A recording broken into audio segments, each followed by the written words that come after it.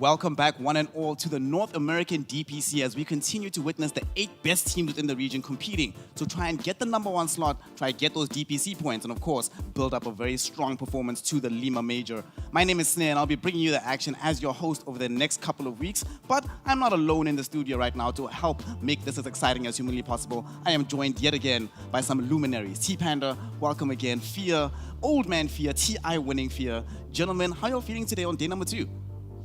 Optimistic. Day 1 was a bit of a 2-0 day, very strong, fast games, performances from the top seed teams, lower seed teams. Still got something to work on. I'm looking forward to this day. Yeah, I mean, me too. I definitely want to see more competition coming out today. Thief, especially, they're going to go against TSM later. I want to see a better showing for them. But in our first match, Alpha versus Nouns, it's I would say wild card, but they're already in there. But I don't know who's gonna take this. So you would think Nouns, for the most part, they seem stronger on paper, but until they show their new roster here and how good they really can be, I don't really know what to think of them yet.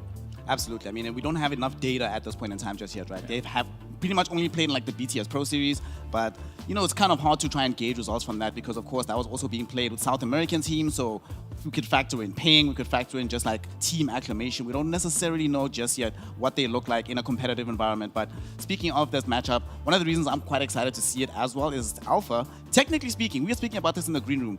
Would you believe the T-Panda? They're technically undefeated in the DPC. They went completely through the open qualifiers, rinsed the closed qualifiers, absolutely demolished Division 2. And we've often seen this be the case where a team will come up from Div 2, immediately get churned back down to Division 1. But I don't know. I have a feeling that this might be a different story with the squad, especially considering the fact that right now, we spoke about how this region is no longer North Americans. There's only one NA player on this team right now.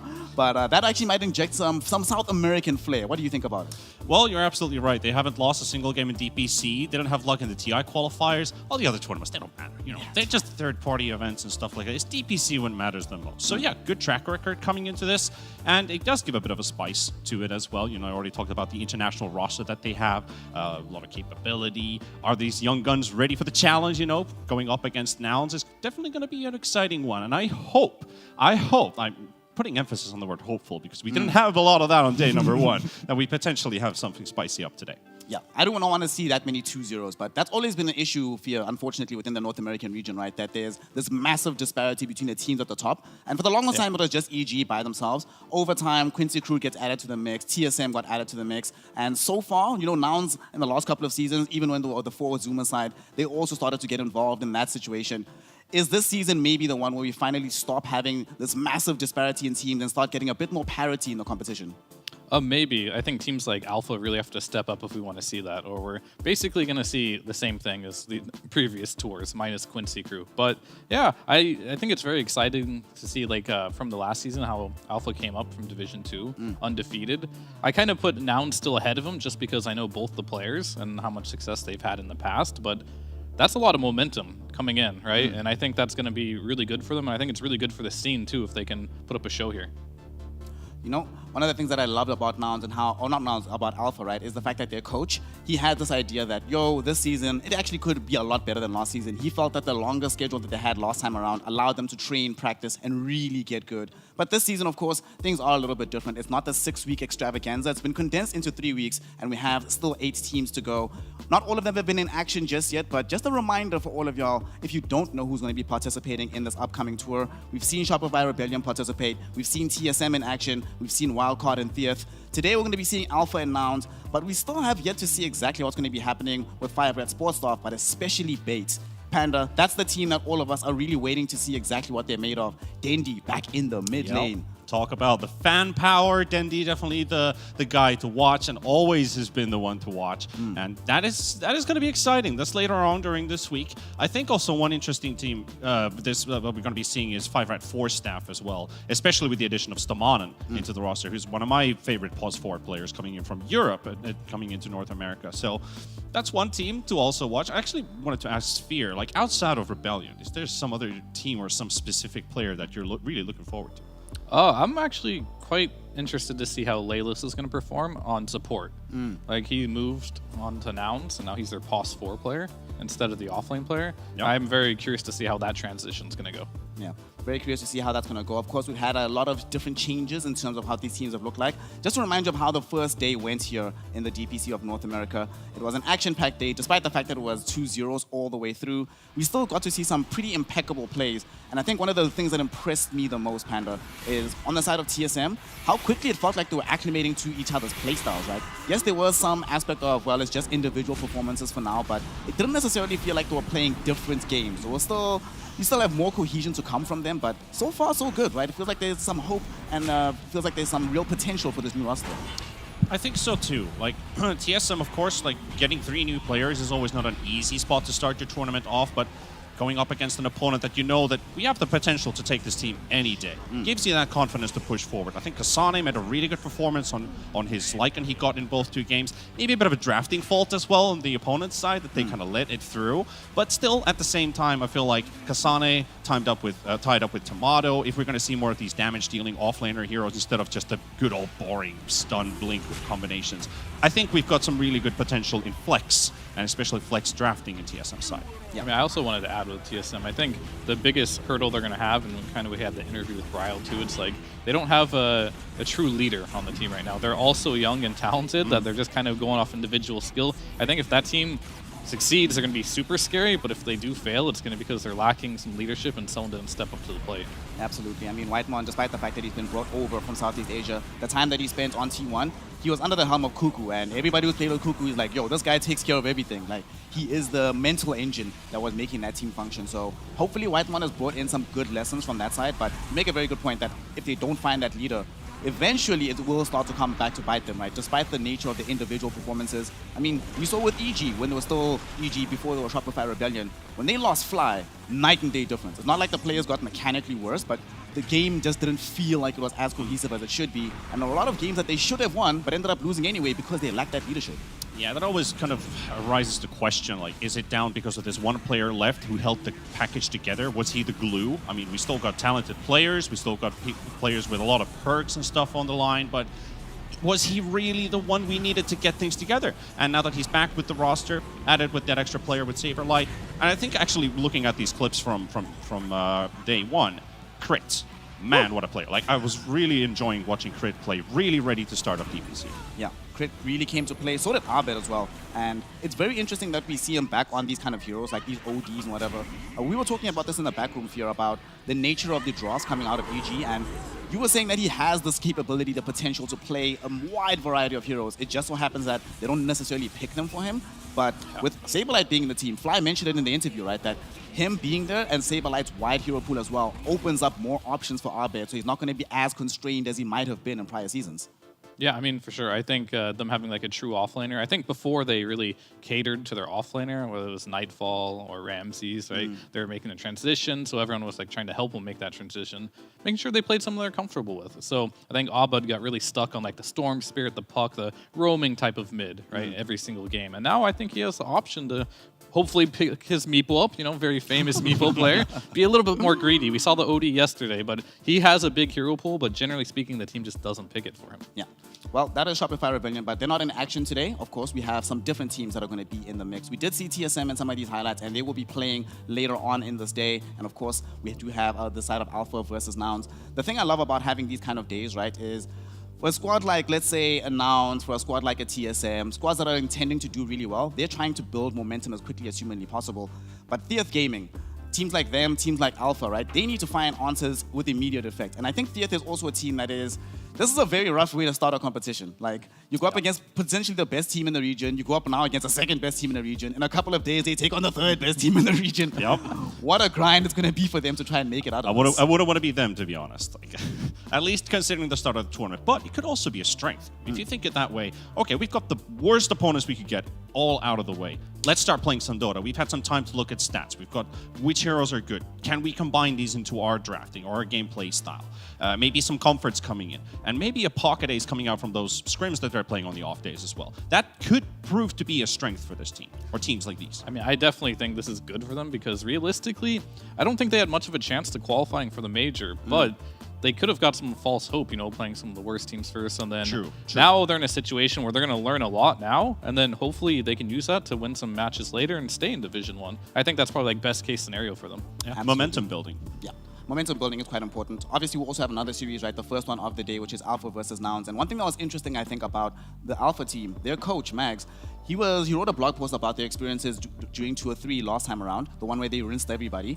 And one of the things he said that was quite interesting was that over the course of those 6 weeks, the first 3 weeks of scrims, he says they lost every single one. Despite the fact that they were winning the official games, every single practice match was a complete blowout, apparently.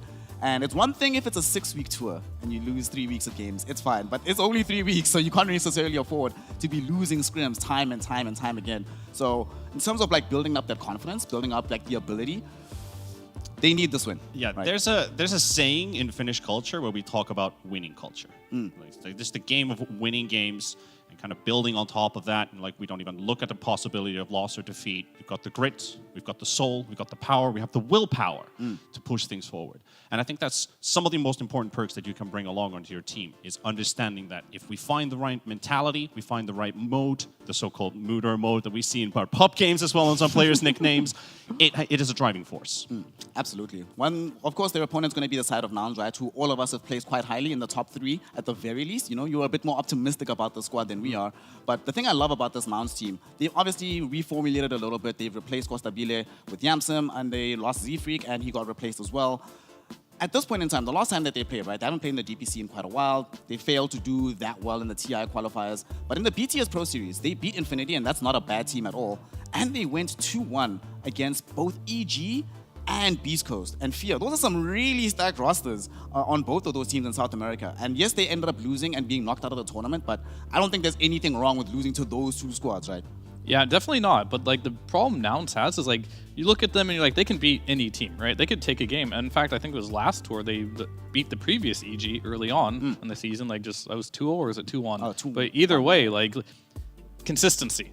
That's their problem. And they always seem to just be a little bit shy from qualifying, right? And this is where they really need to step up. And like, there's like that mental barrier of like, getting that top 1, top 2. They're always so close, but they just never seem to manage to grasp it. They also tied up Secret and LCQ. Yeah, they did. That actually did end up happening. We're looking at this roster and how they've changed up coming into this new season. We already spoke about Yamsin a little bit, but I really want to focus on Lila. Sphere, you were talking about how he's made that transition from a 3 to a 4 position.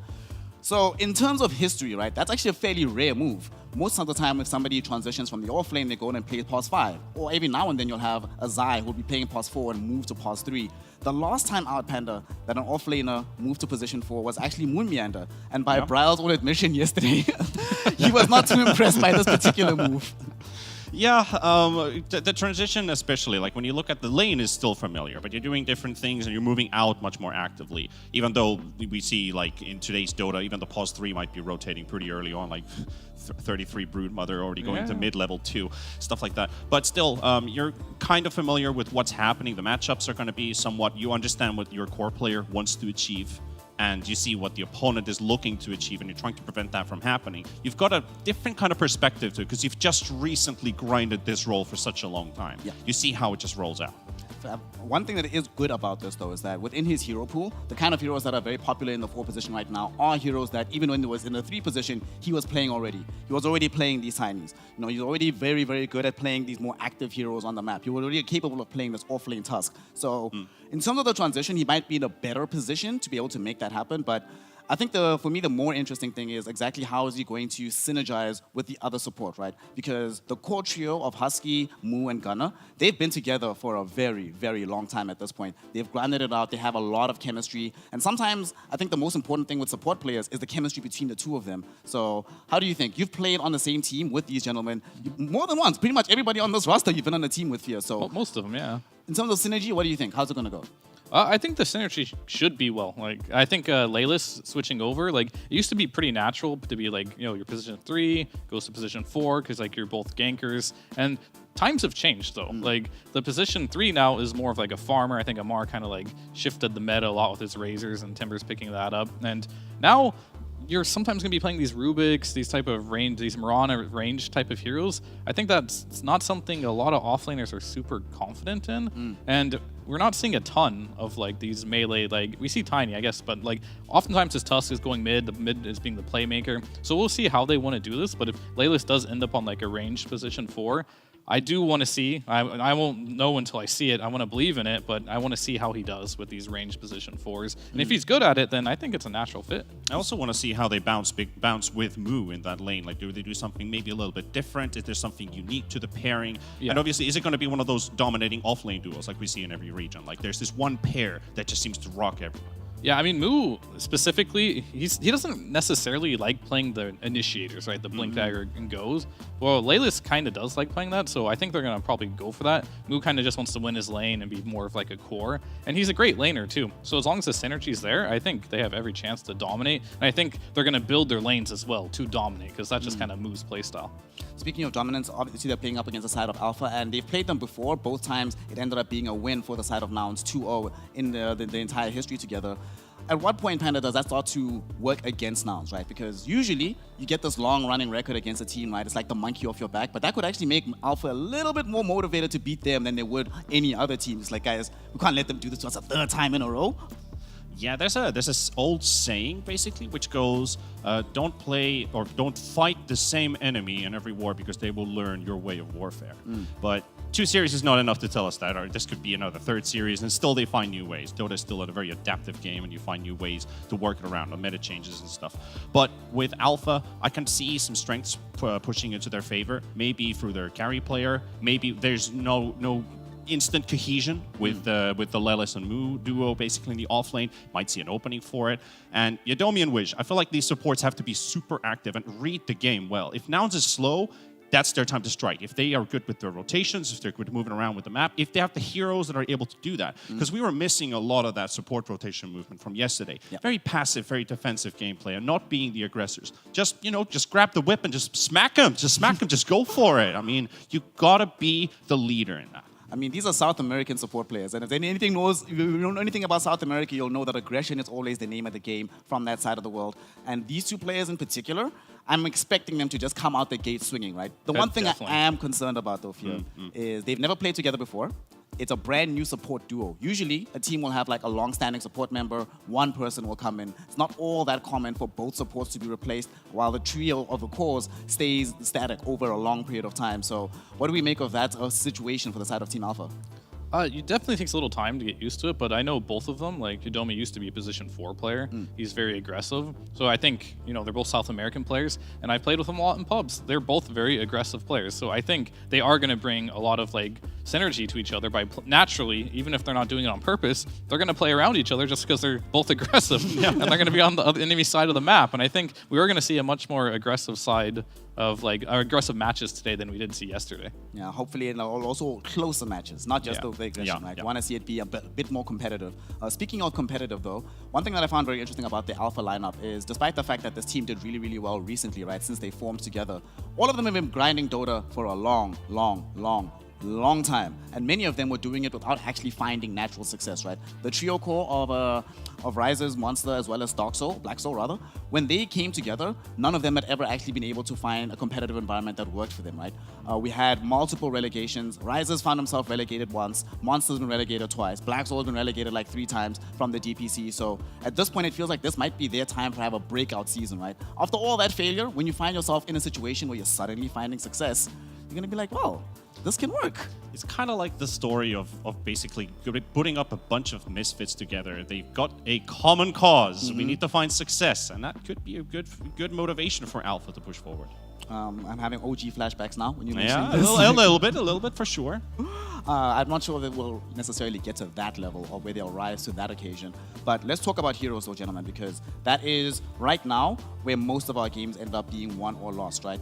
The fact that these drafts are starting to become a little bit more predictable as time goes on, I'm a bit concerned about Alpha's depth in their hero pools, right? Because although they do have very good heroes, when I was looking at their win rates, right, each of their players only has like 3 or 4 win rates that have north of a 60% win rate.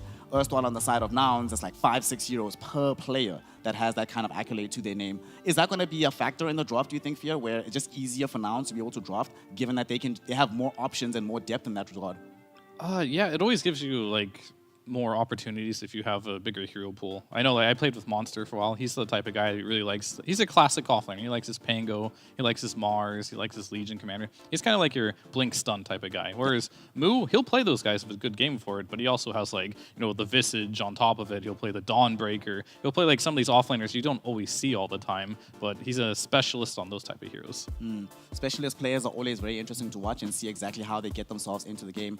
Is there any surprise picks that you are thinking might be emerging here today, T-Panda? Well, looking at the hero pool so far, out of the 4 games played, there's 8 heroes that has been in every single game. Tiny Brute, Bat, Lina, Ember, Rubik, Doom, and Tusk. So it does look like this is the meta that almost every single region is playing. Maybe some spicy comfort picks might be showing up, but I do feel like we're going to be following what we saw from from day number 1. If we talk about surprise picks, I mean, I want to see more Marcy. I still want to see it utilized, despite the nerfs that she's had before. Maybe some more Ursus coming into play if the matchup is favorable. It's always like, you can't just say, pick this hero because he's great. You always still got to look at the matchups. But Ursa, Marcy, those are the 2 I would like to see more. I would like to see more Marcy. I'll admit, I'm still skeptical about the hero, but we did see that one amazing clip where she goes basically 100 to 0 as a sniper. Yeah, It's like, White well, Maw, pause 5 support, just hammering down, But in that same game, we saw like this Razor running away in lane, and Marcy trying to rebound onto the Razor, and it was like, you went that far with the rebound at level 1, and it looked very sad in the laning stage. They'll buy 4 staffs and Tumblr's toys. That's going to make all the You difference. just need levels now, yeah. Well, we're going to be seeing whether or not Marcy will be involved in our upcoming game because Game 1 is finally ready. The draft is underway. And gentlemen, let us see what's happening. Thank goodness Brood is gone. Please ban Lina, please ban Marana, please ban Trio Rubik, and then the other one goes through. Death Prophet ban. That's intriguing. Is that the first phase DP ban? I know we've seen a couple of first phase picks, but I'm not sure we've actually seen it being banned out this early. I'm going to have to double check Yeah, on I don't. think Off the top we of my have. head, I don't think in North America we've seen this at least. I don't think we've seen this like writ large. Check for us there, T-Panda. I mean, we what's see happening. Lina, There's Brood. one. These are classic bands in the first There's phase. one first phase DP pick, and that was a loss. Yeah, it was a loss, yeah. I remember the pick, yeah, but the ban is a little bit peculiar here. Of course, you are playing up against the side of Team Alpha, so you cannot allow Monster to play his Beast Monster that just has to get out of the pool. It's banned out right now by the side was of banned as Nouns. well. Was it banned as well? Yes, Okay, once. sweet. Just one ban. So that could also be something, like how much value does the DP actually get in these drafts? Are we going to see more Death Prophet's first phase picks? Are we just going to look at DP being one of those bans? Because we haven't really seen the Treant Protector being banned that often, even though it was one of our biggest topics on day number 1, that Treant Protector. You got to watch out for this hero. Hasn't really felt like it so far. You know which hero has seen its stocks rising quite heavily? This Clockwork hero, being first phase steadily game in, game out. We might see like Rubik Doom, yep, there we go. Seen this so many times so far in NA. But Clockwork, this is a hero for a long time here, was not necessarily a mainstay of the region, but it was a prolific hero when played in the right hands, right? Your former teammate Balba, has a very legendary clip off the back of the Clockwork. What do you think it is about this hero that has his stock rising so heavily in the last couple of days? I mean, he's a strong laner for the most part. Like, so you can pair him with a lot of offlaners like Leshrac, the Death Prophet. There's a lot of like good meta 3s that you can pair with this Clockwork, and it's just a preference. And I think in general, like, I'm not sure why we're seeing as much compared to like a Tiny. I think a Tiny does something similar to him. But the Rocket Flare, sometimes you get up to the Ags, and then you get a lot of map vision too. But I think I figured out what Nouns was doing as well in the draft and why they banned this Death Prophet. It's quite good versus Doom. And I think Nouns didn't expect them to first pick, the DP, and they were going to pick Doom. So now, instead of where that Pango's picked right there, they wanted to make sure they didn't get a Death Prophet there. So there's a lot of Rubik Doom. We see this combination picked up a ton, and I think it's just kind of to cover the Doom a little bit. He doesn't want to fight into like the Siphon, plus we talked about it before, like the Metamorphosis heroes, like the Lycan. DP kind of metamorphoses as low. Like, you just cast your spells, so when you do get silenced, it doesn't matter. You still have spells running, right? And that's kind of what the DP can do against the Doom.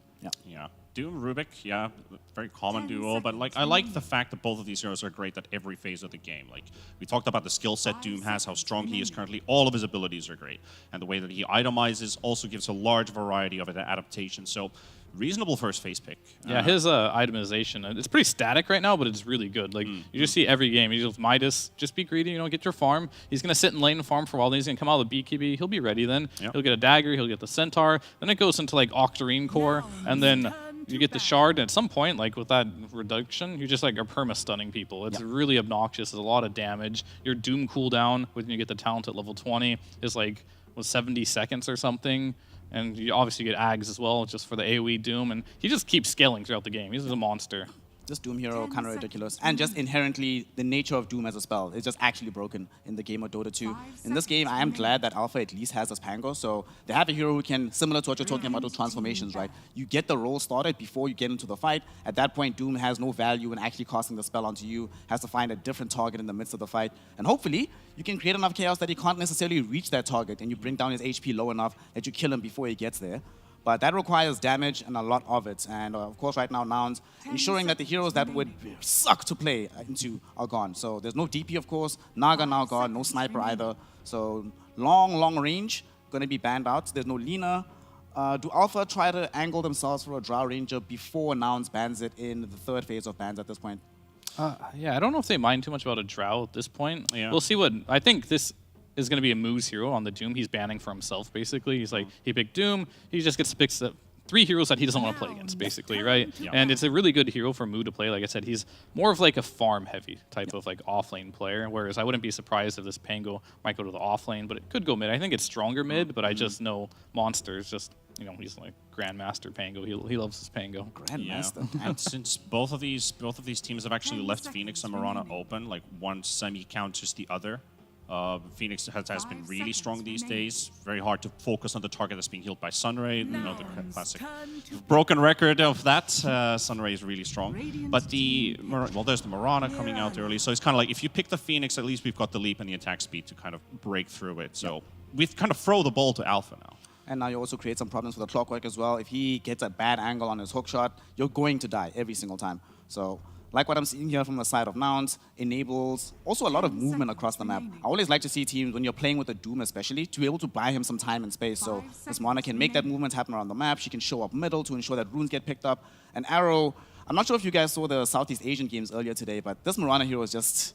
looks a bit ridiculous right now. It was paired with the Ricky earlier today. I don't think we'll see that, but... I haven't watched any SCA. I'm all for the NA. Yeah. I'm still sleeping then. I mean, right now, like, they don't have the best setup for Arrow. Like, Lift into Arrow is kind of a joke. We're probably not going to see much of that. Doom into Dagger.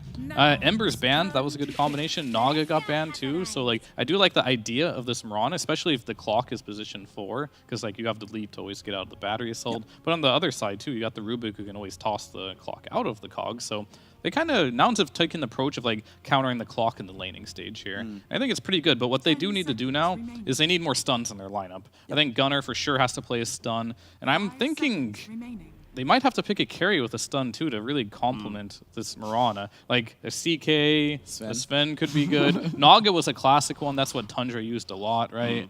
But that one's banned out.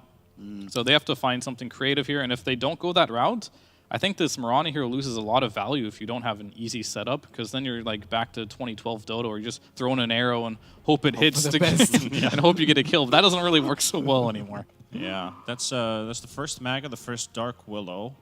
That kind of leaves us with Bad Rider that has been in every single game so far, picked or banned, is still in the pool, but I don't really see like a big opportunity for Bat. Like I would hate to play Bat against the Doom lineup. Now you add the Tusk into the mix as well. Maybe the lane if Tusk ends up being mid here, like for sure still mid, go yeah. for the Bat Rider. But I'm just a bit skeptical about the Doom. Like it just makes your game so hard. I like them having access to this Tusk now as well. Eventually you'll get the shot on this Rubik's. We have multiple avenues of save. Mirana, of course, just leaps herself away to keep herself alive. Doom, practically impossible to kill past a certain point in the game. So Nouns, I think they're going to do a very good job of extending these fights and keeping things relatively difficult for Alpha to engage into them. But I am a little bit worried about their damage output on the side of Nouns here. It feels like whatever hero that they go into the safe lane for Yamsam has to be an uber hard carry in order to make this draft work right now. Otherwise, it's going to be, you fall into that trap of you have perpetual setup, but these heroes just don't die. And they're just like, well, okay. Yeah. I mean, I think Nouns' game plan is going to be very centered around you leave Moo alone on an island here with his Doom, so he gets a lot of farm. You're going to also have there's carry, just hopefully you can get a 1v1 matchup that's favorable. Collapse mid, right? Play with this Tusk, make everything happen in the mid lane, and that'll make space for both side lanes to farm, and that's how they can snowball this game and get an item advantage. Let's see. Morphling banned out at the end there. No Slog either available. What's left in the pool that's still been very useful? We still have the Drow out here. We still have... What did we see the other day? We saw an SF, we've seen Razor, we've seen Lifestealer. There's so many heroes you can pick in Dota right now. Like, yeah, exactly. there's like people Jug, are running Troll. like everything at this point. It's coming down to preference. If there's no like clear option, like Bloodseeker's banned with the Pango, we don't see that, right? You know, then they did the Slark is good. People, it's good against the RP. It makes it hard. Same thing with the Morphling. If you buy the Shard, you can shift through it.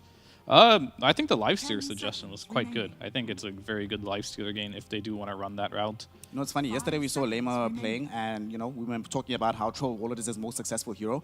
The same is also true for Risers. Like, why the hell do these South American players just love playing Troll? What the hell is happening here? Yeah, Troll is an option. Then it also kind of leaves the Troll is still available in the pool. The Jug, which we kind of touched upon as well. Those are two that you can still consider like well-rounded heroes in every game. So yeah, like Fear just said, Ursa? like a lot of versatility. Ursa for Alpha? Ursa could be very good. Yeah. Ursa could be good, Ursa yeah. with Mag feels like it's quite strong this game. You can like skip the Battle Fury, a decent matchup into the laning phase, into the Doom as well. You just make Mu hate life in the first couple of levels. Yeah, if you have something like Ursa, Pango, Mag in the same team, it just makes it really hard for the Doom to kind of close in the gaps, get proper usage of the Doom. But yeah, that was the Wraith King pick that they decided to go for. You know, the lane with Wraith King is always a bit iffy. You know, it starts off pretty rocky. You might have to transition jungle early, but if you're uninterrupted, you can bounce it really fast into the game and still keep up to even the high net worth gain of Doom. Yeah, I mean, I don't like this as much as the Ursa suggestion. I thought it was great, but like this gives you Reincarnation versus Doom, right? And that's kind of like the counter pick there. We don't see a ton of Wraith King. When it does come out, it's usually versus Enigma or Doom or the Faceless Void for like that classic counter. And it can work, but the laning has to go well. Its farming got nerfed quite a bit with the changes, but it can work. But you have a Mag, right? You can farm pretty fast, so it fits the bill of what they needed. So I do like the pick, but Mountains does have like one response pick to this. You can't end up picking, you know, a PL or something like that because you're playing versus Pango and a Magnus. Yeah. So your options, I mean, they could go the anti-mage route. That's another classic thing that they could do. It's okay. I don't love it. I still want to see like some type of stun from them. Even though they do have Mag and Pango, I want to see like a Void. I want to see a CK. Sven would be fine too. I think they still need more setup and more play potential here on the side of Nouns here. This is the 4th Wraith King that's been picked up in the DPC so far. 100% win rate at this point in the prior 3 games. V-Tune played it, MKS played it, and of course K1 Hector played it. Of course. Yeah, of course. Absolutely. So let's see. Last pick here for Nouns. It looks like the decision has heads been on. reached. Let's go. What are we having for the safe lane? What is old Yamsum going to play for his debut on the side of Nouns? Okay, go for the Monkey King here. So they were kind of lacking in team fight before this, right? They had a lot of good setups, but the actual overall team fight was a little bit lackluster. Now, if you don't get caught with the RP, you can actually turn around with the Boundless Strike. You initiate the Wukongs, make it difficult for Nouns or for Alpha to completely collapse on that fight. How do we feel about Adorti Panda as the last overall 24th pick? Do you like this Monkey King for Yamsun? Yeah, that's like what Fear was looking for. Carry with a stun. Basically just provides a lot for the team. Good timing. He's still good with the matchup against the Wraith King. Pretty solid pick. I feel like I do like the draft more from the Nouns side. But one thing I do want to quickly say about Alpha is when I kind of touched upon a topic of aggressive supports. Wraith King goes to jungle, opens up the lane. Willow can do stuff. You got your supports able to move around the map. I like the approach. I just want to see the execution. All right, the execution, of course, is what the game of Dota always comes down to. Fear, now that we've seen the draft, appraise it for me. Tell me, how does Alpha end up taking the W in this game, number 1? I think Alpha has a good chance at this game. I think Monkey King is a very theory-craft hero. Like, it works or it doesn't. And when it doesn't, it's when the Monkey King has a rough start. He doesn't dominate his lane. He gets ganked a couple times. Doesn't have a good recovery tool from that. So I think Alpha's draft was just easier to play here. So we'll see if Nouns can execute, I guess. They have to execute better. Well, we're going to be seeing whether or not Alpha is going to be capable of executing in the way and getting this little bit of an upset against the side of Nouns. To find out whether or not that's going to happen, we have our incredible casters of MLP. And of course, here's Johnny.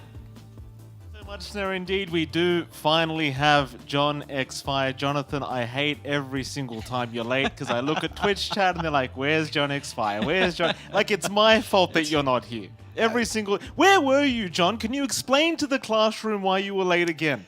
Filipino time, it always happens every single time we get out. You know, we're always late. That's just a culture in the Philippines. It's Even a when we culture. try to be on time, life makes us late. But we made it here in time, and what a game to line us up here, Mike, on return. Nouns versus Alpha. I mean, the panel talked about it a little bit. A bit of an underdog story for Alpha. They've had a good run in Div 2, but Yeah. Nouns is pretty stable. We know a couple of people in Nouns. You know one person in particular, right? We certainly do. We're not going to bring up his name. I'm upset with Neff, as always. We're not going to talk about Neff at all going into this matchup. It's going to be a great matchup, though. Nouns going up against Alpha. I'd argue Nouns obviously the favorites in this matchup, John, but I'd also argue Nouns one of the favorites to go into the next major through this DPC. I suppose we'll get to see how well they perform throughout the season, at least for this game number 1 in the series overall. John, what do you think about the drafts? Like, going into this matchup, you heard what the panel had to say. Do you have your own opinion? Yeah, there's a little bit of back and forth. Early smokes here, though. Oh, early team fight to break out already. Husky in huge trouble. He'll leap away. He'll barely make it out. 20 HP he gets out on. Mind you, he does have level 1 leap, so that's a bit of an issue. They're going to try and cut Husky off here. Husky, he will run towards the fountain. Very cheeky play there from Alpha. Husky, he reads the movement. I love Alpha's position. They're always on the high ground. They can't even re-intercept here on Nouns. They're all just kind of hanging around that bot lane. They could lose control of the bot runes. Might be able to at least take top. Absolutely. I love that Magnus voice line. Just every time I hear it, I can't help but giggle. We'll see what they do. Monster's going to try and contest that top bounty. Yamsen's going to be there. Down the strikeout. He'll be just fine to take it. Still, they are going to get a bit of harassment out onto Yamsen. Brambles are there, but a nice juke away, and looks like he's going to be just fine. Very nice start, though, for the side of Alpha, getting 2 bounty runes for themselves. Like, it was a 2 for 2 anyway, so a nice even start between these two. Yeah, not the biggest loss in the world. They don't even really cut off Husky's time away. He did probably eat a couple of tangos, but does manage to get out. So just head back to lane, not losing too much, and should get into that back and forth. That top lane for Yamsen should be manageable. There is a lot of aggression you can get done with Widge and Monster. I mean, Magnus and Dark Willow can kind of get aggressive if they line their spells up. Well, Yamsen's in trouble already. We're just trying to get very aggressive here on that Monkey King, and we'll do so. Monster. Get that early farm on that Magnus. Of course, the POS 1 Monkey King, one of the stronger laners you can have, but definitely can also be kind of susceptible early on. Of course, down at bot lane as well, a bit of action breaking out. Moo getting very aggressive here against that Clockwork. He's going to be able to get out just fine. Tiger salving himself up on that clock. Of course, Rises on the Wraith King shouldn't have too rough of a time either, I'd argue, here on the Wraith King. Does feel like he should be able to farm just fine, but I suppose we'll have to wait and see. Yeah, you're not going to be shoving out the Doom from lane unless he's extremely out of position. So it looks like our Clockwork will just kind of try to stabilize Tiger, just give as much solo EXP and farm. For Rises, there is a kill threat coming out from now. It's maybe by level 3 on Doom. Large camp is blocked, so not going to get any mega nice creeps for Moo to play with here. But there's still a lot of presence out, and they're doing a pretty good job of just kind of holding back. For the side of Alpha, again, you could also get aggressive, but it takes some pretty good positioning, and I don't see Moo kind of giving them that position to play up against. Yeah, certainly not. How's that mid lane been? You had Soul and Gunnar going at it here on the Tusk versus Pango matchup. Obviously, Tusk being a very popular mid hero right now, we see it so often. Of course, off the back of 9 from Tundra, who did win TI-11. Soul going to be on the Pango, though, John. Do you feel like one hero has the advantage here in this mid lane over the other? I feel like it goes both ways almost. It's hard for the Tusk to really fully punish a Pango for being out of position. At the same time, the Pango can kind of poke and prod fairly well, considering how durable it can get with the shield crash up and how well it can clear out the lane. I feel like rune control is going to be the big thing here, and when it comes to support rotations, both sides do have really good rotations that can come out if they find the openings. Oh, cheeky little snowball there from Gunnar. I believe he was trying to avoid... Look at this, even blocking away Soul, not wanting to allow him to go up the ramp and contest these creeps. Soul going to be just fine to continue to do so. We do actually have a clip as well from Yamsen, John, kind of discussing what his strategy is going into this DPC season. So let's have a look to see what Yamsen had to say.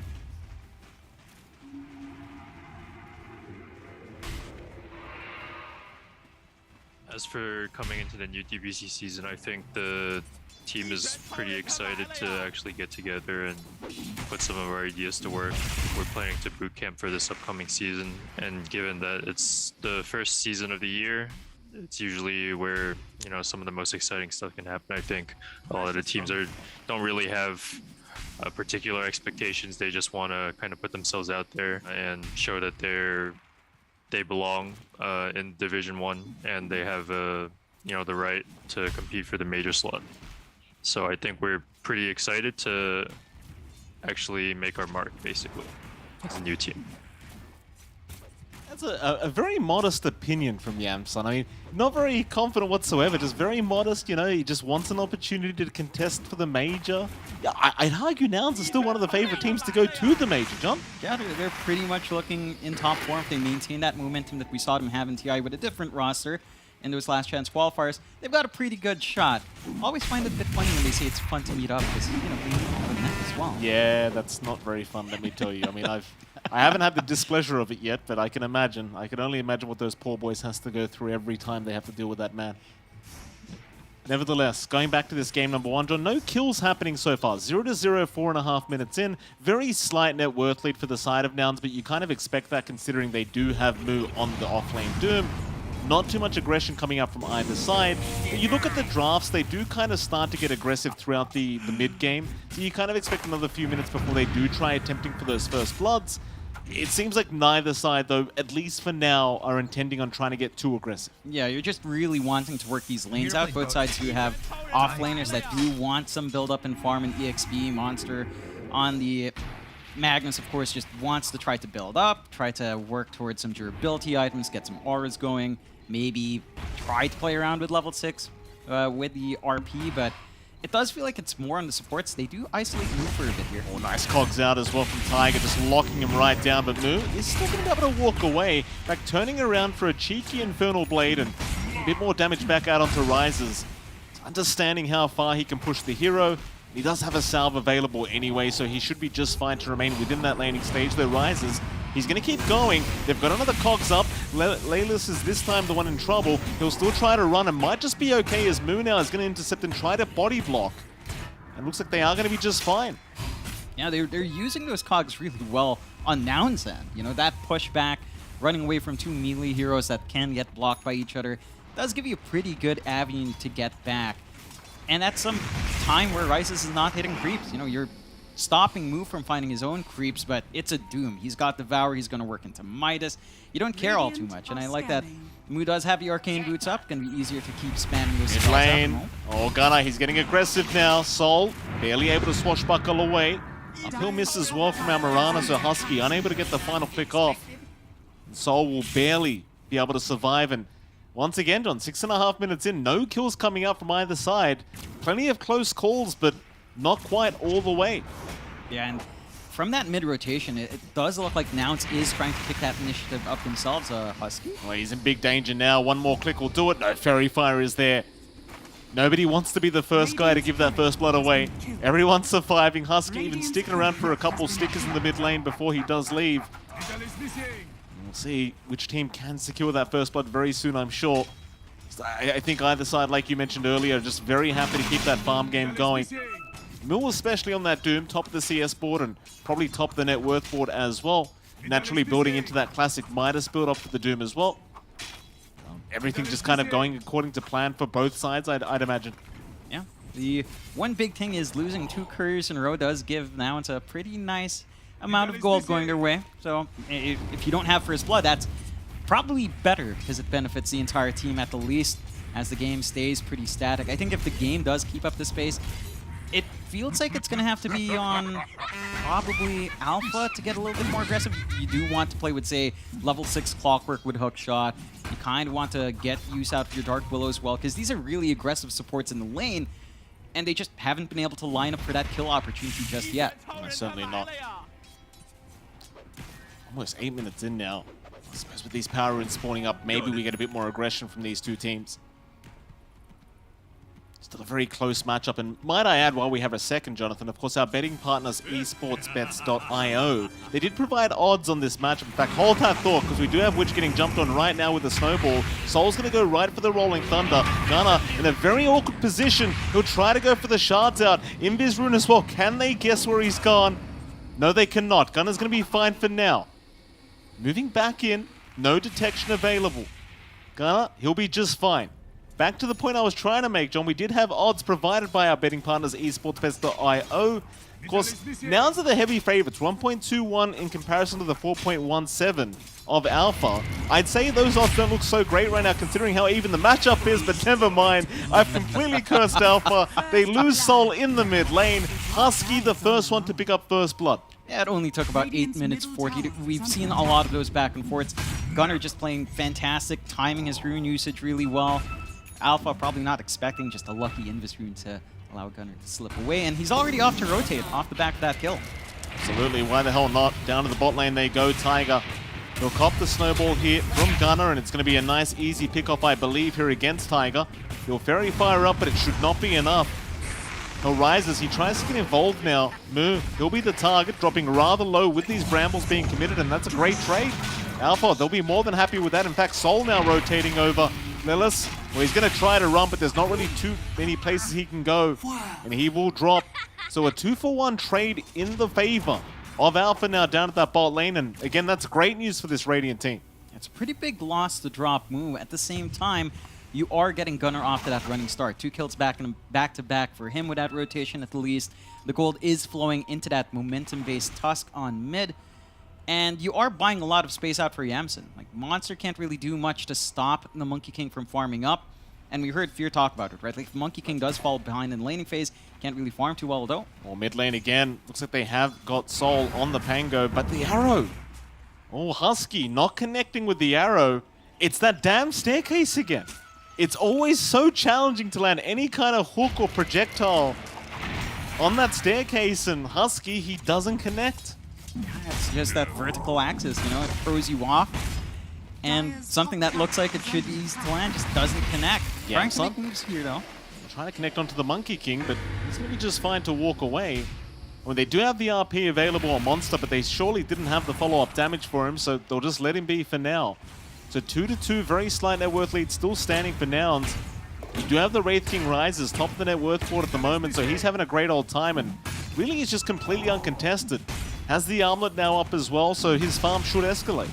Yeah, he should be able to start building up, you know, start using those skeletons in the jungle as well to clear out fairly fast and really get that farm he wants. We're not seeing the emphasis out from Nouns to really do too much down bot. Again, if it does feel like if Gunnar doesn't make the move out, then the supports aren't keen to move. So it's really down to the Tusk to see if he wants to make that move out. And as long as you're farming up, Alpha's pretty happy. Absolutely. Bit of harassment here from Moo down to the bot lane, but really enough to really go in deep. Leave Rises be, just a few warning shots here down to the bot lane. Bit of a group up around mid, but it's like Alpha just, again, more than happy to keep that farm going. Stacks were made in that triangle, so Monster, he'll take his time to get those taken down. Just want to go for the very early Guardian Greaves, so not going for anything like a blink. He doesn't want the mobility, but more so the Guardian Greaves to, I suppose, allow a tempo for Alpha. Just that added healing, that added aura, just very annoying to try and have to play against here for the side of Nouns. And if Monster can get a very quick mech up, they can certainly set a tempo that Nouns may not be able to put up with. Yeah, and it doesn't really feel completely necessary for the early blink here. You have so much mobility from other heroes as well. We tried to catch out Husky, not quite able to really lock him in. That's a lot of commitment coming out from Alpha to show 3 heroes mid. So that does keep freeing up the side lanes for Nouns to, again, just keep that farm game going, keeping that build up. Echo Saber already up in Yamsen, so you can get some early action out for the Monkey if you want to join in, scouting around the tree line. But again, smoke out from Alpha at least, so trying to get aggressive. They do have the hook shot ready along with the Bedlam and Terrorize, so there's a lot more play here for these 2 supports. Absolutely. Alpha, they'll make their way up towards the top side. They'd love to find themselves a Monkey King, but Yamsen's already kind of left the building. Well, not really. He does come back towards his team. Only supports left now. Husky's not really the kill you want with this big smoke in middle. Hookshot, oh, they found the Monkey King! Tiger! Hookshot's right into the tree line and Yamsun gets caught out. He's gonna try and force the fight anyway, but he's completely stunned up. They do take him out. The ward on that cliff just barely giving the vision, still Gunner. He's going to try to move in onto the Clockwork and Tiger. He will drop as the trade, but that's a fantastic trade for the side of Alpha. Huge value coming out from that smoke. Now it's just not checking for wards early on, get punished for it. Alpha, again, just playing in the right spots, sticking his tree. This is what we expected now to do around with Gunner, but again, he's more keen on just getting that blink out. Does have the gold for it now. So they do have a nice and easy way to start these fights with the Tusk immediately jumping onto that back line. And losing the Monkey King is big, but if they find Monster here, that could make up for it. Monster, he gets caught out, but he's got the skewer available. He'll just commit and walk away. Jump in again. Primal Spring is there, but Yansum, he is lacking a lot of damage. In fact, now the cavalry is incoming. Husky, he's going to go for a run. They do have the stun out, but he should be just fine to walk away. Alpha still chasing, trying to get more aggressive. Nouns, though, seem to have retreated just fine, and there's a lot of committal up at this top lane. Currently 4 heroes up there. Nouns not requiring too many heroes to try and force the defense. So we'll see as they do approach that top tier 1 tower. Sun sticking around, really just kind of baiting out spells here against Alpha. Meanwhile, bottom side, Rises may get caught out. Gunner, he's going to make his way over. On that Tusk, he'll get the shards into the Walrus Punch, but Rises, he does have that level 1 reincarnation, so there is time for his team to TP in and help out. And Gunner, well, he's not doing enough damage on his own. He does need some help. In fact, now he's the one being hunted. Moo, he'll make his way in. They do at least find the first life, but can they get him a second time? They'll catch up Moo on the Doom. Snowball in. It's going to be back onto Rises. They really want that Wraith King, but there's so many heroes around right now. Gunner, he'll go after Monster instead, but a great Terrorize. Widge gonna force them back and maybe just tank the gank for his carry. But there is a mech up. He'll heal up and keep trying to survive, but eventually Widge is gonna drop. That'll be 1. In fact, that was 2 because the Clockwork also dropped. Keep in mind, Doom was committed on Rises, but they do not secure the kill onto the Wraith King. You commit Doom, but you also manage to take out Reincarnation. Doom cooldown's a little bit shorter, so you do have an opening, maybe about a 20-30-second window where you might be able to get some good value out from the Doom onto the Wraith King once more. More importantly, you can guarantee that the Wraith King's not going to show up to reinforce these fights in the next 2 minutes or so. And this is a key timing for Rises as well. His Desolator is almost done, so if he did have Reincarnation available, they could just easily group up and push. Poor old Tiger. He's trying to run up a top lane, but they will secure the kill. Lilith, he'll be the one to take it. Yamsun committing the Wukong's command just to make sure they have the damage. Perfectly fine. With that, a 3-6 now. Very slight net worth lead. Still standing the way of Nouns, but nothing to write home about. Top the net worth board is still Rises on that Wraith King. Still unkilled this game on that Wraith King and just getting bigger and bigger. Working on towards that Desolator now, just one Mithril Hammer away. Oh, even the Diffusal Blade now coming out onto the Pango, so much more ability to just be a nuisance in these team fights.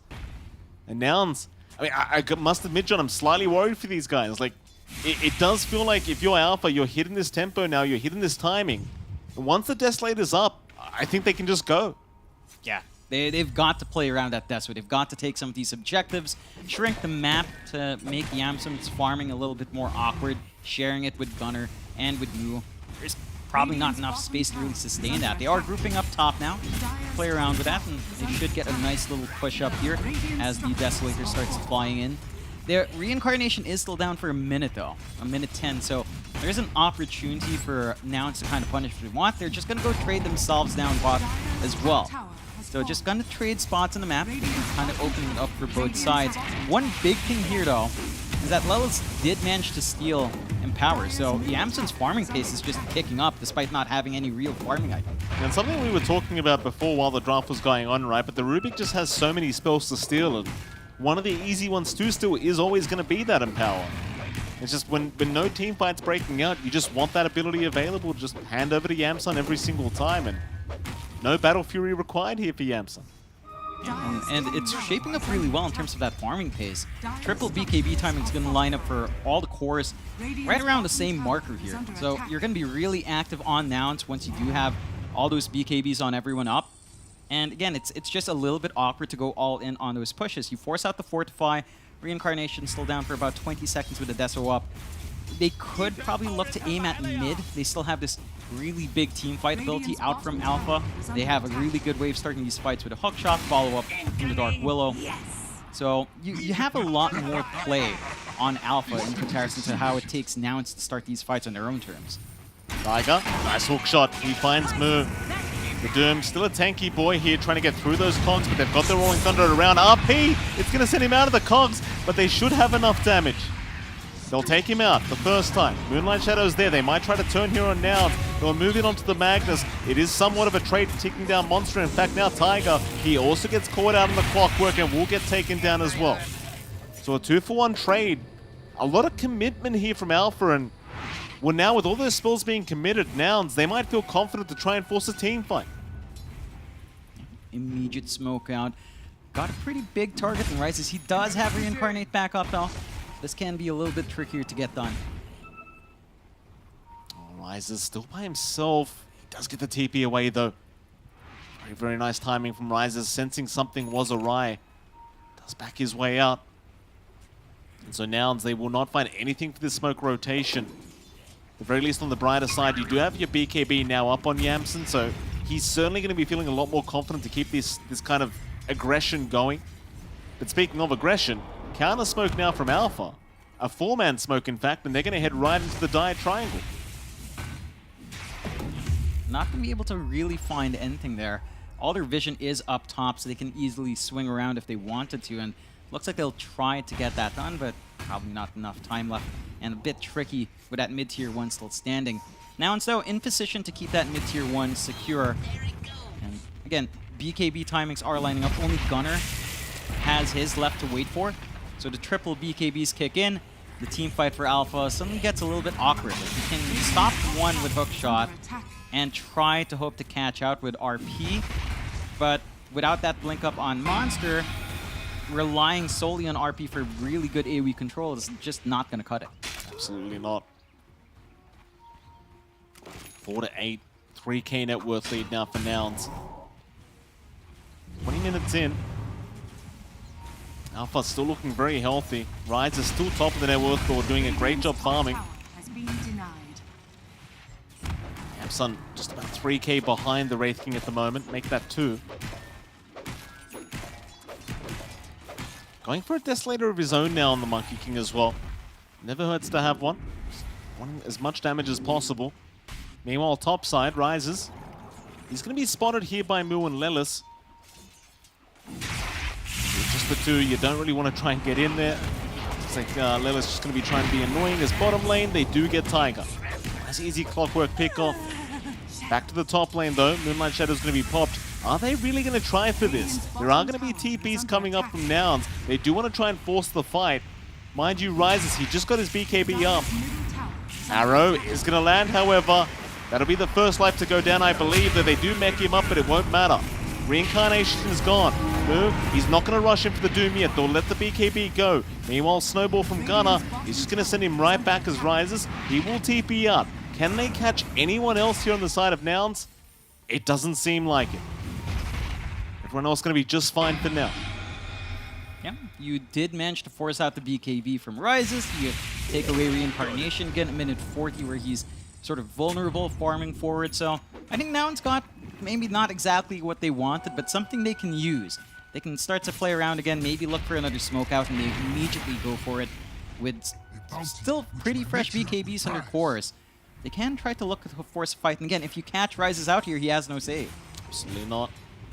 Lelis, and right into Soul. That'll be the smoke broken. Boundless. Oh, it does not connect onto Monster. Skewer is going to be back the way of Yamsen. Hookshot is there as well, but it does not land onto the Monkey King. It's just a complete mess for Alpha. Oh, and they're going to give 2 away for the price of 1. Nouns more than happy with that. Into the mid-tier 1 tower they go, and just a very messy engagement here from the Radiant. Yeah, I mean, they had to figure that something was up. You know, and with the BKB down on the Wraith King, it's just time for Nouns to move in. Triple BKB's finally up. Gunner finally finishing his up. So you can just really play around on Nouns. Radiant's top And tower Alpha, is under I mean, they've had the right idea for a while. They've had really good aggressive wards. They've been moving around with smokes, but when you don't manage to find these farming cores, even with this lead not being the biggest in the world, 5K at 23 minutes isn't game-breaking or anything, and you're still #1 with Rises, everyone has had to make huge sacrifices for Rises to be up there. So it's all a matter of whether or not that investment is worthwhile or how long it will take for that investment to kick in, because you're hitting these big spikes on Nouns, and it just doesn't look like they want to stop. It just feels hard for Rises as well, right? Because it just seems like every team fight, he can't really close the gap on Radiant's anyone. bottom tower Like, you is haven't under seen the attack. opportunity where he can just kind of walk in and one-hit one of the supports. It always feels like Nouns are doing a great job of just kiting him in these team fights, and we'll hold that thought because mid lane now they have found Tiger once again. There's not really much they can do to try and help the man out. He is going to drop to Yamsun. Radiant's bottom tower is falling. And the Dark Willow being chased down here by Lelis, but they're going to let him just go for now. Dire's top Like they tower want to try is and move under in onto attack. that mid-tier 1 tower, but never mind that. Instead, they take the outpost. That's the funny thing. The bottom tier 2 tower has dropped from Nouns' end, so they can afford to take the outpost away from Alpha. And they still haven't even found the mid-tier 1 tower at this stage.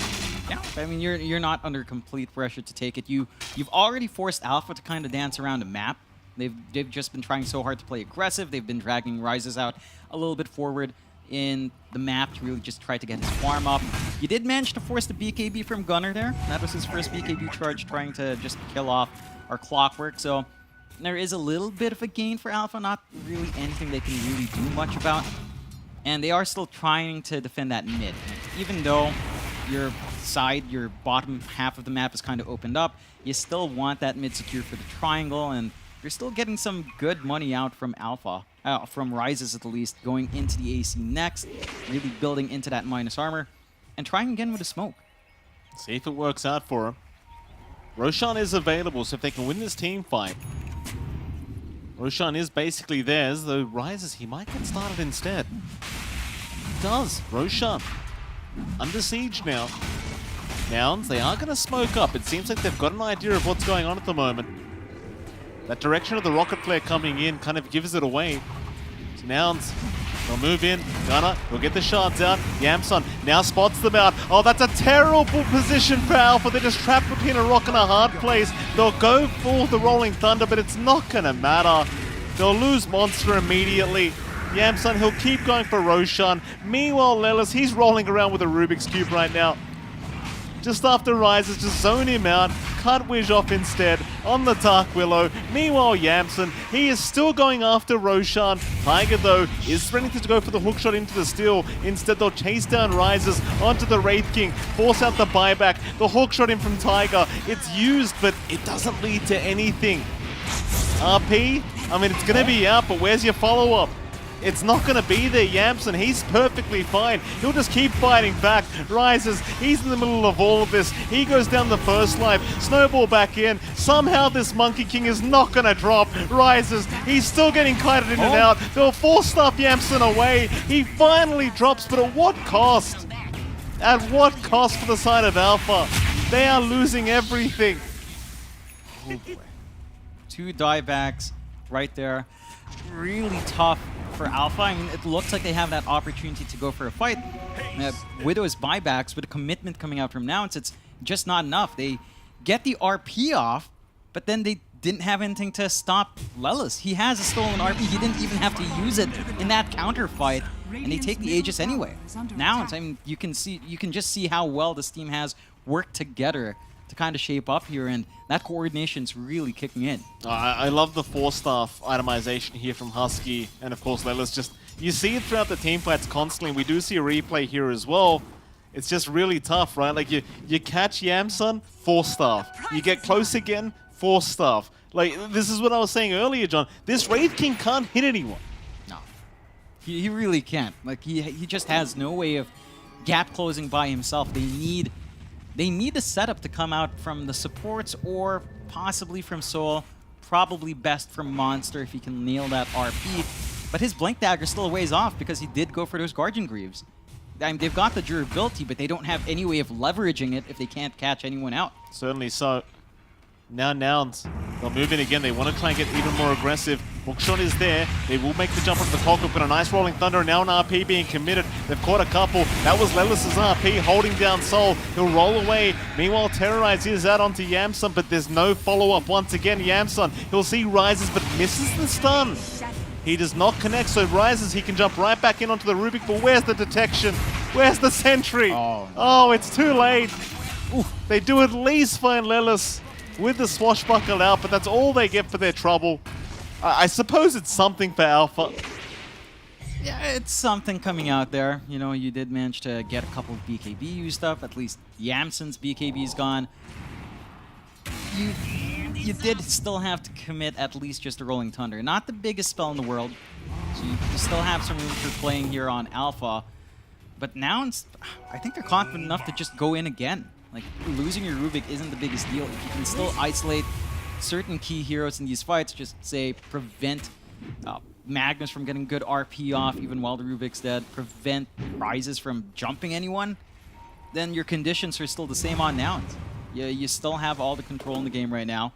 You still have this Aegis running on Gunner for at least 2 minutes 40 here, and his damage is going to scale up as well once he finishes up this Desolator. Certainly is. That's the point where you start to get really annoyed going up against this Tusk. It's just the amount of damage he can do with that Deso. Always very fun for the Tusk play, but not so much for the supports on the other side. So we do have another smoke to come out here from Nouns. 3-man smoke out. No Aegis to play with, but they don't seem to mind. Mind you, the Blink is coming now on Monster, so you do have that initiation with the RP and even the Skewer back. Something they've been lacking for a long time. However, they might be lacking Rises. He is all alone right now, but it doesn't seem like Nouns know it. They don't have vision around the area, so for all they know, Rises could have had his whole team behind him. Yeah, pretty unfortunate backing off for now. It's pretty big for Alpha to just have Rises keep farming up there and not get punished. So his AC timing still going to come out pretty well here. And again, that's just going to amp up his presence. Immediate smoke out from Alpha after seeing that rotation as well. They do have some good forward wards still running up top if they want to head up there, but it's only really Lulls they might catch out here. And go. They know moves up at the top lane. He is behind that T2 tower though. It's kind of hard to make the jump in. Soul's thinking about trying to go for the Rolling Thunder. Rocket Flare's going to give the vision over. Mu will try to go for a run, but they'll make the jump in perfectly. Hookshot there as well, just to ensure Mu has absolutely zero chance of being able to get away from this. So nice little pick off there from Alpha. And that's going to open up that top T2 tower to take down. They've got an opportunity to get some good push going. You are still getting shoved in down bot. The mid's finally sort of being cleared out, although it's not quite there. Oh, Rises. He's all alone in that mid lane, but once again, Nouns, they don't have the vision to really know where the rest of the team is. They're just not feeling confident enough to take him out, and to be fair, that mid-tier 1 tower is still standing, so there is a TP point for the side of Alpha. Yamsun takes care of it now. That is one stark difference with Alpha and Nouns. Alpha's just been continuously warding that top jungle, ensuring they've got a really good idea as to where Nouns is at, whereas Nouns' vision game hasn't quite been on point. Then again, you see a million sentries here from Alpha, so they've just been ensuring that Nouns can't play too much with his net worth lead. If they're still 12k up, 7-19. Aegis about to expire on Gunner, but he is working onto his Axe next. And once you have that kickback, I mean, you can just really kite around his Wraith King. Like, there's just no way you move forward by yourself here on Rises now. Yeah, even more kiting to happen here for poor old Rises. He does at least have a blinker. You know, so he can make a jump in and maybe delete somebody. Maybe. We'll see. I have Skadi up as well for the for Yamsun, so bit of slow, never hurts against the Wraith King.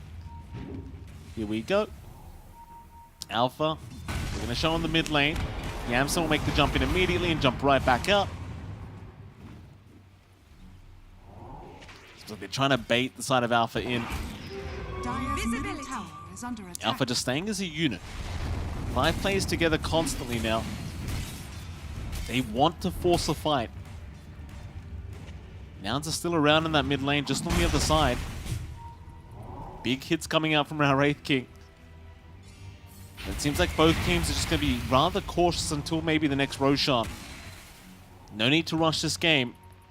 Even with a 13k advantage for the side of Nouns, it's still just such a close game considering how farmed Rises is. One good team fight and that net worth lead could swing right back the other way. It's really down to the risk of a bad team fight for Nouns. Just because of all the team fight potential that Alpha does have. I mean, with a Blink RP for Monster, your BKBs just don't mean anything, especially if you can't get the jump first. They'll try though. Moonlight Shadow out. We'll give it a shot. Seems Like Alpha are well aware that smoke happened, however. The Moonlight Shadow going to move in. Gunner. Just going to walk away. Be about it. They don't want to fight into that Radiant Triangle, which is not safe whatsoever for Nouns. Instead, they'll take the outpost back. And Alpha, well, they'll just have to bide a bit more time, maybe even force their own smoke, and then they go. They know exactly where Nouns are. That dire jungle. They don't have the greatest vision of that area right now, but they do have a very sneaky ward in the backside. He's going to get de-warded immediately, however, in Alpha. Well, now without the vision, probably won't want to force the fight. Again, it is all about that second Roshan. Still 45 seconds away till we find out when that Roshan is going to spawn up. Just so important in a game like this to be able to secure that secondary Roshan, especially for Alpha, if they do wish to try and force a comeback in this game one. Both sides, they will just patiently wait. Yeah, I mean, you still have some good beats on Nouns to hit. You do have the Octarine up on Mu. Once he hits that level 20 talent, your Doom cooldown's pretty ridiculous. We heard Fear kind of talking about that there last time as well. So you've got a lot more to grow into here for Nouns, even if the game's slower. And, you know, you've got this lead. It feels like you have to do something, but you are still working the map. Even if you're not finding these kills, you're not forcing these fights, the map is still in your control. You're still steadily building up. Your farm share with all 3 cores is really clean here, and you have a lot of farm on your sports. I mean, Lelis is matching Monster's farm. That just tells you the state of the game right now. Here we go again. 5-man smoke up now. They're going to try and force another fight. Roshan's up in 34 seconds. Counter smoke now from Alpha. Where does the fight happen? That's the question. Rise is trying to bait in the mid lane, but nobody's taking that bait. Way too obvious. Outpost taken once again by Nouns. Arrow to scout out, going to see nothing. Rise is more than happy to frontline. He'll blink right in by himself, hoping that they try to force the fight, but Nouns are retreating immediately. They look for that perfect opportunity, and this might be it. They jump in onto Rises. It's on the high ground. Rises, he'll get forced up back to the low ground, but moves in. He stuns him up, and that's the reincarnation. It's gone. Boundless, however, not timed perfectly. Rises, he'll blink out. Roshan is now up. Alpha, they're still thinking about forcing this fight. Keep in mind, reincarnation's down for 46, and they've lost soul. Oh, that's a big deal. That mid-pango's gone. And suddenly, Mu, he's found himself a Magnus. They'll doom him up. This is not the fight they wanted. Alpha, they're still going to try, at least for now, but I just don't know about this. They need to back. They are trying to rush a team fight that just doesn't need to happen. They've caught out the Wraith King. Rises, he is gone. Oh, this is terrible for Alpha. That's a free Roshan now for Nouns, and they forced the fight that didn't need to happen. Yeah, they tried to come back in, and it's just the same issue, Mike. The kiting is still happening for Rises. We see the left up, we see the 4 stabs coming in. They just make this Wraith King dance around chasing a target, and they just can't find it. In goes Mu again. The jetpack is going to be there, but Tiger is going to get hit by a snowball and will go down a gunner. Meanwhile, they even found the Willow Wish. He's going to drop to boot. Just everybody on the side of Alpha getting wiped. And Nouns, right back into the Roshan pit they go. They don't want any kind of contention for this Roshan, and that they will not. No, just gonna go free. Alpha, I mean, you're at the state in the game where you can't even find a good RP position. They keep jumping in with Rises first, trying to force that clump up. When they do clump up, they don't manage to jump on top with that RP. I feel like if Monster was just there a little bit earlier when they initially committed onto Rises, you might have seen a little bit of a different story there. They play it safe and go with Rolling Thunder first, and it just gives openings for Nouns. Like Rolling Thunder, you've got triple BKB cores. You really don't care too much. After maybe one stun, you're just going to pop that BKB and go to town. Alpha, the game isn't completely out of their hands yet, and you are still beastly on this Wraith King. It's just super difficult to play. Like, you really do have to take care of these supports. You've got to find Husky. You've got to find Lilith. Take these 2 Force Stabs out. Take that lift out. And then Rises can shine. If you can't do that, and we've seen it the entire game, Mike. It's been 37 minutes of chase the duck. Very rough affair. 27k advantage now. Alpha. It's going to be such a frustrating game for Rises. Another Moonlight Shadow out now from Nouns. They're going to try and move into that Radiant Triangle. There's 1 sentry around to give a bit of protection over. They do have a gem up on Wish as well. Moo is going to move in. We'll see them eventually. Darkpool has been left and Rises. He made the jump in. He wants to try and go after that Doom. Yamsun, he'll get right to work. There's a Rolling Thunder up, but it's a very messy team fight once again for Alpha. They've got to try and retreat out of this. Rises has already left the building. He does not want the fight. Both supports to go down. In fact, they even found the Magnus. Why the hell not? The one saving grace for Alpha is that you managed to hold on to that RP threat for the high ground hold, or even for a tier 2 hold. You lose Monster for 40 seconds, a tier 2 is going to go. You don't really have counterplay until at least your Magnus is back up, or your entire support duo is back up as well. And now they've cemented themselves a 30k lead here, Mike, at 39 minutes in. If things weren't looking dire before for Alpha, I'd say right about now is the time where you're like, all right, this is a pretty tough game to hold from the high ground. You're really gonna have to gun for some big plays, big RPs, skewer backs, grouping them up for a big Terrorize and Bedlam and Rolling Thunder on top. Like, the whole shebang has to come out here for Alpha on the defense. Absolutely. Another tier 2 tower going down. That'll be the final one on the map here for the Radiant. Gunnar looking for a way to jump in. He's got the Ags up. You've got to be wary of that kickback. They won't make the jump in on Rises this time around. Alpha. Got low ground, so not holding high ground for now. Maybe trying to find a straggler, but the whole team is still around here from Nouns. Yamsun's going to jump in, but misses the Bounders. Moo will also chase down with the Shiver's Guard. Hookshot is back out from Tiger. Yamsun, he's going to be just fine with that. It seems like Nouns would be more than happy if they try to go for the fight. Monster, that's a great skewer back, however. They've got the Monkey King. He does have Aegis up, and now the 4-star back to the low ground. He is saved once again. They can't kill him. Now the stolen RP, right back the way of the clockwork. This is not a good fight whatsoever. Alpha, they are trapped between a rock and a hard place, and now the Shards. Rises, he's getting kicked around left, right, and center. They've got the Wraith King wherever they want, really. Just surround him. He's got no chance. A nice blink away, though. BKB up, get the hell out of there. Rises, oh, he can't find a way back to the high ground. They just won't leave him alone. First you kite him out, now you just kick him into your team fight. Onto the Pango they go. Why not another? Soul's gone.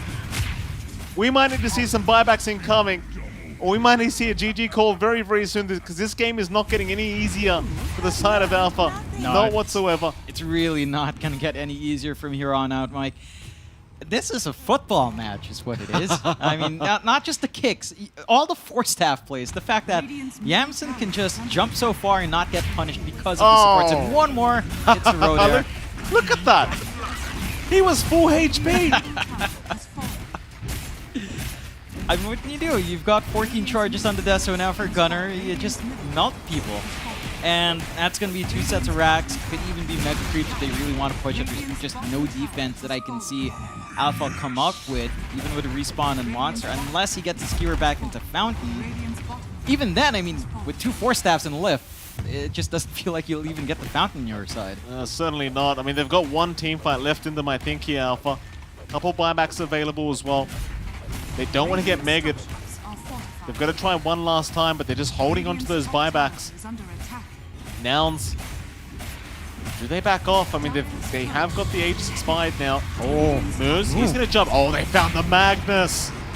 Great play from Moose, just kind of sensing the presence of the Magnus in the tree line. Rolling Thunder's there, but it's really doing nothing. And now with the Wukong's command out, they just cannot stop the pushing coming.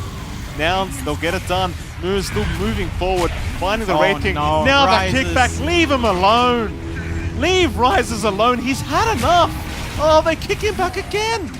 Oh, Rises, no. Oh, GG.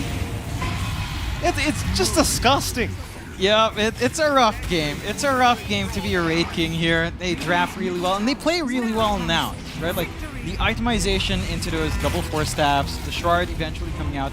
Lelis and Husky just play a fantastic game. Like, they just allow their team to kite this Raid King. Like, he had so much farm there. Rises was just allowed to build up at the cost of his 2 other cores, and it just didn't amount to anything usable. It was just so hard. It's so much net worth, but 4-star, kick. What can you do? It happens, Jonathan. We are going to head back to our panel and let's see what they have to say about this game number 1. Game number 1 in the books, and unfortunately for the side of Team Alpha, Nouns take it in pretty convincing fashion. One of the things that the Costas were just mentioning there, T-Panda, was the way that they were manipulating movement. We see this from Team Tundra, right? TI winners, and one of the things that they do amazingly, damage mitigation, movement manipulation. Looks like Nouns has been taking notes from the best. Yeah, they only have, like, they're just playing their own game in all safety. They're not in a rush. They're not in a panic anymore. Like, yeah, we can just go with the Tusk building into a Midas. Like, let's play the late game, guys. We're in a hurry. We got Rubik stealing their Empower. We're all good here. Like, just Alpha felt a bit disconnected in this game. The way that they clashed on top of their opponents, it felt like one guy is on top of the moment, and then the others kind of aren't. And it felt like if they could just get everyone on top of the same guy, things could be little bit more difficult. Fear, unfortunately, we saw this the other day as well from the teams that ended up losing, right? Where they were never really able to take a comprehensive 4-5 fight where all the spells come into effect at the same time. It's always sort of in these dribs and drabs, not necessarily coming together. And this draft had a lot of potential for some very strong team fight, but we never really got to see it. There were even moments where we'd have an RP, there's no follow-up. A Rolling Thunder would connect on multiple heroes, but there's no damage coming in from Rise. What do you think happened to bring it to that level where they were never able to play cohesively together? I mean, Nouns was one step ahead most of the time in this game, and I think on Alpha they're a little too happy with sitting back and farming. I think this is a really old school type of gameplay where you end up sacking your Magnus and be like, oh, my carry's going to carry me. That's just not how the meta is anymore. You need to definitely get a lot more farm on every single core in Dota right now, and they were just too happy with it, and as you saw, Gunnar, he went for the Midas himself. He decided to not do anything either, and they just took more of the map, and they out-farmed this, Wraith King with Empower. Yep. And Laylis did a great job in the early game, too, by stealing that Empower, giving it to Monkey King, stacking for him. I think there's a lot of cool things Nouns did this game, and Alpha, they're having the same problem that a lot of teams that I see that are stuck in Division 2. It's not being able to find those comprehensive team fights. You can farm well, they're all individually talented, but can you find those game-defining moments where you can move across the map and make something happen and open the map up? I mean, we saw a lot of times they'd be smoking up and not necessarily able to make a lot happen. I think a very good illustration of this is a particular clip that we want to talk about, where I think if you look at what happened here, this pretty much explains everything about what this game was actually like. The lack of cohesion, because there were some really good instances, there were good moments here. So firstly, it all starts off very, very badly here to Panda. They end up in a Roshan pit, the Rosh doesn't die in time, but more importantly, this Doom on the Magnus, immediately, no RP available from him. Yeah, Roche took way too long for Alpha to finish off. Everybody's up on now. They got all their ultis that they need. They get themselves a good initiation, good start. Feels like Alpha's still a bit static at the start of the fight. And then, spreading around a little bit. Rises kind of has to move back in, back out. He's not really the most mobile hero at 25 minutes on a Wraith King, unless he already has a Blink Dagger for himself, which you can see he does not. So it ends up being him running away from the opponents. They kind of cancel the Roche. Like, okay, there's some good stuff here. Buybacks coming in. And then what is the follow-up here? All right, we've isolated the Monkey King. Look at Nouns' position. No calm. It's full calm. No worries in the world. Wraith King's not hitting anybody. RP wasted. Hook shot wasted. And Alpha actually ends up losing more than they bargained for when they thought they saw an opening. And Nouns just felt like we are connecting faster than Alpha is, and it was just basically a big benefit from their lineup. Having this Monkey King, the mobility, even though he does overextend a little bit at the end there, but they just had much more tools in their hands than Alpha did. Yeah, I mean, for sure. I think some really key things about this game is I think Wraith King, itemization-wise, he should have went for a Blink Dagger much earlier. Really just get in there, because Monster had a very difficult time. I mean, his positioning was a little sus, but at the same time, Mu was ready for them, the entire time. Rubik was sitting there, too. It was kind of stressful. You don't want to give RP away, right, to the Rubik as well. But on the opposite side, the Force Staff plays were amazing here by Laylis. So many good Force Staff usage in Husky as well.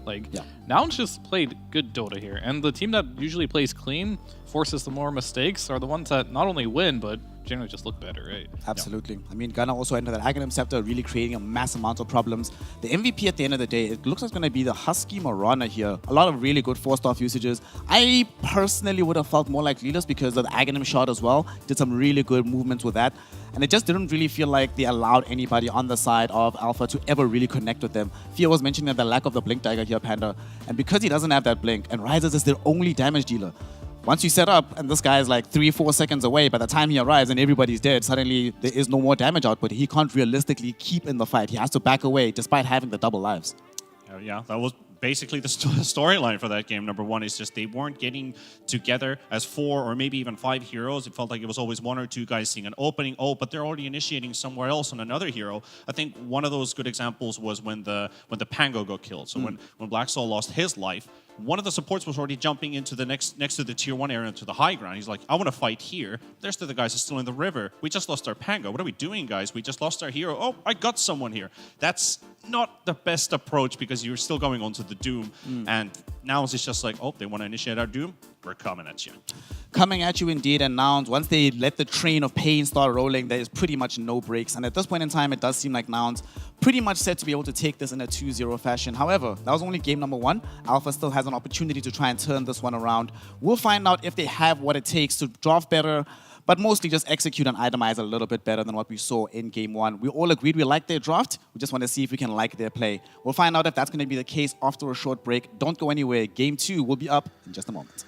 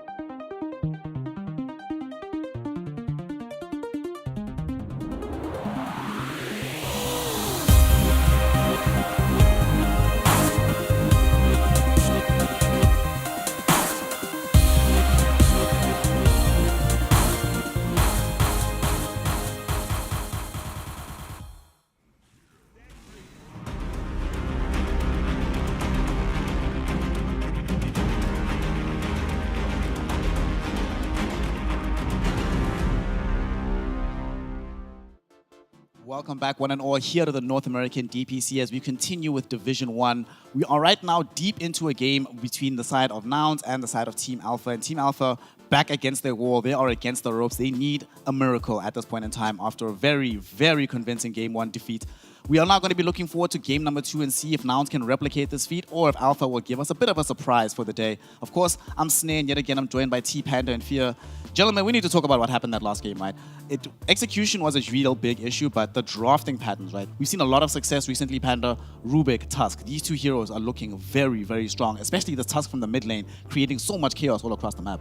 Yeah, currently Tusk 4-0, Rubik 3-0, and it seems like the high seed teams are prioritizing these heroes. And I'm wondering, when does maybe Wildcard, Alpha, Theof, maybe these teams are starting to grab onto the idea that Tusk and Rubik, is it something that they want to play? Is it something that they can utilize into their own drafts? But it's definitely the high seed teams, Shopify, Nouns, and TSM, who prioritize these, and they seem to win games with them. I mean, they're winning games very strongly. And another hero that is paired with the Rubik that seems to do very well here, Fear, that opening combo of the Rubik Doom. To T-Panda's point, right, not only is that combo very, very strong, but it's the teams that are winning and that are dominating at the top that are prioritizing going through it early on in the draft. Why are they able to make it work? And why is it that the lower teams aren't necessarily cottoning on to the fact that this is such a strong 1-2 combo? Well, I don't know why they're not catching on to it, but you can look at it this way: like one team is playing meta and the other is not. Like, or Mag and Wraith King, yeah, you can see how it could work, how it could be good in this game, but neither of those heroes right now are meta. When you look on the side of Nouns here, they had so many meta heroes. They had the Mirana, they had the Rubik, they had the Doom, they had the Tusk mid. It was just filled with meta, right? So like, I think right now they're just ahead of the curve on like what's good, what are the strong heroes. And I did say that the draft was a little bit harder to execute for Nouns, but I think that was only on the Monkey King side. And I think he played amazing on that Monkey. He played really well there. Yeah. And I think they just didn't really know how to like make the heroes work right now on Alpha, because like, I haven't seen a Mag lineup in a very long time, and when you do pick Magnus, I don't want you to revert back to the I'm just going to empower my carry, go AFK, and not buy any items, right? And that's kind of what ended up happening, and no carry can like 1v9. It's just not a meta where you can do that. Yeah, exactly. I would have liked to see more aggressiveness from the Magnus, like just going for those blink plays, 4-staff plays, even going for the skewers, the RPs, because he was being focused by Mu the whole time. Like, you get doomed, and it felt like, we talked about it in the draft, like Wraith King, you got Reincarnation to counter the Doom. Now you got one high priority target to just doom the entire game, and what you got left? Nothing. Nothing, pretty much. I mean, I think it's very telling about this game that we only once saw the Horn Toss combo to a big skewer, and that was towards the end of the game, at the point where the Monkey King was already a little bit too strong to contest against. And probably the only reason the game took as long as it did is their lineup was just bad at taking buildings. But well, you don't have to worry when you know you're going to win every fight regardless in any position on the map. Looking forward into the second game, though, obviously we've seen that teams that are playing meta seem to be winning, right? Which idea do you think here, Fia, is the most important one for them to try and steal on the side of Alpha? I think just like having a normal response to what they're seeing. Like, stealing heroes is fine and all, but like when you do pick like a Doom like this, I don't want you to pick something so off the meta like a Wraith King, right, to try and counter it. Pick a hero that's like normally you'd pick, right? Like maybe they could have picked the CK there, sure. Like in some situations, like it would be better to have what you had, but like they're just not good heroes right now, right? Like you're just kind of like counter picking, but picking like worse heroes. So I think they should just stick to the meta and just play those heroes. Yeah, and also the itemization. He didn't go for the Blink Dagger on the Wraith King earlier, and we liked the Ursa pick, which could have possibly been one. Yeah, I mean, I wanted like if we're gonna go there, but also that's like a product of. He probably hasn't played Wraith King in a pub in like 2 months or something, you know? Like, you don't play these heroes very often, so you're not super practiced in them. So you kind of like go off this idea of like picking it because you generally don't get to see your matchup too much in pubs. So like he had an idea, and if he were to replay that game, I'm sure he would have bought a Blink Dagger. So that's also the downside of not picking like traditional heroes you play a lot. I would also like to see a bit more damage coming out of the side, right? Because at some point we recognize that, well, the only person who's able to kill anybody is Rises. And because he doesn't have that Blink Dagger, because he lacks mobility, he can't actually get to the point where he's killing these heroes. And we'd see so many times, especially with the Pango. The Pango's going in, Rolling Thunder connects on 3-4 heroes, but there's no damage, there's no hurt, there's no way to actually bring these heroes closer to death. And it did really feel like as time went on, the game just almost played itself out for the side of Nouns, right? So at what moment in the game do you think things could have changed for them on the side of the Alpha here, T-Panda? Would it have helped out if some of their smokes had actually connected? Because a lot of times we're playing Ring Around or Roses on the map, just moving everywhere, trying to find a target. The target's not available. Had some of those gangs connected, would we have seen a different result? Well, I think it still comes back down to the itemization. If they did have a Wraith King with Blink Dagger, those smokes probably might have worked out a little bit better. At least having that hero to kind of throw into the front with the reincarnations, like, don't worry, we're going to back you up. You've got Hookshot with, you have Clockwork with Hookshot, which is definitely going to be around there. It allows the Magnus to at least get some repositioning value for himself to look for a good play for the RP. And then you actually see where the Doom is going to be and what items do they have. Are we strong enough to take a full-on frontal 5v5? Do we wear it down a little bit with the sustained damage coming out from the Wraith King? But those itemization choices would have led into different plays with the smokes. Maybe a bit of tempo, like just being a bit more aggressive and faster. Like we talked about, we're going to see Alpha being fast and moving around the map and being on top of Nouns. It felt like they were always a bit behind. Their ward was getting dewarded while they were approaching with the smoke. Now it's just getting the dewards, they're getting the area back and moving away. Well, let's see whether or not Nouns is being able to take this game number 2 as well, or if Alpha is going to bring a bit more of a surprise here, as we are going to be getting into our second draft of the day, potentially our final one for the series. So we're not going to be seeing too many surprises, I don't think, in this one. We have this Lina being banned out already. Nouns, of course, they're going to stick to banning out this Beastmaster. But the question is here, are they going to ban the Death Prophet again, similar to what they did in game 1? I don't see why not if they want to go the same strat. The only adaptation you can make here on Alpha is ban the Doom, but it looks like Nouns wants to do a different... Oh, their first pick this game, no wonder. So that's why it's different, okay. So yeah, I think that was a very second pick specific type of strategy. So they're going to keep going with the Rubik. Just a very strong position for right now, one of the strongest. You just pick it. Doesn't really reveal much, you know? Like, what are you going to do? Just not pick spells now? So Rubik can't have it? You can go that route, but then you're doing like... You could pick like Earth Spirit. I've seen people try that, but like you're yet again, you're picking a hero that is not really strong right now to just try and counterpick what you see. Yeah, I'm pretty confident the Doom is going to be a first phase pick from either team. It's been picked 3 times and banned twice, so 100% in the first phase. But if you let it go down for Nouns, what would Alpha maybe look for here? Like maybe some tiny hero. I mean, they could. They could also think about the Mirana. You know, like you already got an answer to the Phoenix, which might be showing up later. Kind of forces Nouns to also pick their +5 in the second phase, which is kind of like an answer pick at that point. Okay, they go for the Death They're going to go for Prophet. the DP. Okay. Well, this was left in the pool. Last time around, it was banned out by the side of Nouns. So very clearly, they've probably been scrimming with each other. They understand exactly how they like picking on the side of Alpha. And last game, Alpha did have a huge issue taking objectives, right? So this will certainly help them out a lot, having the Exorcism going. And as Fear was mentioning in game number 1, not that concerned about the Doombringer either if you are going to be playing this DP. The Tiny to follow this up as well. A little bit more of a versatile pick. Gives them some repositioning, gives them several ways to approach these fights. But wow, Nouns...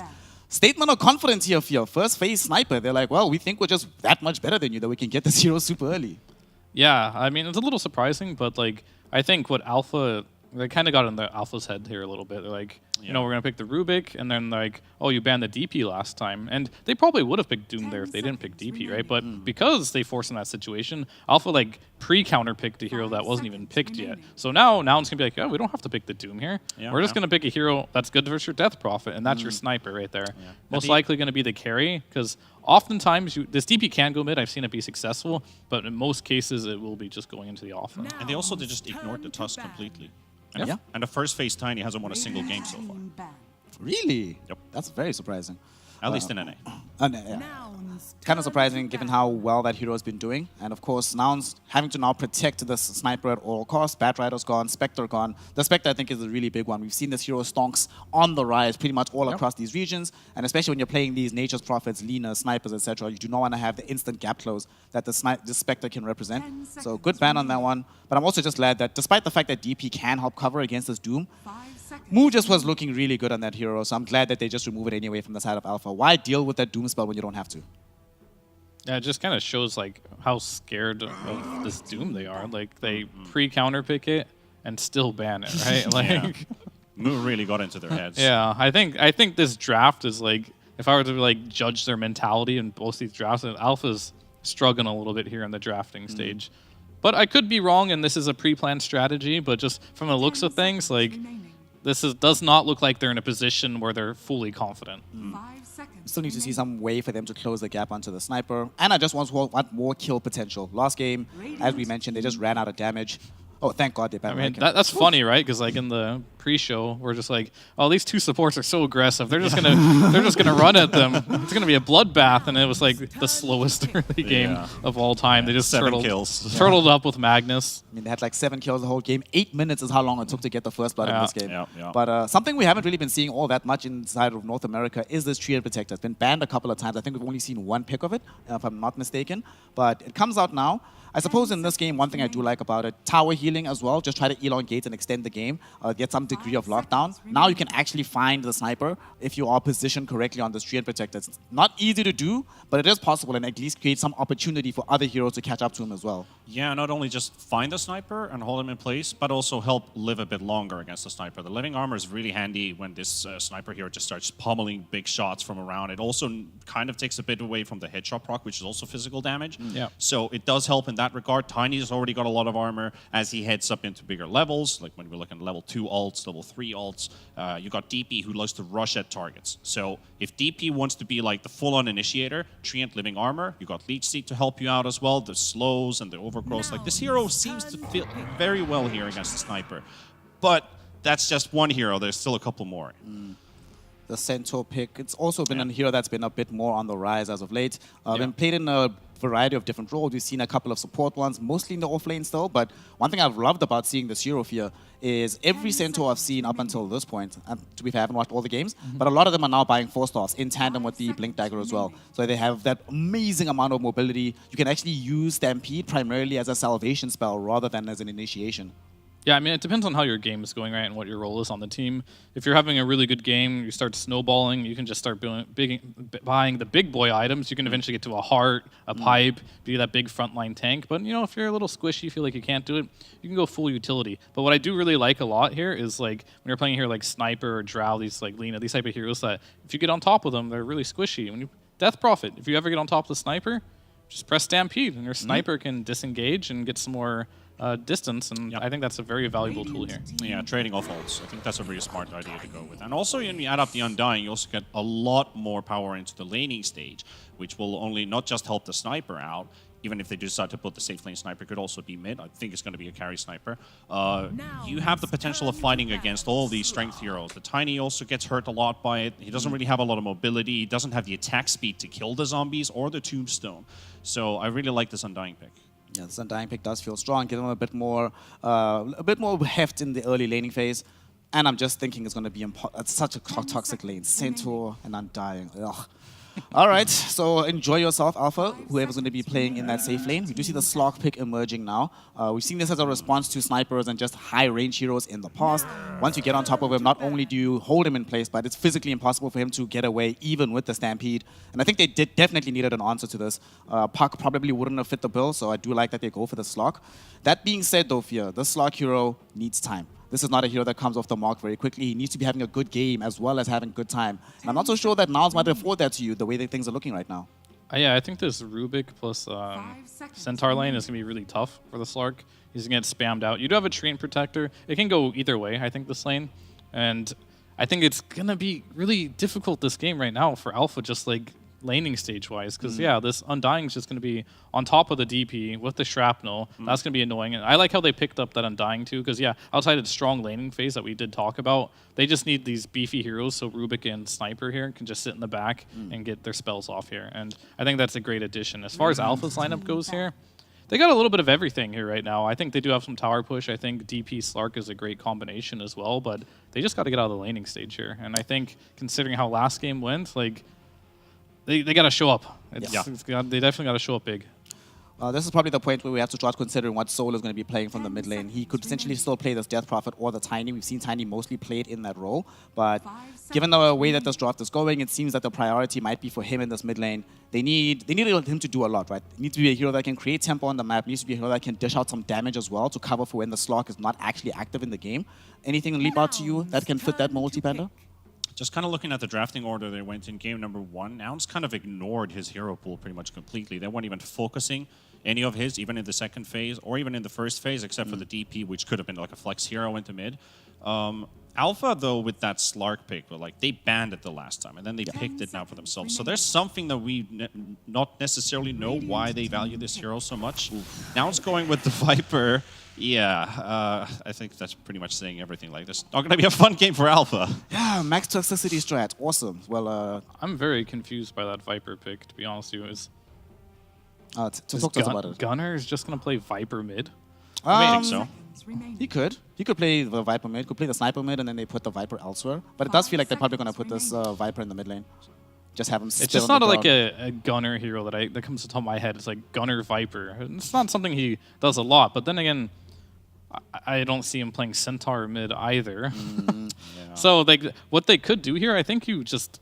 They're double countering the DP. So no matter what lane this DP goes to, it's going to be bad. So that's kind of their approach. But this leaves an opening for Alpha now, where if they can deal with this Viper lane, I think is Nature's Prophet in the pool? Indeed he is. If they pick like a Nature's Prophet mid or something like that, turn up the tempo, do well in the lanes, can get on top of Sniper, that could be a way to abuse this. But like right now, they should definitely deal with this Viper the best they can, because if Gunner goes mid on Viper and he dumpsters like this DP, you just don't have a game anymore. I think the game's going to be incredibly hard to play, and I think they should avoid that. Whereas I think this, Tiny plus DP lane, it can do fine top lane. You get a lot of HP back with your Siphon against them, and they're going to try the Wind Ranger route, which I've never seen work. But in theory, the Wind Run, it can save you from getting attacked by the Poison attack. But we'll see if you can pull it off. Let's see who I'd say actually going to be playing middle. And yeah, it looks like it's going to be this Wind Ranger occupying the mid lane versus the Viper. It's iffy, certainly, and not just iffy in terms of the matchup, but Wind Ranger in general has always been a very iffy hero, right? Unless you're Seb, then you can Not play meta, Wind Ranger. right? Not Yet again. meta, exactly. Another situation where it's just not meta. Talk to me about this, T-Panda. Alpha, they needed something special here, something a little bit, not necessarily left field, but something that could work, right? This Wind Ranger, if I'm perfectly honest, I don't see how it fits perfectly into the team. Do you see it differently? Give me some hope. Well, at least looking at my countryman MTD, who's been playing a lot of mid Wind Ranger, he can make it work. I mean, it's good with the solo target focus here. He can survive the lane against the Viper. He can rotate out well. Javelin build-up, for example, early on, you got a lot of damage to work with, but you're still single target focused. So if this is the answer that they have against the Sniper, I mean, it can work with initiating the team fight. You got your quick burst to start things off with. But I like Game 1's draft a bit more. Game 2, I mean, I don't know. You don't know. I don't know where to go with this one. Give us a bit more Help hopium me here, out here. Fierce. Help us out. Help us out. You want some Hopium? I want Okay, some so hopium. Pump it in. this Wind Ranger is going to first blood Gunner mid because he oversteps and gets outplayed with a Fairy Fire.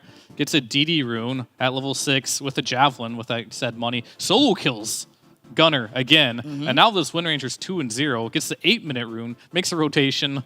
Gets more kills on the map. He is beyond godlike by 11 minutes in this game here. There we go. And then, there you go. This Wind Ranger has to go ham, and he has to, first of all, win mid lane. If he loses and is on recovery mode, this hero doesn't recover. Yeah, and I thought that Tsunami used the whole copium bottom, to be honest. There's still plenty of it left on those production set here, fam. Another worry that I do have about this Wind Ranger, this feels like one of these games for Alpha where they need multiple Blink Daggers. They need to be farming extremely well in the early portion of the game. The laning phase needs to go well for them. But crucially, this Sniper, as much as they do have heroes that can close the gap, right, eventually with these Blink Daggers, it still feels like the Sniper, at least for the first like 30, 40 minutes of the game, out-damages pretty much everybody on the side of Team Alpha here. I am concerned. I am worried. And Sniper has been a fairly successful hero in that regard, right? I mean, I guess Wind Run, you're dodging some of the damage in that way. But for the side on Mounts, obviously it's a much more it's a straightforward draft. We can see what they're trying to do. They are trying something different though, Panda, with this Viper going middle. Do you think part of them is maybe thinking, let's try and be as flexible with our strategies when we're playing the quote-unquote weaker teams whilst we can, so that when we get to the stronger teams, we have a larger bevy of strategies to employ against them? I mean, I wouldn't say that they're experimenting too much against a team like Alpha, for example, but you could see that during the drafting phase, they had a clear idea. They can kind of see and read what Alpha is looking for maybe in their draft, and since they're going out of the meta completely, for like, we're not really in a panic here. Like, we know these heroes, we know these matchups, and you got a lot of talent on this team. So I feel like Nouns is pretty happy with whatever they're going to go up against, what Alpha's going to be offering, but going for heroes like Viper is kind of like, well, I mean, kind of self-explanatory in a sense that we're going to look to win the lane, we're going to look to win the game. But, I think Nouns has very high chances here against Alpha. Tell me, Fia, normally when we see this Nouns team play, right, normally it's Gunnar that's creating the tempo for them, right, moving around the map, making things happen. Viper, not necessarily that kind of hero. I mean, once you get Aghanim Scepter, it becomes a little bit easier with the nosedive, but before that point, right, who's going to be the one that's creating the tempo for the side of Nouns here? Oh, they're shifting it to Moo this game. He's playing Centaur. He's going to go traditional Blink build. And they're probably not going to be in a big hurry to make anything happen in this game. I think this mid lane is really, really important. Like, if the Viper ends up getting killed a couple times by a rotation from Tiny, depending on how well this Wind Ranger does as well, like, if Gunnar gets off to a good start, he can actually make stuff happen on Viper. But if he's in, like, feed mode and recovery, there's a lot of pressure on Moo here to make something happen on the Centaur. And that's your highest chance of victory if you're on Alpha here. And you might have to sack your DP to make this happen. And I think that's just a sacrifice you have to realize and you have to execute, I think. Yeah. Oof, sacking DP is always one of those things that you never feel really good about, right? But to be fair, she can be relatively sustainable by herself. It is a rough lane, obviously up against the Undying and the Sniper. What do you want to see him build in this mid lane for Gunnar on this Viper? Do you want to just see Ags, BKB straight here, Panda, or something a bit more esoteric? I don't know. I feel like if you're playing up against Windrun, I could see an Atos maybe kick in this game. Potentially a Mjolnir could help out, you know, holding heroes away. Maybe not having to force Stampede too early in team fights and having another tool that keeps them at bay. Maybe force out PK speed with it. So I would like to maybe see a Rod build up here. But I could still see him going for something much more traditional. Maybe if he needs more tankiness, wants to stand in the front, help out Moo, you know, maybe look at KNS, for example. I'm not sure. Or at YNS, maybe in this case. S and Y. What about Fear? What do you think?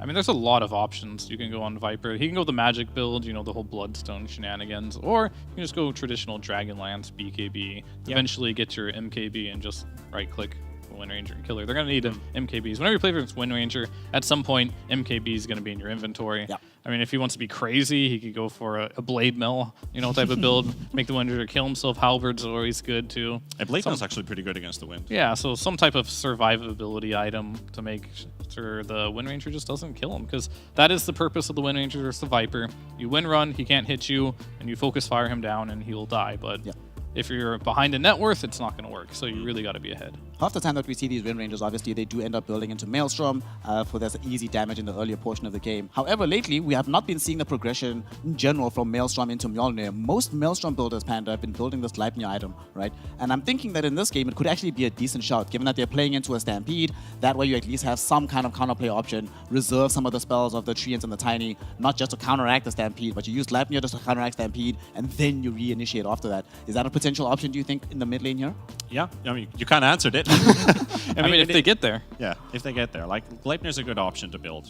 When you already kind of look at the Stampede and the mobility in general, how do you want to take those fights? Where are you approaching them from? If you need to quickly disengage, they can also keep them away. It's still AoE. It doesn't have to take damage. But most importantly, the having a bit of extra crowd control on a hero that already has a stun gives you not only just that focus fire, one target kill potential, but also helps the rest of your team get enabled. And I think that's something that Alpha also needed, you know, gap closers. Getting there faster, uniting together, having more items like these can definitely help out Alpha, at least determining on game one.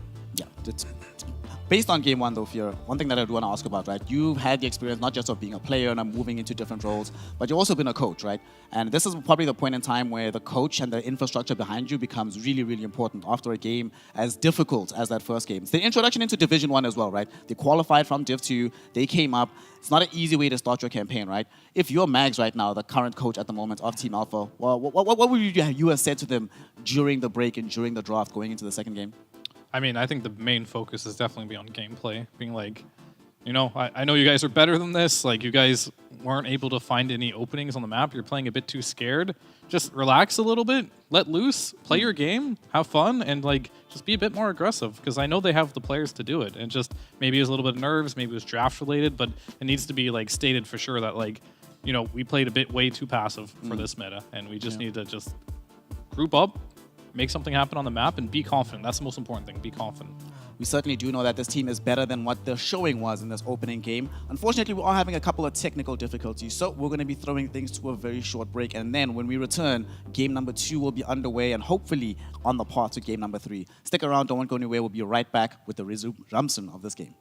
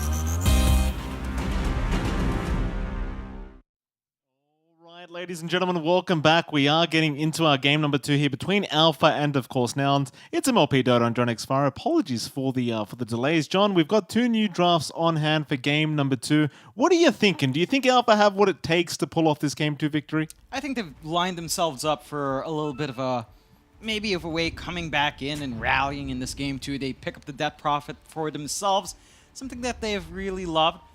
And they have counterpicked Gunner's Viper. Fear raised some great points, you know. Gunner's this really fantastic mid player, lots of technical ability. You give him something like a Viper, it's not really a hero that you expect that many flashy plays from. Well, certainly not. Definitely not the kind of hero you expect from old Gunner, but we'll see what he gets done on it. At the very least, the hero is very, very toxic, and so is the sniper that they've got there. So it's a very annoying draft to have to try and play against here if you are Alpha. Going to the Wind Ranger pick as well, you saw Fear being very doubtful as to whether this hero was going to be a great counter towards the old Viper, and I tend to agree. I don't think it's the greatest counter towards the Viper at all. Yeah, I mean, it does counter the Viper in lane quite well. It's just what do you do afterwards? You counter a hero that also kind of just doesn't scale the hardest as well. But the Wind Ranger just also doesn't contribute as much afterwards. It's sheerly because Focus Fire is single target, Shackles is mainly single target. You're not really lining yourself up to rely on that to catch 2 heroes every single time. So it just boils down to what Fear said as well. Like whether or not Soul can kick off to that running start and really shut Gunner down, that feels like where Alpha's hinging this game on. Yeah. Of course, that mid lane is where we'll get started. You've got Soul there against Gunner. It's the Viper versus Wind Ranger. We just kind of talked about this. Of course, you are going to wait a couple levels before you do go for that Wind Run. And Gunner, he just goes straight for the corrosive skin anyway, so the Wind Run wouldn't do too much. Just wanting to be a bit more defensive on Gunner. And of course, Soul is going to try and punish Gunner as much as possible, but is going to deal a little bit of damage back to himself. Yeah, it's quite a good amount of damage Gunner's dealing back. He is losing a lot more, though. His armor's not the best on Viper in the laning phase. 2+3, same as the Wind Ranger. So Soul is just going to win out every time he can get those hits off. And once he has that Wind Run, just manages to really gun down. Missing out on the power shots can hurt, but you're already kind of keeping Gunner down as much as possible. And as long as you maintain the same pace and maybe find yourself that pickoff, Soul can start to get running here if he maintains that. We already have an interesting rotation from Wish. Husky's there as well. They've brought a creep wave into the mid lane each. I'm not sure what they're trying to do here, but well, what are they doing? Wish, where are you going? They don't want the creep waves to meet, so they're just dragging them back. Maybe trying to just get into a camp. Doesn't look like Husky's going to do that.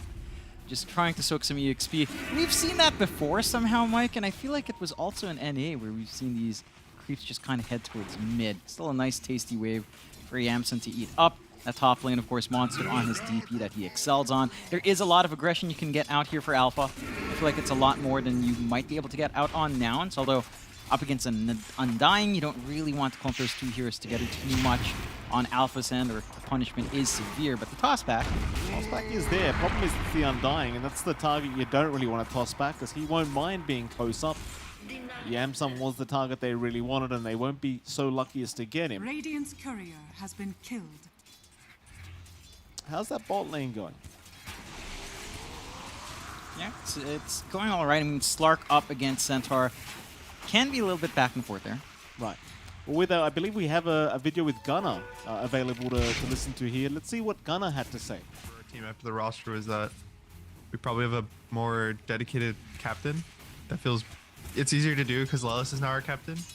I think it's easier for a support to do it than a core, which we kind of all agreed, and Lelis agreed, which was one of the reasons why he switched to support. So it's kind of helped in game a lot. Well, there you go. There's Gunner having a bit of a chat with us there. Obviously, again, great mid laner. Not sure about the Viper, but we'll see how he goes with this one.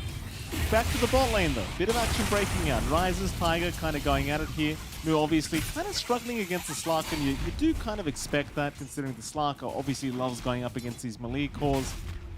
Nu not too dissuaded by it, though. He's just perfectly fine with the amount of regen he has, and double ring of protection always going to make it a little bit more challenging for Rises to get that damage out. Yeah, basically unkillable with +4 armor. Do love the point Gunner raised up there, and you do see that impact that does come out from Lelis. We saw it in this Game 1 Rubik. And he's back under Rubik once more. Here that he has shown that he's really fantastic with the direction that Nouns takes off the back of his calls. Does make a significant difference, and maybe that's something that Alpha's lacking as well, not just in individual players, but just having that voice in game. Feels like that's where Dota's really been heading for the past few patches. Soul could be in pretty big danger here in this mid lane. He's already committed the wind run to try and get away earlier, and well, he might just be punished. And he does. Gunnar, he'll secure first blood, and this is why nobody was confident with this Wind Ranger pickup. Bit of action top lane. Monster trying to go after Yamsun. A very nice toss back from Wish, allowing them to punish the sniper. So they do find a nice trade across the map. Yeah, it works out pretty well. You're keeping that sniper down. But even if you do manage to keep Yamsun down, it does feel like as long as Gunnar keeps Soul down, you have a bigger issue with a Wind Ranger behind. It's just tough to come back. It certainly is. Bottom lane, a bit of action breaking out, as well as Rises was taking a fair bit there on the Slark, but he's going to be all right. Back into that mid lane, you kind of wonder, Soul, how does he recover here? It's kind of hard against the Viper to recover when you've given first blood away to said Viper. Again, I think Soul just kind of appreciating he has to be very, very cautious with the way he does abuse that wind run. Pops it again.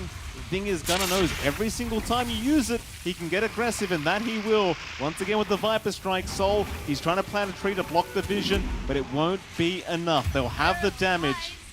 That's the thing, you try to get aggressive with that wind run, Gunnar's going to go after you every single time. Yeah, and that's massive. That's pretty much what Fear called from the panel a while ago. If this Wind Ranger just dies 2 times in the lane, maybe even more as the laning phase goes on, it doesn't bounce back. It's not here that farms well. It's not here that necessarily sets up ganks all too well either. So they're going to have to build that momentum elsewhere, but it could be a pretty tough game for Soul here. We'll try top lane again. Husky dropping fairly low on the Undying, but tanky enough to be able to walk away. Going back to that mid pickoff for a moment, John, I think the idea was that because Gunnar had a full creep wave on him, I think Soul thought that Gunnar surely wouldn't try for the kill with a creep wave available, but he was wrong. Gunnar was more interested in the Wind Ranger kill, and well, again, Gunnar just completely snowballing the Viper so far, having a very, very strong game. Even securing the power rune now thanks to the back of Lelis. That illusion rune for himself, and it's making life even harder for Soul. Yeah, it's not easy. You can't even get a good support rotation out here. Your best bet is probably Wish on that Tiny coming around with an Avatos and lining up for a Shackle on creep, but Gunnar's 2 levels ahead. Level 7, his output's just way too high. He's fairly durable. So you can't really even stop the Viper at this point. It's just at its peak in lane dominance. And it is. Bottom lane, Rises, dropping fairly low. Meanwhile, top lane, Husky trying to chase down Wish with the Tombstone. Rises does go down bot. Husky still in a bit of danger, but not quite enough. With the decay stacks, he's just such a tanky boy, a monster. Well, he's chasing him down, but he doesn't have the damage output. Yamsun's there the whole time, just with the right clicks dishing out the damage himself. Wish now kind of in a rough situation. Husky will keep the vision up. Yamsun realizing you probably don't have the lockdown, so he is going to back towards the lane once again. But again, while that teamfight was breaking out, Rises did die in the Slark, and somehow this chase is still ongoing. Husky is still chasing down Wish. Wish is still juking through the tree line, but now Gunnar's joined it. Well, why the hell not? They really wanted the kill. Gunnar's got a 3rd kill in this game so far. And they'll find the Tiny eventually. The persistence does pay off. Yeah, it's a nice pick off for Gunnar. Dragonlance fully up now on Viper. You have some issues keeping this guy down. His added range, you're dealing with a sniper as well. The reaching back here is pretty tough for Alpha. Like, theoretically, your Slark can be on top of someone, but it does take a while for Rises to get to that point. And you just have pretty good free reign here now. Not again. Gunnar's on the chase. They'll try to living armor him up, but Gunnar, he's going to do so much damage. Hey, he's just gone. No chance of survival. Tips out for Gunnar. It's the thing, right? Like, you wind run away, but if you cop the Viper Strike, it just doesn't seem to matter because the slow kicks in eventually. Gunnar catches up, and then you just die. Make matters worse, he is going for the Boots of Travel, so he is going to have the movement speed to keep up with the Wind Ranger. And they've just really ignored Gunnar. Like, they've just pinned all their hopes on Soul, counteracting this pick, hasn't, and they've just let him alone. We're trying to go after Husky top lane on the Undying. Tombstone has been dropped, and Husky with the Stampede is able to get away. Wish now the one in danger. Should eventually go down to the zombie and does. Monster still trying to run, and so is Tiger, but it seems like the tree is going to be in a bit more dangerous. Monster, he's trying to get aggressive once again with the Exorcism, but Gunner has showed himself in this lane, though has decided himself to back off. They don't seem to want to fight the Death Prophet with that ulti going. They might just wait it out first. Still, they find a kill for their trouble. They'll defend the top tier 1 tower from that Exorcism. And sadly for Alpha, they find nothing. Yeah, it's a wasted Exo. They're not able to push in that top tier 1. You do drag Nouns up there, but again, you don't really have a good way of jumping here. That's a lot of damage out to Tiger. Wish, he is going to get at least a toss back up to Husky, but we've seen this before. He does go down, but now Gunner can go right after Monster. It looks like he has the damage as well. That's a lot of damage. It's a massive amount of damage. No TP back for the DP as well on respawn. Soul, I'm not sure about this one. He's going to try. They have the toss up. Gunner's still tanking through it. He might eventually die and does. Looks like they didn't have the backup in the end. Yamsun tried to move in, but just couldn't get anything done. And eventually Soul, he does find his revenge. That's a good amount of gold now for Alpha. And that should allow a little bit more room for Soul to get that build up into the Maelstrom, get a little bit of farm going for himself. I think one big issue for Alpha while all that action happened top is the bot lane's not been getting any easier for Rises. I mean, it's a solo lane for Slark against Centaur, but it's not a lane that he necessarily feels comfy with a Vanguard up and running on Mu. So he's just able to run down the creep wave and get some good damage on that tier 1. And because of all the action, Treant Protector can't even heal that up. And now the mid's under pressure as well. Trying to find Soul again with the lift, but they just could not get within range. Nouns, they'll just pressure the tier 1 mid tower instead. Of course, Living Armor is going to make it a rather difficult task, but they are doing a good job protecting the siege creep on that dire end of things. Glyph is going to be forced out. It's very hard to force this team fight into the Tombstone and the Viper at the same time. All they can do is slowly just heal it up with that Living Armor and just make it harder and harder for Nouns. Lelis being even more annoying with that wind run, just threatening to go for the lift up. Wish now going to jump in, but he's already taken so much damage. Might just go down as the avalanche does fly through him. They do take him out. Mr. Slug has now joined. Stampede is there, however, Lelis, he's going to be fine to back off, but a nice power shot from Soul. Just nipping on the backside of the Rubik does find him, so they find a trade. Not too bad. They will eventually protect that T1 mid tower. Yeah, they're not going to be able to hold on to bot, though. Again, you just leave Mu alone to push. Living Armor just doesn't stop that retaliate damage. Even level 1 retaliate, it's still going to be enough. So you still end up with a tower advantage here for Nouns. 3K lead up as well, 4-9. You're having a fantastic time for Yamsun to build up. Gunner, Travel's not too far off. And for Alpha, it just feels like their own power spikes are pushed further and further back. You're just not getting that presence out you want from DP early on, countered by that sniper lane matchup. You weren't able to get Exo to push tier 1. They are going for a little bit of a smoke play out. And Wish and Soul are pretty strong. They don't have that forward vision we saw from game 1, though. They had really good wards into that top jungle early on. Not the same case here, and they're not going to be able to find anyone. Alpha, they'll get started in that top tier 1 tower pool. Monster, he's popping the ulti. No real defense to come. They'll let this one go. Instead, I think Nouns are more interested in pressuring the mid-tier 1 again. You don't want to leave it too long. That Living Armor slowly just healing it back up, so all that work you put in might just go to waste. What they do, though, Nouns just hanging around the right side of the map. Alpha will do the exact opposite, just on the left side. Husky, still around that tier 1, does have the Tombstone up and will drop. Applying that pressure again towards that tier 1. Soul will try to focus down the Tombstone. No Soul Rip up to heal it, but instead they can just go right for the life of Soul and they find him. Even popping the Stampede just in case. Yeah, I mean, if someone's hanging in the back, you get a kill. If not, it's not the worst spell to just throw away like that. Mid-tier 1 gone opens up the map even more for Nouns. I do like that there's some defensive wards from Alpha.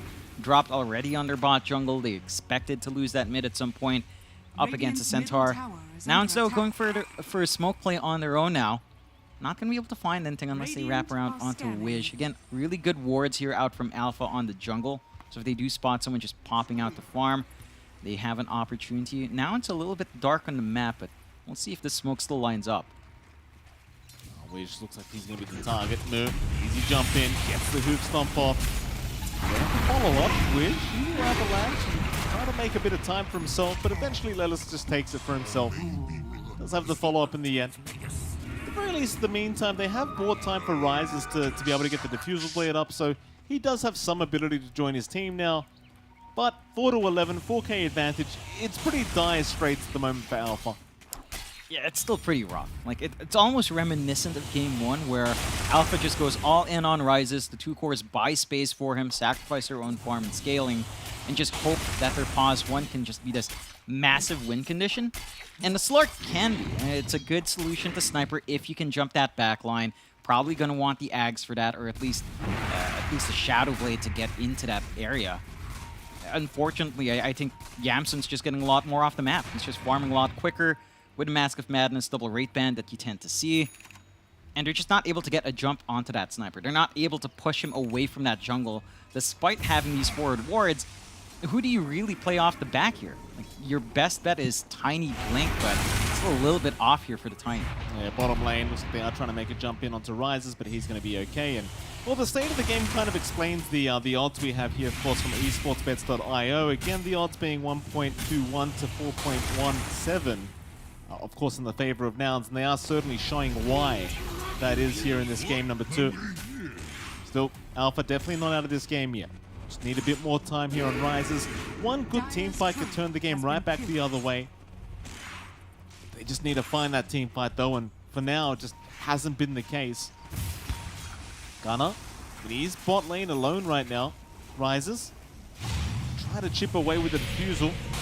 I won't bother with the Viper Strike yet, but with the Shadow Dance, Rises will continue chasing just for a little bit. Doesn't have the damage to continue and just doesn't feel confident. Gunner, you will have the backup of Yamsun now, but they won't have the greatest way of locking down Rises, so they won't even try. Yeah, I mean, you managed to force out at least an ult from Rises, not the longest cooldown in the world for him. And you do keep him pressured and in check. They are making moves up top, though. That Tiger, he might just drop, and he'll try to make it as hard as possible with all the hills coming out. Even Wiz jumping in with the cheeky avalanche, and an overgrowth being committed. Maybe a bit of a overkill there from Alpha. I mean, Soul has joined. He could try to force a fight, but doesn't really feel like it might be a very smart idea. Gunner is still around. He's the big target. Wiz is going to jump in with his Blink Dagger. Toss out is there. Back into Monster. A nice shackle, but Moo is going to back him up. And now with the Stampede, Gunner needs a way out. He'll get the 4-star for the high ground. And with the Soul Rip, he does get healed up. So Husky, he's going to chase him down and keep the vision up. Ultimately, Alpha, understanding they have missed out on their opportunity. They'll let this one be. Nouns more than happy to just accept the fact that Gunner does not go down in this engagement. Still under vision here from Alpha, though. Will Wish jump in again. Toss back. It's going to be onto Moo. He'll be okay with that, though. He's a very, very tanky target. And look at the damage. Oh, the Blade Mail just returning everything back to Rises. That's tough. Tips flying out, and Tiger, he'll be the second to fall. Bit unfortunate. I mean, your toss back move, it was definitely the target they wanted, and boy, do they pay for it. Oh, they pay a lot. Move with the Blade Mail right on time. It was finished up right before that fight started in the lane. And speaking of Blade Mail, you also have one on Gunner. So who can you even focus fire here as Soul? No one. You're just gonna die. Nobody. I mean, you could try to focus fire as Sniper, but getting up to the Sniper is a different story. Yeah. That's the thing. Both these heroes, they have corrosive skin, they have retaliate, so it's not just the Blade Mail that's returning all that damage. And you're seeing a replay now. It's just so tough. Like, Moo gets tossed in. Easiest setup of his life. He was more than happy with that. No blink necessary. Yeah. The one other thing that was impressive to me, and it just goes back to what Gunner said in that interview, when he was stuck on the low ground, being ganked up, he just stayed still, facing his character towards that cliff, waiting for Lelis and his Force Staff. They just have so much discipline, so much trust in Lelis to captain and guide them and play with them. that it just allows you to get on that bleeding edge. And it just gives you such a pretty big team advantage, team cohesion advantage over Alpha, who again might not have that guiding voice, might not have that same direction as a team in comparison to Nouns. Absolutely. Lane, TP's coming in. Soul is showing on the wave at the moment. Invisibility. Be there. Instead, however, they're going to find the Tiny, so Wish does get caught out there by Lelis, and a bit of damage being pumped out. Stampede even being committed. Wish eventually will drop. They'd love to find Soul as well, but he's going to win runaway. Just a quick Tiny kill here. Gonna once again take the kill on the Viper. They are around the Roshan pit, but they don't really have the draft to try and go after the Roshan quite yet, I don't believe. Instead, they're going to infiltrate that Radiant Triangle where they do stick around, and that'll be Monster. Feeling safe in his triangle, but not so much, and maybe now they could force Roshan. It's not the quickest, but as long as you get the right heroes tanking Rosh, it'll still fall pretty quick. Alpha doesn't feel like they've got a good counterfight there. I mean, you're covered in vision here for Nouns. You just don't have a natural initiator outside of your Tiny right now with a blink. And even then, the follow-through just doesn't feel great. Aegis up on Yamsen, the big target you can't even reach in the backline, even if you could find a way to touch that sniper. Now, dealing with 2 lives, different story. Especially with that Stampede to save. Like, you can't even fully commit on Yamsen in the next fight yet. Dire's bottom tower is under attack. That'll be the top tier 1 tower now to be focused down by Nouns. 7k advantage, 4-17, 20 minutes into this game number 2. Another dominant game here for Nouns so far. We're just going to jump in. Husky, he'll get tossed back. It's the Undying though, in which he's already dropped. Husky, he's perfectly fine. It's just no contest at the moment. It feels like you need to find a bit of a softer target. Maybe Lelis, maybe Yamsen, but they're very hard to catch out. Just great positioning from Nouns. Wish, he's had a very tough job throughout this whole game number 2. Just never having a great opportunity to find the right target. And with that, he just sacks his life away again.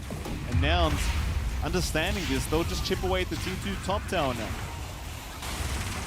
You at least have that living armor to make it a little bit slower. Look at the shrapnel damage onto Rises. Ridiculous. Oh. Jump in again. Wish, another toss back. He does find Husky. They do get the kill this time, but it's going to cost his life again, it seems. They do cut in Greaves, but it's not going to be enough. Yamson, he just gets right to work. So you find a trade again, but it's a pos 4 for a pos 5. It's still not really positive the way of Alpha. Though I suppose considering the state of the game, it is something. You take what you can get right now if you're Alpha. You know, just find these kills, get some gold flowing in. Ags up on Rises, so reaching into the back line's a little bit easier now. You can play off the back of this Slark. Now it's kind of down to Rises to find these angles, to get those pounces in, and try to isolate some big heroes for them to kind of just kill off very quickly here. Tiger's going to try and slow down this push top lane. Careful not to get caught out himself, but to walk to the tree line, use that invis. Yamson doesn't seem to be done yet though. Even through the living armor, he'll just chip away at this tier 2 tower. He's happy to stay out of range of that tower and just keep going. Ooh, jump in, move once again. No hesitation. Sensing him in the tree line, does move in, and Tiger's gone, but Yamson, he's a much bigger target. He will lose his first life. Meanwhile, Gunnar trying to run. The BKB of Soul allowing him to go focus fire through the Viper. Now Lelis getting caught out as well, trying to make a run to the tree line, but eventually he's going to drop. So a successful team fight for Alpha. Off the back of a very nice toss from this Tiny. And the BKB on Soul really allowing him to actually deal with the Viper this game. Yeah, does give them a lot of ways to just focus in. You know, you're not durable enough in the Viper to kind of just withstand that entire barrage without your corrosive skin running through and reapplying some damage back. So they managed to really take advantage of just this huge opening Nouns gave them. Playing really aggressive, being very confident in the Aegis. It did cost them 2 buybacks, though, on Alpha's end. It is only your 2 supports, but that is going to stall something like Tiger's Blink Up. And I think that blink on the Treant is going to be really important as well. So that might give Nouns a little bit more time to play with this advantage as well. Knowing that blink timing now for Treant is going to be delayed. You don't have to worry about any other jump beyond Tinies. You still have a lot of give. And Gunner does have his full Ags up. We didn't quite see the nosedive do as much, again, with the BKB reveal on Soul.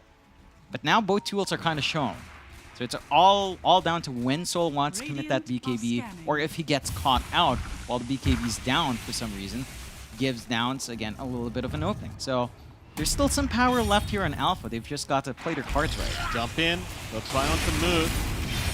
Move very, very tanky. Soul once again with the BKB. Gonna chase down Move on that centaur. The Stampede and 4 stops away. Gonna allow Move a second chance at life. Meanwhile, Gunner rushing forward. No fear in the world. Wanting the team fight. Who can they focus down, however? It's gonna be Wish on the Tiny going down once again. They'll hunt for more. Tiger in the tree line is gonna be able to TP away and will barely survive in the fountain. Just barely. But Alpha, it was their initiation to make. Problem is, you can't really start on Mu. He's just way too tanky. He's very durable. He just doesn't quite melt, even with a BKB on Soul. They need a little bit more commitment if they're going to jump something as tanky as that. And you're going to have to deal with Mu with a heart soon, so you're really not going to be able to pick him off, Rises. Oh, that's very Followed at the moment. He seems to be aware that he's being followed. Mu, not giving up. Oh, the tumblers! He blocked the pounce? He did block the pounce, but Rises has a second. He's all right. Well, that was almost a very, very beautiful play from Mu. So close yet so far.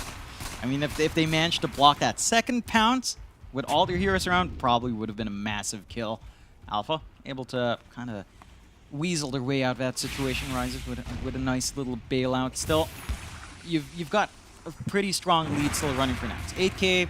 You're pretty ahead here on Yamsen. Gunner is still number 2 as well, and does reassemble the Dragonlance back up. For Alpha, it does still feel like you're gunning on Wish to find that opening, gunning on Soul to get really good use out of the BKB, and that the duration is shrinking here.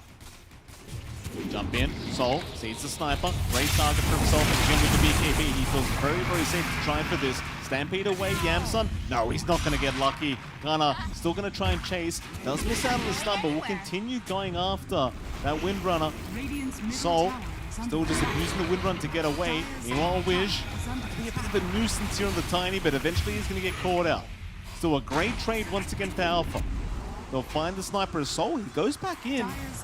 Gunner, he'll go for a chase. Soul, slowed down now by the poison attack, but he's kind of going a bit too far because Rises. He sneaks up from the backside, but no, he's been caught out. What? The Invis, though, with the Shadow Dance, he's going to be okay for now. A great shackle as well from Soul. Lands onto 2, still trying for Gunner. The 4 staffs again, making it so hard to chase down this Viper. Mu jumping in once again as well. The DP almost finding Gunner, but not quite far enough. Meanwhile, Rises jumping back in, will find Mu on the Centaur, and they do take him out. Gunner still playing with fire here, but he may have given his own life away, and it seems like he has. In comes Yamsun once again. They will find Monster. But it's a successful team fight now for the side of Alpha. They find that opening once more. They just drag these fights out really long. They manage to get a good angle out on Rises. With a shard up, Depth Shroud just gives you a secondary save along with a Shadow Dance. So they've got their ways of dancing around. For now, it does feel like maybe a bit of a lack of BKBs can kind of hurt their cause here. A little bit of spell immunity might go a long way in terms of surviving these engagements, getting full use out of the Stampede. But they are just going for durability still. Oh, this could be massive. They sneak up from the backside, but Yamsun, whew, that was close. That slipped away. They'll lose the Tiny once again, but my God, did Lilith save the day? I mean, Rises with the DD would have just found that kill on Yamsun, and that would have been a bit of a turnaround for Alpha. That would have been a lot more momentum going their way. They have managed to drag that lead of Nouns down to just 5K, and this time around, Nouns haven't been able to pierce into the tier 2s just yet. They're still going to have to put a little bit more work in. Alpha definitely showing signs of life here, Mike. BKB going to be coming up for Rises soon as well. And for Nouns, I mean, they're still playing pretty darn well. It does feel like they've got to respect Alpha a little bit more. Respect that counterplay. You know, just keep in mind the Wind Ranger's not completely dead yet. It is still contributing a significant amount of damage and control if the situation is right. Dire's bottom tower Wish looking at Lelis, thinking about going after the Rubik now. Doesn't try this time. Dire's bottom tower is under attack. D2 tower still a big focus here for now. They are a little bit hesitant this time around, though. These previous team fights have been a lot closer than they should have been. Find a Treant, however. Silence up, trying to take him down, but the Guardian Greaves does give another chance at line for Tiger. Gunner should have the damage and will. Is under attack. Be one down. Dire's bottom tower is under Keep in attack. mind, Roshan is also available at the moment. Husky will move his way over, and it seems like the rest of the team looking for that Roshan. They will get started. This seems to be the key to going after that top D2 tower. Nice safety net to play off the backup.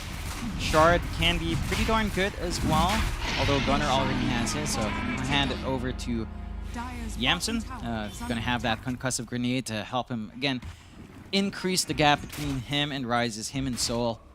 And that should be, as you mentioned, a tier 2 going. You still have some defense left in Alpha. Again, a good blink toss, a good blink shackle can turn the tides here. Radiant's top tower But is under without the attack. Treant around for 20 seconds, at least one of these towers will fall. Dire's bottom tower is under attack. The T2 top not going to take too long now. No damage even being found as well at that top rune spot. If now going to keep bottom going. tower is under attack. Alpha just taking their time to allow Rises a bit more time to farm.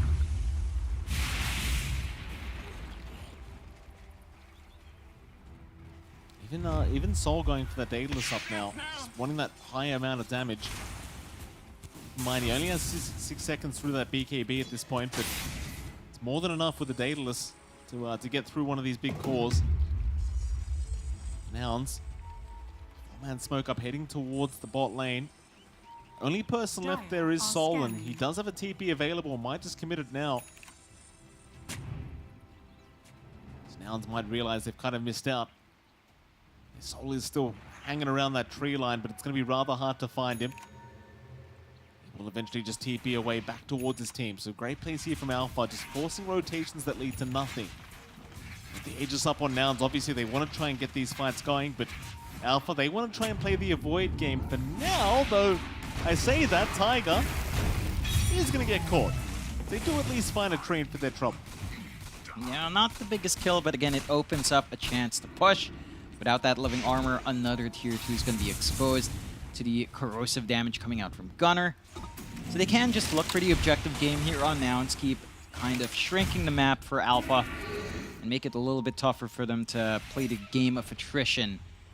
Still, Radiant's bottom tower I mean, is Alpha under still attack. has room to grow. Scotty coming out from Rises, as you mentioned, Daedalus coming out on Soul at some point as well. And you have the full Guardian Greaves, along with a Heaven's Halberd being queued up by Monster. So, way more ways to kind of stop the output of Nouns and just keep slowing the game down, keep trying to grow. The Slark can scale really well. As you find more pickoffs, as you start to approach that level 25 count, it can be really obnoxious to play against that. Dire's top tower is under attack. Radiant structures D3 bottom are tower now under siege. Very hard to defend here. Gunner. Radiant's Shards just bottom tower so is much under damage attack. off. The stumble damage on Yamsen as well makes it that much easier. Living armor really doing nothing to keep this tower alive at the moment. Is under attack. Radiant's Alpha need to bottom find a barracks way to are be able to under win a attack. team fight here in this high Radiant ground. structures are fortified. Very hard to get into the tombstone, but it does expire. Oh, again, toss back. Oh, it's onto a creep. That'll mean Wish is dead. And that'll mean the bot racks is set to fall. Very hard to find a way to defend now. You've still got the overgrowth to set up if you do wish, but with the shrapnels flying out constantly in the tree line, it's so hard for Tiger to get a blink off. That'll be the bot racks freely taken by Nouns. No rule contest coming up from Alpha. Just a very clean racks to be taken by Nouns. Radiant's bottom barracks has fallen. Yeah. It's at that point where everyone's just really farmed up now on Nouns. You've got the Satanic up and running on Yamsen, Heart out for Moo. And they still have Aegis for quite some time, so they've got an opening for at least this mid-tier 2 to really force Alpha to play the high ground game. And even then, even without an Aegis in Yamsen, if they get a good angle and get some value out of his damage anyway and kite around with all the Force Staffs, you can still kind of force high ground if you want to take that risk, even with Aegis set to expire. Another T2 to drop. No defense to come, though Alpha, they have smoked up. Maybe they can wrap around through their own jungle and get behind the side of Nouns. Perhaps Alpha just trying to avoid any team fight altogether and keep that farm going. They do at least have Rises up at top lane, continuing to hit creeps, but it just feels like he's fallen so far behind Yamsun. Radiant's middle tower is under attack. And now they're not done. They understand. With the Aegis up, they're more than happy to fight. There's just no need to back off yet. They just drop the tombstone very aggressively. And Alpha have no way to move in. Is under attack. Now they thought about backing off, but they might just keep going. In fact, there's your TP back from Rises, and that'll be enough. Max Valiato. Nice toss. It is going to be onto Gunner, but there's the backup. Wish already dropping very, very low. Stampede pop Monster. He went for the exorcism, but Gunner just happily fighting back. Monster forced to back the hell out of there. Rise is also trying to fight Lelis, but he had a Ghost Scepter. He's fine. Tiger, he will be the one to drop with the Treant. Meanwhile, Shackle, though, is going to be very, very nice with the Sniper Yamsun. He is going to drop. That's a massive pickup for Alpha. Can they find more? They're going to have to try. Tombstone, a great Shackle once again. They found another two, but the 4 staffs coming in clutch, but not quite. Husky does drop. Wish, he'll get on the toss back onto Gunner. It's not going to be enough, though. He will go down. Soul trying for a Shackle. This time will not land. But Alpha, they should be very happy with this team fight. They'll find a couple of their trouble. That'll be enough for them to get back to farming. They managed to isolate Yamsun out. 4 staves weren't there to save him this time around. And Rises just gets on top of him. It's the power of the Slark with Ags. He can just gap close from a mile away. Has 2 opportunities to do so, though. They down Soul. This time without a BKB, they know they can deal with the Wind Ranger. And they will. Soul will drop. This is the key. BKB not available, they can go in, but this time, toss back Gunner. He'll just run right back out. He has that haste rune up, so it's kind of hard to lock him down. Wiz will keep running, but move. He gets a great stun off. That's going to be the Tiny surely going down. Meanwhile, this Slug trying to fight back, but with the nosedive, with the disarm, he can't actually fight. Even through the Shadow Dance, he can do nothing. It's a really awkward spot for Alpha. They bought back on Wish. High ground is really open for the taking. And that's all that happening while Yamsun's walking back with a creep wave. You didn't even have to deal with a sniper. They re-engage. They didn't expect all that output coming out from Nouns, and they just punish really well. I mean, these heroes they have just don't have massive cooldowns outside of maybe Stampede and Tombstone. Their uptime's really good. Yeah, now they're onto the tier 4 tower. It's just kind of hard to see them stopping this whatsoever. Alpha does not have the buybacks available. And, well, Nouns, they just know it. And they go. One final team fight. They're going to have to try. The DP in trouble. Monster dropping rather low. Still going. Meanwhile, so is Rises. But the damage is just not there. It's just not there. Gunner, he's happy to turn around. Back onto the Ancient. Monster's gone. Alpha, they are trying their absolute best. They are not calling it. Rises is still going. Still trying to buy the time. But it's not enough. The Ancient's way, way, way too low. And that'll be it. GG is called. They have seen enough. You know, you've got to give props to Alpha John. They put up a decent team fight here against the side of Nouns, but ultimately Nouns proving to just be the way better team. Yeah, they definitely came out on top really well. And it's not just draft-wise, right? Like, we talked about that back and forth in draft. We heard what Fear had to say about the Wind Ranger versus the Viper matchup. Gunner did have a really good lane, but we saw Soul kind of come back into that game a little bit once he started to land those shackles.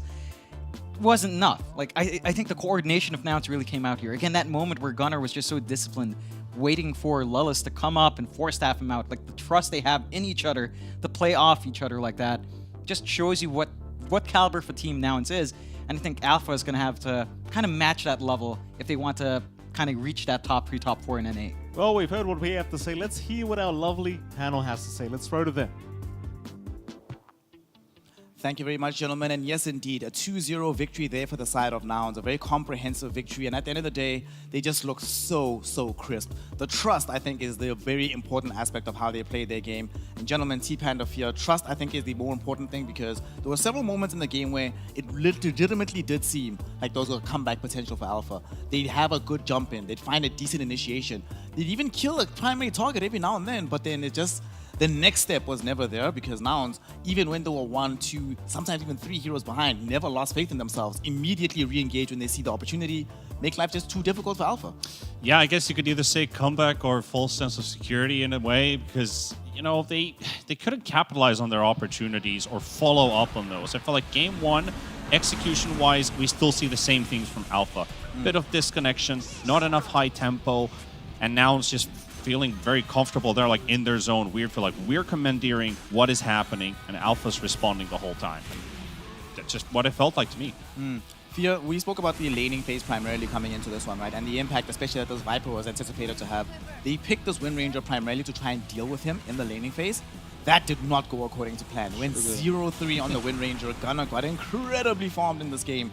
When you're in the situation that the Viper has more farm than the Wind Ranger, the counter is being beaten by the other counter, it's not a good place to be, is it?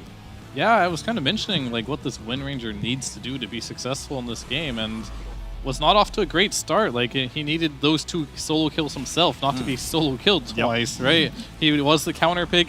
Their lineup is definitely lacking that initiator. You saw in both games, Nouns had a very clear initiator in both games. Tusk, game 1 on Gunnar, game 2, you had Mu on that initiator. Who's your initiator for Alpha in this game? Like, they tried to make a Magnus work as an initiator. Same story. It doesn't really work. That hero is... It's too long of a cooldown, and the skewer play is a bit too hard to pull off, I think. So I think the big difference in these games was, like, the ideas that Nouns had coming into here, and the draft is just pretty simple to execute, and unfortunately, kind of just outclassed and outplayed in the laning stage, too. I mean, talk to me more about this simplicity of execution, right? We're looking at Lilius and we're talking about whether or not he'd be able to perform in the 4 position now. How would he actually play this role? Played Rubik 2 games in a row. How do you feel about him as a 4, and especially how do you feel about his performances on this hero?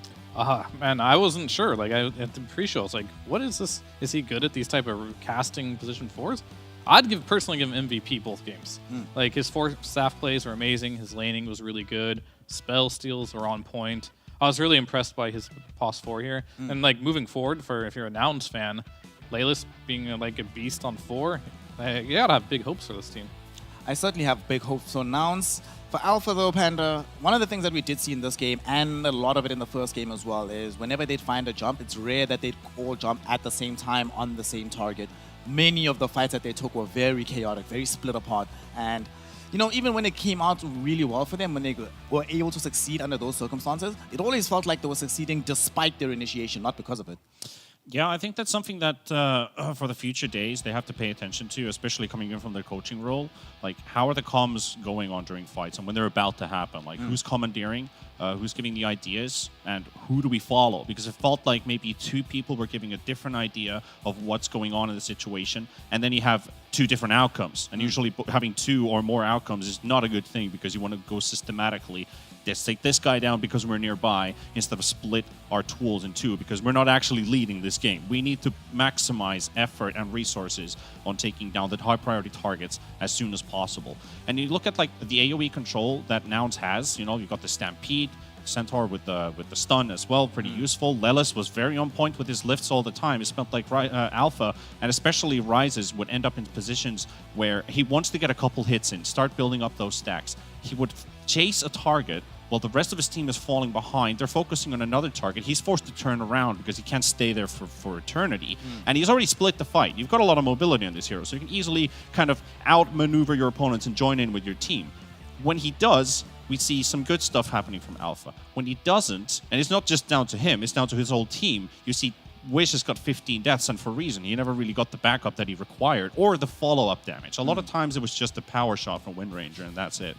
Yep, under those circumstances, it certainly cannot help.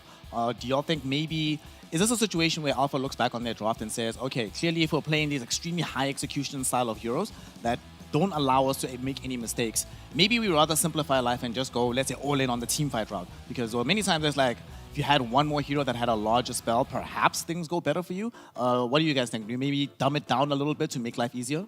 Oh, yeah, they definitely need to simplify it because I think in game one they had a lot of team fight, right? They had the Magnus, they had the Pango, but what they're really missing is like having that one hero to like play around. Like you see the Centaur, Ruba can just follow Centaur. The supports can follow this one hero. It's either the Tusk in game one for Nouns or it's the Centaur in game two. What did they have in that game two? Who are they going to follow around? A DP? You can't really make plays happen. And that's why Widge had so many deaths because like he has to go in, but you don't want to be in a position where someone that has that little farm to be your only initiator. And plus, you need to get that dagger as well on that tiny. When you're losing your lanes, that's going to take a while. It's going to slow you down. And Dota right now is a snowball game. Yeah. Whenever you get a good advantage, it's very hard to lose it right now unless you do like some big mistakes and dive where you shouldn't be. So they just need to find like some player. Or, it could be a person, it could be a hero, whatever it might be. And just find it like this is the guy we're going to play around for this game, and that way they can make that happen, and it should just be simple to do that. I feel like they really struggled to find who to play around in these games, and that's why it looks like they were so disconnected. Yeah, and also kind of like maybe if you look at Monster, like his hero pool, should you go with back to those comfort heroes that he's very much more comfortable playing around and the team can connect with him, and also like the way that they kind of see the game. They've lost their lanes in both of these games in a row, all three technically. So you can only just see that this is going to be a hard game anyway. Yeah. And if you're playing up against those teams that they could potentially match up against, Theath Gaming, maybe Bait, maybe even Wildcard Gaming. Try to see what's the follow-up to that when we do actually win those lanes, or if we have a sacked lane, like we talked about, the DP might have to sacrifice his lane. Do we have something to fall back on, like Fear said? Like those are the things that Alpha can still look forward to. Well, Alpha, of course, they have a lot of advice that they need to take into account. But Nouns did very, very well for themselves. 2 games in a row, they've gotten the victory. The MVP for this one is going to be interesting. Of course, Fear has outlined the performance of Leeless, but the official MVP will come from Gunner. Normally, I don't like giving the core heroes MVP, especially the mid laners. But in this situation, when you're solo killing the Wind Ranger by yourself, getting all this XP, when he had a dominating streak at 8 minutes into this game, I feel like, all right, fine, Gunner, you get to take this one. Even though, Nosedive can be a bit of a prepare spell. But the build was kind of interesting here, Fear, because normally when you've been buying Blade Mail Ags make complete sense to me. Blade Mail Ags Yasha, complete sense. Blade Mail Ags Yasha and Hurricane Pike. Yeah, I mean, he had a little bit of a strange build. It's like he started first with a Dragon Lance, right? And I was like, he's going to go a normal build. And he went a Blade Mail, which was smart because you're playing versus the Wind Ranger. You can counteract to make the Wind Ranger kill herself. Then he went for the Aghanims, the Nosedive. We saw it come to effect a couple times. Yeah. I think it was fine. I'm very neutral on this item, though, on Viper. I feel like that could be any item in the game, and it would probably have the same results. Yeah. And that's how I feel every time when I see it, to be honest with you. Yeah, and I guess we fall back to neutral as well as how it actually executed, because we saw some very interesting nose dives, and sometimes it was actually pretty good because it did manage to disarm the Slark, and Slark can't get rid of disarm. So there's, good things to fall on, but still a very, very interesting item. One thing I loved about actually seeing the nosedive is the difficulty it would create for Gunner, because now you're forced into this awkward situation. What decision do I make? Do I go deeper in the fight? Do I go on the far side, wait there for the disarm, then come back? Or do I stay in position and come back? It makes things very, very difficult. And at the end of the day, Nouns made things too difficult for the side of Team Alpha, and therefore they claimed the 2-0. However, we've been talking about how this game went down. We'd like to hear from the winners themselves. So we have a quick interview with Yamson from the side of Nouns. Yamson, good sir, thank you for joining us. Can you hear me? Yes, I can hear you. Wonderful, wonderful. Firstly, congratulations on your victory. A nice way to be able to start out the campaign. Very interesting. You just joined the team quite recently. Tell us, how were you scouted? How did things end up happening that you joined that squad after leaving Wildcard Gaming last season? So, following the last chance qualifier, after the main tournament ended, I was approached basically by Lawless to make a new North American team. Our objective is to grind hard and stay together to try to achieve real results in the region. Something that has been long sought in the North America, but basically we kind of just messed around with our options, and then it became evident that it was in our best interest to kind of merge the Nouns roster and what was left of it after the main tournament was over. So that's how we all got together. That certainly makes sense. I know that you guys are in a team house right now. You can see there's a lot of the infrastructure is clearly there for the side of Nouns. Talk to us about your coach, right, on the side of Estini. I know that he joined your team relatively recently, but he's been around the world, has a lot of different ideas. Of course. So Estini was Lelis's recommendation. They're good friends from Brazil. Estini has been coaching a lot of teams in the past few years, and so far our experience has been pretty good. We've all had a pretty positive reception from Estini. Come to Brazil. He helps us with a lot of aspects of the team, the drafts and the match prep, and basically trying to identify the unique things that can make a team stronger than another one, basically. Overall, he's been a great asset to the team. I think our victory was made easier with his presence. All right, Yamsen, congrats on your victory, and thanks for taking the interview. I wanted to ask about the team atmosphere, basically. What does it feel like? Is it very calm and collective? Are you guys already looking forward? And have you been having this good feel, or what's going on with the team atmosphere right now? Coast of Brazil. Let's go. So obviously, this is our first boot camp and kind of physical interaction as a body of members as a team. We've been getting along pretty well so far, and we only started boot camp around less than a week ago. We basically come in, we practice, and so far it's been a really good experience. I mean, I've known all the players on this team for a while now. When you compete in this region, you kind of play against the same people over and over, so it's not entirely unfamiliar, the people here. I've been playing games, both public matchmaking and ranked games competitive games against them for a long time, and it's nice to finally play with all of them. I'm really enjoying the experience so far, and I think everybody feels pretty happy about the growth. Obviously, it's just the first game of the DPC so far, but we're looking to improve with each match that comes. So yeah, it's been great so far. All right, that sounds great. I also wanted to follow up. I had an exchange of words with your manager, Neff, on social media about the kind of debate. Are you guys going to be second place, third place, or maybe even first? So tell me about what are the driving factors for your team to drive for that first place in NA Div 1? So obviously, it's one of the things that is nice is that we think the competition is a little easier this season. The Quincy crew obviously disbanded, and we have assembled what we think is the strongest squad in the region that's capable of beating anybody. And all of our players here have experience and have done pretty meaningful things in the North American Dota scene, I would say. And we're kind of like a full-blood team, I would say, because all of us have been competing in North America. I know there's a lot of teams in particular this year in both Division 1 and 2 that have some imported talent. And we are here to show that North American Dota is not dead, and mere imported talent can That's great. go have Awesome. a nice day. Love that answer and love the glasses there. I got an easy question for you here. So, what are the main differences for you from the Wraith Pact meta as playing carry to now? Thank God that item is gone. I hate playing against 6-minute Vlads at my tier 1 every game.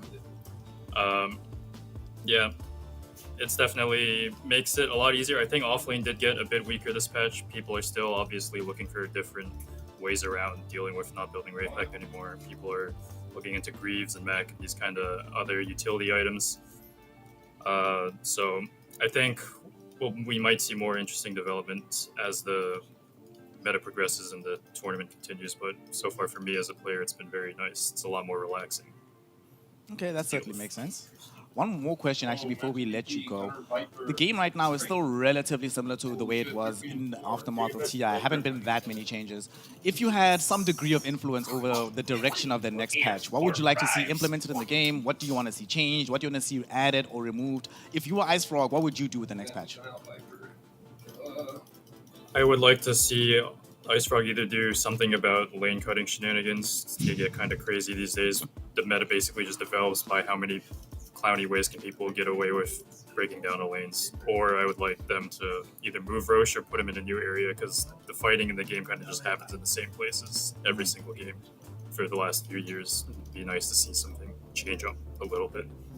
I mean, having some dynamism and some new approaches is always very nice, and thankfully, your new approaches and how you're playing the game has been successful so far. So, Yamsen, congratulations on the win. We'll let you get back to practicing and get back to your team, and let Lelius convince you to go to Brazil. Thank you so much for giving us your time. Thank you so much. And that, of course, is Yamsen from the side of Nouns, a team that is pretty much, by everybody's estimation, destined for success, right? And it's still early days, and pretty much every single team that we're going to be seeing over the next 3 weeks is a new team forming in a different fashion. I think one of the ways we can measure the relative rates of success is how quickly they can mesh and gel together. So, Fia, before we go to a quick break, how do how would you rank their cohesion versus what we've seen from, say, a Shopify Rebellion or a TSM, or now that we've seen Nouns actually play a game? They looked pretty good. I'd put them like still below Shopify Rebellion, but between them and TSM, they still won pretty convincingly. But there were still a lot of it wasn't clean. There was a lot of errors still. It wasn't quite polished. So between those two teams, I think that second spot, if Shopify Rebellion continues to stay as strong as they look, it's up for grabs between the two. Absolutely. Well, we still will be having TSM in action very, very shortly today, because they are going to be the next team playing today up against the side of Theath Gaming, and it's going to be their second matchup, so a little bit more tape available for us to assess the relative strength of TSM and to see whether or not Theath Gaming have been able to recover after their resounding defeat at the hands of Shopify Rebellion. To that end, we are going to be taking a somewhat extended break here because the next game should be starting in about 30 minutes. So go out, hydrate, get some fresh air, and join us yet again to continue the DPC action here in North America with the next series of TSM versus Theath Gaming. We'll see you then.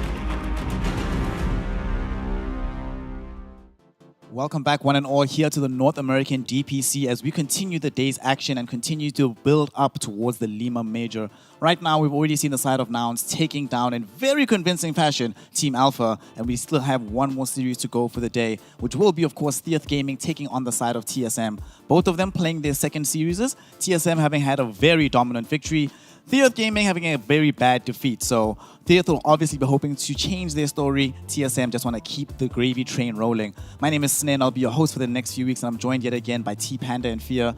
It's a rough series. Let's not beat around the bush right now, Fear. Theath Gaming, you're the coach, right?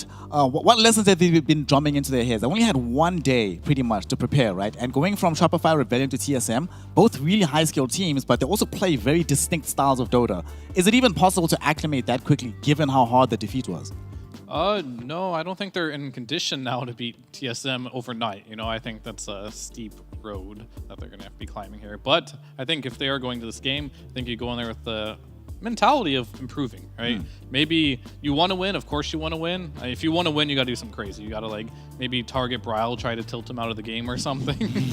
Or you gotta play some type of very spontaneous, non-traditional Dota and play very aggressive. Other than that, just try to build your fundamentals and then go back and look at the tape and just improve day by day. I mean, fundamentals is actually a very important word here, Panda, because these are new players. Two of the players on the side of Theath Gaming haven't been in professional environments before. An introduction into Div 1 Dota is already difficult enough, right? Already going up against the Titans at the beginning is even harder. So how much can they learn playing up against these kind of squads? Is it a situation where at the very least, even if the defeat is bad, there's enough tape in the replay that they can get better from it? At least outside of mechanical play, because it still has to come from these players directly, combined into the cohesive unit, where they can make themselves into better players. Like obviously, when you look at the way TSM would maybe say warding maps, like heat maps, for example, which areas do they prioritize, and what's your preparation analysis-wise into this game, combined with what are the strengths of our team, and what are the comforts that we're able to pull off in these games. So there's obviously a lot to learn and a lot to grow, but most importantly, very invaluable experience that you can accumulate from these games playing against these top teams. Yeah, playing against some of the best teams in the world generally does tend to make you a better player as well in the long run. Something I was thinking about when it comes to TSM though, obviously we know that some of the challenges with Theath Gaming, TSM for them it's about getting better because they're going to qualify for the major, I think. So they want to make sure that if they get there, they can make a deep push. One thing I've been interested about, Fear, what do you think about their recruitment strategy? Because the last time around with the previous roster, they were very close similarity to this current incarnation of the team. They found a relatively obscure offlaner, bring him into the team. They find a very experienced position 5 Southeast Asian player, bring him into the team as well. And then the other person is just like a high-skilled player in the NA region. Do you think this is a coincidence or is it like a purposeful strategy on their part? I mean, I think it was clearly what they wanted, right? Like, I thought it was a little weird at first because, like, you already had Tomato, you had Bryle, which are young talents. So, like, no, that's not good enough. Let's bring even younger and newer talent, right? So now they've got a bunch of new and young talent. I think the biggest trial, and even when we did the interview with them, is like, will they find that leadership amongst them, right? Yeah. And if they can find it, that team is going to be damn scary. If they can't find it, it's going to be another one of those situations where maybe Moon comes back, you know? Maybe they tried to get that leadership back in there. Who do you think is most likely, Panda, to assume that role within the squad? Of leader. Yeah. That's a good question. I mean, even Bryle couldn't answer that question. Yeah, Bryle was also pondering it in the interview. I mean, any one of these guys, I think it could be the coach who ends up being the leader, the one who keeps the youngsters together and kind of teaches them the way of life, so to say, if you want to put it really that can't really translate in game though. Like exactly, the in game part is the only thing I'm a little worried about for them. That's it.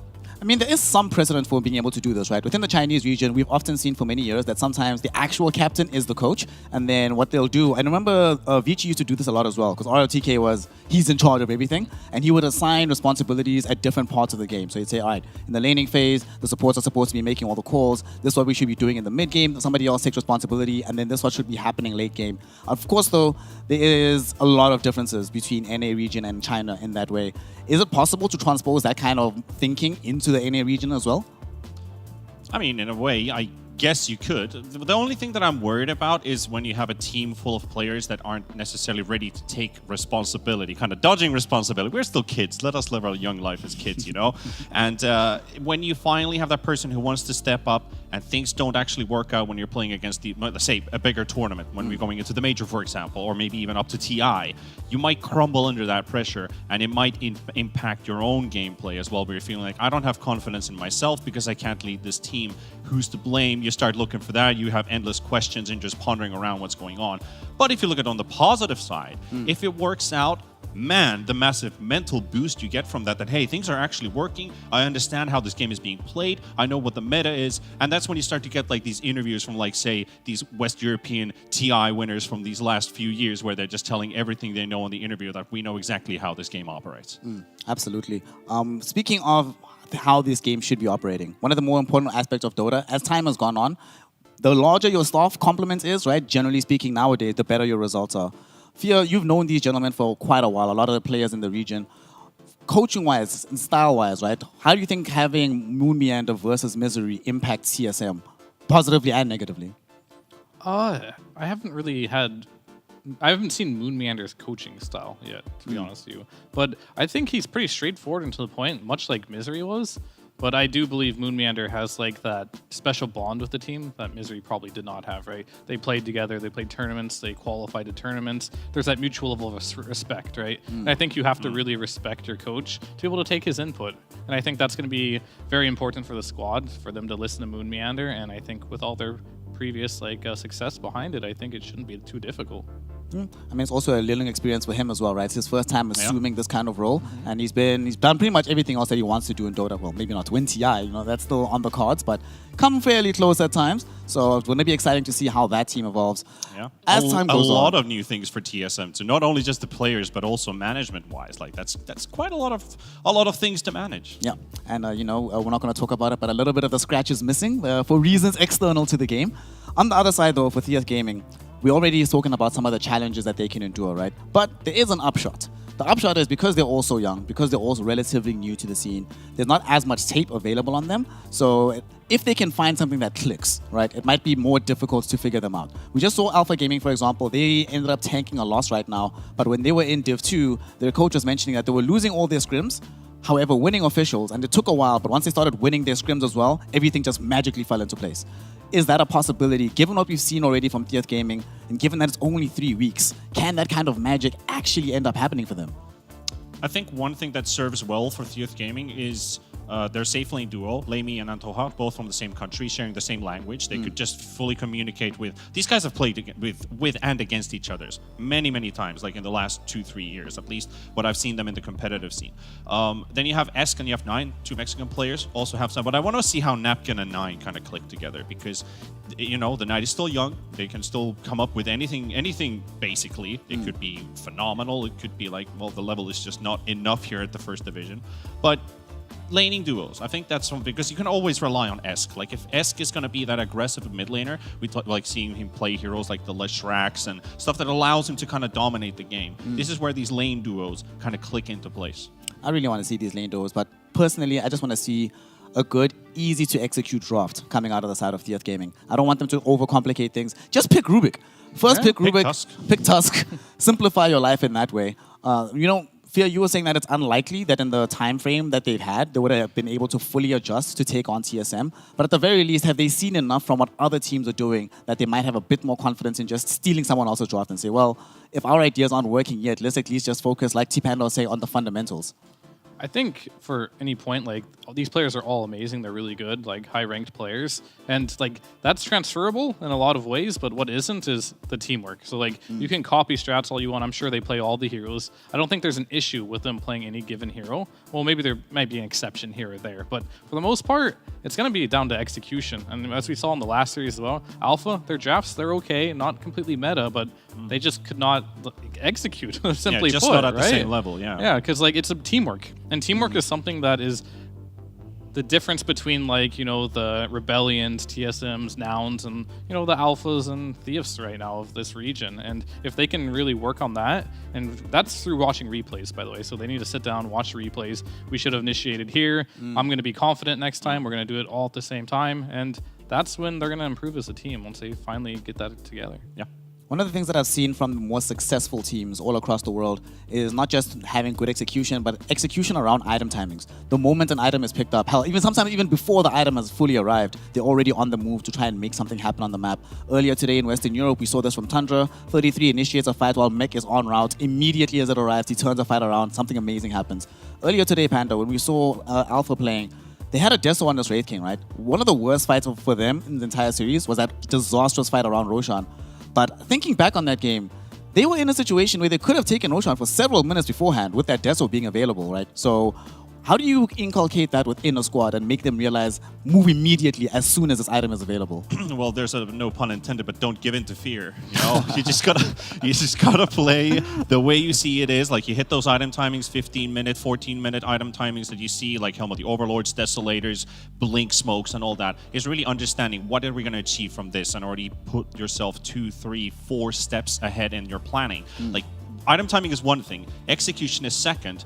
But also understanding what are we going to do after that? Are we going to get a kill that is next to an objective? Can we follow up on that? Are we killing an enemy support who's basically just giving his life away in front of our tier 1 tower? We're not going to get anything out of this kill. The opponent's already making another move. Just the understanding of how to play the clock properly. And that's true. Like they could have taken Roshan so much earlier than they could have.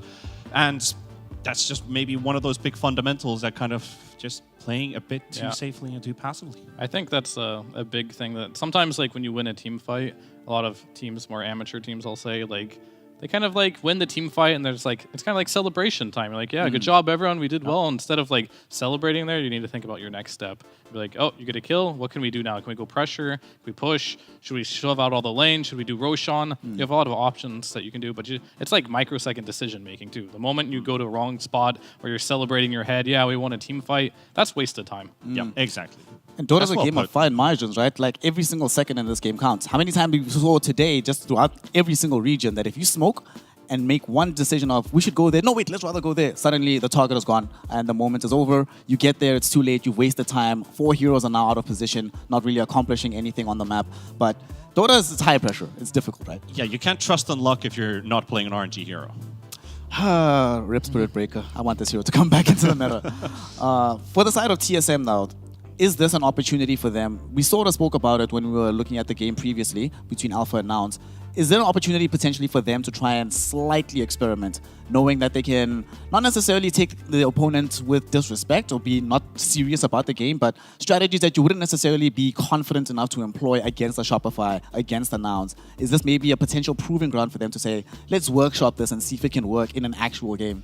No, I don't think so. Yeah, I think what's really important for TSM right now, and they're a little fortunate right now to be playing some of the weaker teams, we would say on paper, is that the fact that they kind of need to gel still, right? They still need to figure out who's going to be their leader. They probably have their own strats they need to work on. But I think more than anything right now, like, let's just put it how it is. They just have more talent on their team than Theath right now. Like, the MMR numbers wouldn't lie. Individually skilled, they're probably better than most any other team here. They probably go head-to-head with Rebellion, if not even better individually as players. But what they're lacking and what they need to keep improving on is just that teamwork and, you know, the shot calling and making sure that their team is a well-functioning team and not just a bunch of high-skilled players put together. Yeah, like we kind of touched upon earlier, like there's just so many things that they gotta focus on and worry about more than just let's just meme around with item builds and stuff. That's more like scrim stuff. Like if you want to experiment something, do it rather there and just it might sound boring and dull, but just play the games as they are.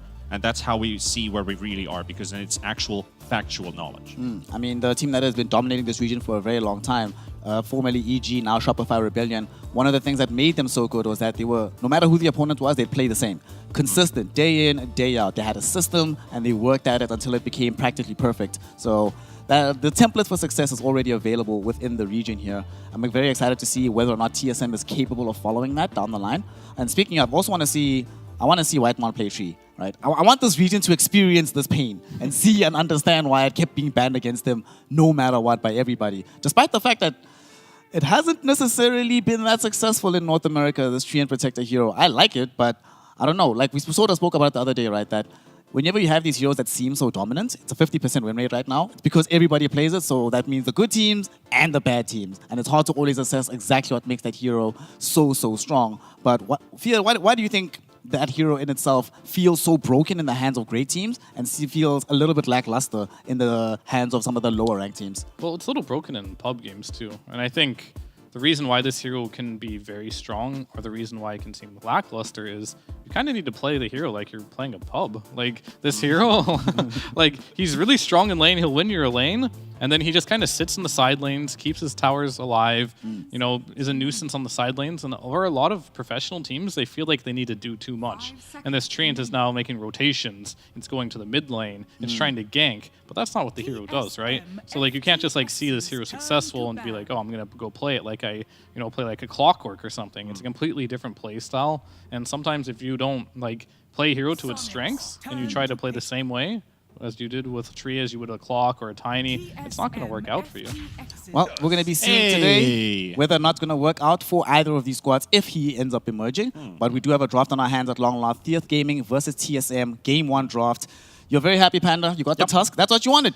Yeah, I wanted to see some of the lower seed teams pick up the Tusk, see what they can do with it, and Theath Gaming, well, I'm happy they're the first ones to actually do it here. With the teams that have been 2-0'd so far haven't picked a single Tusk so far. So already a promising start. That's a great opener for them. They actually banned the Marcy, which is a bit curious. Marcy has been picked a couple of times. I mean, TSM played it, so maybe we're just afraid of their Marcy. Fear of Whitemon, yeah. Whitemon Marcy. Yeah, it's not even a tree, it's just his Marcy. I'm very excited about seeing this Ember Spirit, though. It's not a hero that we've seen all that much thus far. The Morana, of course, it's at this point, I expect to see it practically every single game. But the Ember, one of the better heroes for Brawl in this mid lane situation, are going to be very exciting to watch him move across the map and making action happen. Not the easiest lane in the world, though, when he's playing against this Batrider, and maybe Nine. I think it is the easiest lane in the world. To be honest with you, because like so. If the Ember player wasn't Bryle, I'd be like, okay, you know, Esk can do this, but this is Bryle here. He's like top MMR of like in the world up there, right? Yeah. Top 40. He has played so much of this matchup, and I know the good Embers do well versus the Bat Riders. I know if you don't know the matchup and you're on the fence with the matchup, the Bat can take you over, but Bryle's played this matchup probably like 20 plus times. That's an understatement, probably 30 plus. And I'm sure he knows this matchup, and I don't think, I don't know, I think that's a very risky pick by Esk. It's a full confidence pick. He's like, I'm just that much better than him. I know this matchup too. So I think mid lane's going to be super interesting to watch this game. Yeah, very skill-based matchup. I also agree, like, a good Ember Spirit can still live against the Batrider and come out with shining colors. And I think Bryle is definitely the player to do it as well. And then when you look at, it's a great Tusk counter as well. That against the Snowball, against the mobility that the hero has, you're able to escape from the shards. Like, this really good pick from TSM. Just understanding that we are not afraid of what you have. Yeah, and this pick also shifts this Tusk away. Like, you couldn't necessarily play it mid anymore. That's probably why they're like, let's get something that we really believe in Esk in this mid lane situation. It's kind of interesting that this Tusk now, I want to know where it's going to be played. Could be in the off lane. We've seen it earlier today. It could be played in a support capacity. There's a lot that this hero can actually still accomplish with Theath Gaming. I mean, we saw in Western Europe, Kroki played it on 5, so anything's possible. You can put it wherever you want to at this point. Yep. Haven't seen it in carry yet, but matter of time. It's just a matter of time. It is playable there. We've seen crazier things before, but I think Bat is for sure going mid. Tusk, most likely position 4, could go 3, could be 5. We don't. It's an open pick. Yeah, they're still gonna have a lot of time to determine exactly where this one goes. Still here, LC banned out. There's not going to be any Broodmother. And I think this is the stage of the draft where for the side of Theath Gaming, you have to start also thinking about the hero pool of Kasane. We saw how dominating the Lycan was the other day. Obviously, his Broodmother's already gone. But his Beast, his Visage, both of them are still in the pool. Panda, pick your poison. What are we playing against? Out of the which heroes? Beast and Visage. Beast and Visage. Well, I mean, both are kind of annoying. Visage maybe even more. But when you're kind of combining with the heroes already out there, I'd be probably worried about both of them. Like, might just go through. I don't think they're going to ban either. I feel like they're just going to let it through. I'd force them to make the decision. Well, there you go. You're correct. They ban out the Naga Siren instead. Don't want to give them the ability to reset these fights. Don't want to give them the ability to... You know how annoying it is playing against Naga Marana? You're just chilling, watching the map, and then out of nowhere, the song comes out for wonderful setups. This Ember Spirit right there for double, triple... It's... Yeah, I'm glad they actually banned this out, honestly. No, it's definitely a good ban. The Void, too. And then I think the Lycan was just a respect ban, right? That's all that was. Yeah. I don't think Kasane is going to be allowed to play Lycan the entire tour again. Unless he wants to first face it or something, I guess. But I don't think the hero's that good to just first face, so yeah. it's likely that won't happen Yeah, again. there's still plenty of answers to the Lycan in general, so first facing it could have maybe been I would almost say a mistake from TSM if they did that. Yeah, I don't think they're that desperate to like get Kasane on that Lycan. It's just like yeah. I think he has a lot to show still. We've only seen this Lycan, but I think he has a lot of other heroes that he's gonna surprise us with by the time this tour is over. Speaking of respect fans, it's kind of interesting, right? Because given the fact that TF Gaming is a relatively new organization and the players don't necessarily enjoy the same prestige as some of these TSM players, it's unlikely we'll see TSM specifically respect banning anybody. It's going to be more strategic bans going on. And it becomes more difficult for TF Gaming, right? Because they have to strategically ban and respect ban. There just aren't enough bans in the game. Oh, God. We saw this earlier in Southeast Asia. This combo is cancer. Mirana, Ricky, all right, get me out of here. I don't even want to watch this game anymore. Yeah, it's going to be a solid plus 15 minutes for TSM, you know. That's when the hero finally gets online and just... He's super annoying to play against and annoying to play with. Like, at least I've heard... Yeah, a lot of people have been saying, like, in their... This is from pub experiences, more like. But playing with that Ricky, even he hits at that plus 15-minute mark, you have to play around the support. And like the cores are kind of like, well, are we really playing around the Ricky here? Is he doing his own thing? Is he just isolating another hero? He's trying to understand the mentality that he goes with. But when we step into the competitive stage, I can definitely see a lot of strengths on this Ricky sitting into the team, like you said already, with the Mirana. Very great combo. Yep. At the very least. Yeah, sorry. They're like this combo, they're going to have to really think about how to deal with it. And there's like two obvious ways, and it's going to be itemization. One is Lotus Orb, can remove the dart, or Force Staff. And I think Force Staff against the chains, the dart, you got to make sure that arrow doesn't connect, right? And those are two good ways of doing it. And the two heroes that they've already shown so far are very happy to be able to buy 4 staffs in pretty much all phases of the game. I like that they already at least have the Tusk, so there's some pseudo-save. Eventually, when he gets Blink Dagger, even the target that you can just wait for the arrow to come out first and then immediately go in for the snowball save afterwards. Of course, that relies on your execution. Yeah, you're going to need a lot of money as well on the side of TF Gaming because, like you said, itemization, that also means that your lanes have to go well. And looking at the Ricky, you can come out with at least one lane being won with TF Gaming, depending what they're going here with this second phase. But they got to get themselves some strong lanes. Tusk and Bat are already a good start, but I would like to see them beat at least 2 lanes from TSM to really kind of drop down this potential from the Ricky Mirana duo. We see the Doom come out. That's already pretty solid. Not necessarily the lane-winning hero, depending what he goes up against. Maybe against a Slark, you can have a good time if you get the Mana Burn Creep or Chain Lightning or something like that. But I would like to see another aggressive hero from Theath here. Yeah, I mean, I have not seen Doom lose a lane yet, but it's always been partnered with that Rubik, right? Yeah. Which kind of like... Oh, they actually, sorry, I'm on a tangent here, but like they banned the Baden there. I was going to say they could have done that too to stop this like combination. Yeah. But yeah, that's a hero we just don't see at all, really. But TSM kind of knew it, and they actually banned that at Baden, so that wouldn't be available. So back to my other topic, for Doom to get farmed, like sometimes you need a ranged 4 that can like really just help you and bully, but like they just picked Omni, which is the replacement to a Baden, so they're really all inning this idea of like having this support, but they may struggle in lanes hard because now all of a sudden Doom has to lane with a Tusk, which is not a very threatening lane. And this is where you can see Dooms get really shut down in the lane. Yeah, like Omni Knight is a good response in terms of now we don't have to focus that much on itemization because we have 2 saves technically. We have 1 Dispel and then we have 1 against the physical damage output. Yeah. But it comes at the cost of the laning stage, basically. And we have seen how important the laning phase has been so far within the North American region, so there are some question marks about this. I'm pretty sure that Mike is happy, though. The other day, me and him were having a conversation about this Omni hero. He believes it's just free MMR if you're going to play this in ranked. So it's going to be interesting to see how Theath Gaming utilize this hero.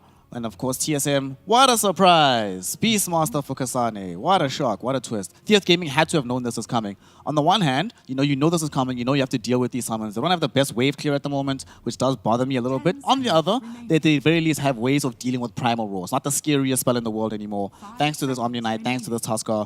There are options, but I'm still very worried, if I'm honest, about what's going to happen on that side of the map when eventually Theath Gaming have to make plays elsewhere.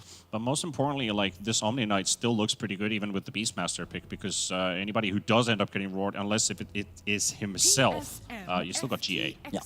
And that kind of takes away the damage from Beastmaster's whole zoo. And TSM, most likely when you go with Beastmaster, you want to pair it up with another physical damage dealer in your final pick. So not always, but you get some synergy from it. Yeah, there's one classic counter to the Omni Knight that I see a lot is Troll Warlord.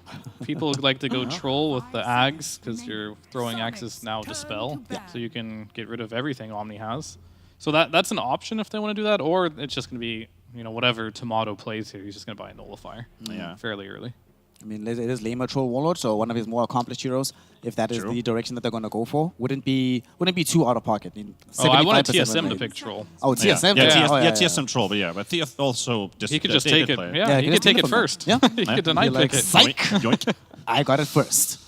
Or he wants to play some type of carry that either has mixed damage, which Slark kind of steal stats through Morphling. Morph has mixed damage too. Yeah, Sniper was banned. There's some decent options. I mean, Troll does have the natural dispel, which I don't think is the only carry. Other than that, you're going to rely on some fairly early Nullifier timing. Lamy doesn't play Shadow Fiend, does he? I don't think so. Yeah. Not 100% sure, but I'm pretty sure he doesn't though.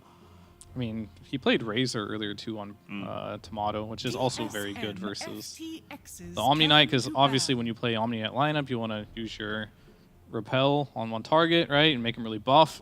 Just drain him. It's like, thank you. Thanks for the damage, mate. Well, I'm glad they banned out this Monkey King. I would like to see Theoth Gaming protect this Doom as much as possible. Yeah, sure, we haven't necessarily seen him lose lanes, but now is not the time to start. I wonder if they banned the TA here. For TSM? Yeah. TA ban. That could be a thing. I guess that it would be nice for Theoth Gaming to have some kind of range carry, right, from afar. They're not banning anything. I mean, they still have a minute of reserve time, so they can really think about this. Oh, yeah, I was actually bamboozled there by the cock. Yeah. What are we that'd be thinking? confidence play there. We don't need a ban. What's left? We want something ideally with some wave clear. We want some physical damage. Troll gets banned out. Drow still in the pool. They're not CK is still in the pool. Yeah, PA people like Weaver, these are kind of scary though against the Ricky combination. Yeah. There's a lot of threats because normally you think you want illusions, right? Your Naga, TB. These heroes are just not good versus Ember in a lot of ways. Yeah. And TB is just not super meta right now. It could work. It definitely could work. But I don't think they're gonna go that route. Also, silence is really scary for a TB. Also, carry Doom. Carry Doom. All right. Okay. So this is going to be the solution. We were wondering how is this lane going to work out between the Doom as well as the Tusk. Not necessarily the strongest in the world. I think Darkseer Tusk is a little bit stronger in that regard. Doesn't have. Definitely, yeah. Yeah. I actually looked at the stats. If Lamy is the one to play Doom, he's played 10 games, 80% win rate. So even though it's not that many they're gonna games, win. that's still pretty good. It's good Guaranteed. numbers. It's good numbers for sure. He played it 28 days ago. So he has an 80% chance of winning this match. What is this man going to be playing on? We just saw Tomato on screen just now, gentlemen. He's the only one left to pick a hero. What do we want from him at the very end of the draft here as the 24 pick? Oh, there's so many. Ricky carry Kappa. No. No. What does he want? I would. Oh, that's the Morphling Well, we talked there's about. your mixed damage. Yep. There's your little bit of escape, a way to get yourself past the ice shards.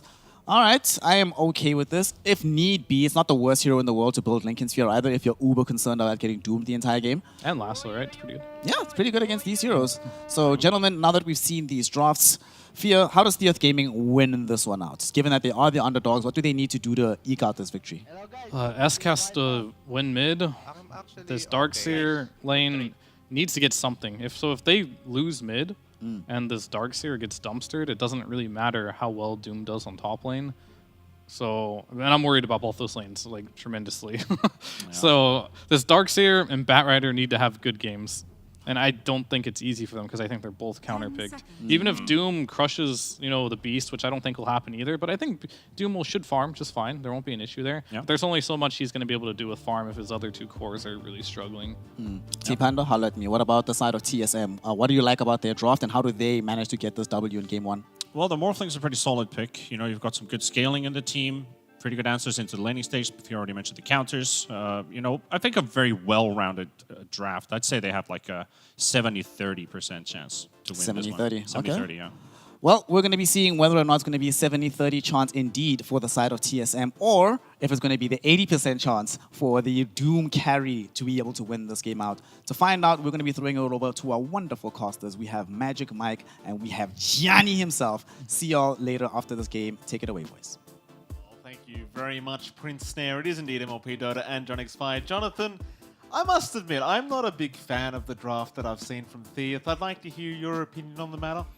I think it's really situational. It's really greedy, as Fear pointed out. You have to win those two lanes on mid and off, because otherwise the Doom just doesn't have an impact. No matter how much farm he has, he needs these two heroes to make it plays. Yeah. And I think TSM has this aggression. You know, Ricky Murano, we've seen this work before in other regions. It's really just potent when you get those rotations out. Once you have that sleeping dart, you have some answers in the Omni Knight, but he can only save one hero at a time. So you've got a lot of angles here for TSM. Absolutely. I'm kind of curious to see how this one breaks out. I mean, TSM, obviously the heavy favorites going into this matchup. I like the fact that they've gone for an interesting draft on the side of Theath. I think it's great. You've got to experiment here. You've got to try something, but I'm not sure about it, honestly. Like, it's Pos 1 Doom is fine, right? Like, we've seen it work many times, but if you don't get off to a good start, against something like a Morphling, you're against the Beastmaster, like, you can just set such a quick pace. It can be really, really tough. Yeah. Really tough. It does take a long time to come online in that one. You're going to build into the Midas, BKB Blink, perhaps, Octarine timing into your 25 or at least level 20 talent to really have that uptime on Doom. And that's a lot of time in the game. That's a lot of time where this Ember of Bryle can just dance around. Once he has something to save himself from the Doom, maybe just at least the Linken's up, you're going to feel pretty good. You know, you're going to force that Doom out onto the Morphling of Tomato, and once he has his own shard up, it probably isn't going to be a major issue for him to kind of deal with that as well. So they've got some pretty good answers here on TSM. But, you know, for Teut, if they do manage to get the snowball start on Esk and on Napkin, like, you can really play fast with just how much team fight you have with that sustain coming out from your Omni Knight. There's a lot that can happen, but again, it relies on that laning phase so much here. Well, we'll see how we get into it. Of course, game number 1 here between TSM and, of course, Theath. We had the pleasure of seeing Theath the other day. They didn't have the greatest experience, but we did see some moments of brilliance here from Theath, and we'll see if they can put on a bit of a better performance here in this game number 1 against TSM. John, while we're here, I do want to bring up the odds, of course, from our betting partners here. Of course, esportsbets.io. Heavily favored, of course, in the favor of TSM. 1.09 compared to the 6.7 of Theath Gaming. It's a very one-sided affair, though. I'd say those are fair, considering the results so far, but I don't know. I mean, Theath could do it. They definitely can. You know, it's not like this is just a guaranteed win every time. There is a lot of fight that Theath has, as long as these lanes go off to a strong start. So they're going to have to really secure themselves a good time here. Taking a look at that top lane so far, you can't really stop Kasani from just farming up, right? Like, it's a Beastmaster. It's got the Axis. You do have the Devourer up on Doom to take care of Boris down the line. You've got good sustain coming out with the Omni Knight around, of course. But you really just kind of want to farm here. And sure, that kind of makes the Doom build up into the Midas really quick as well.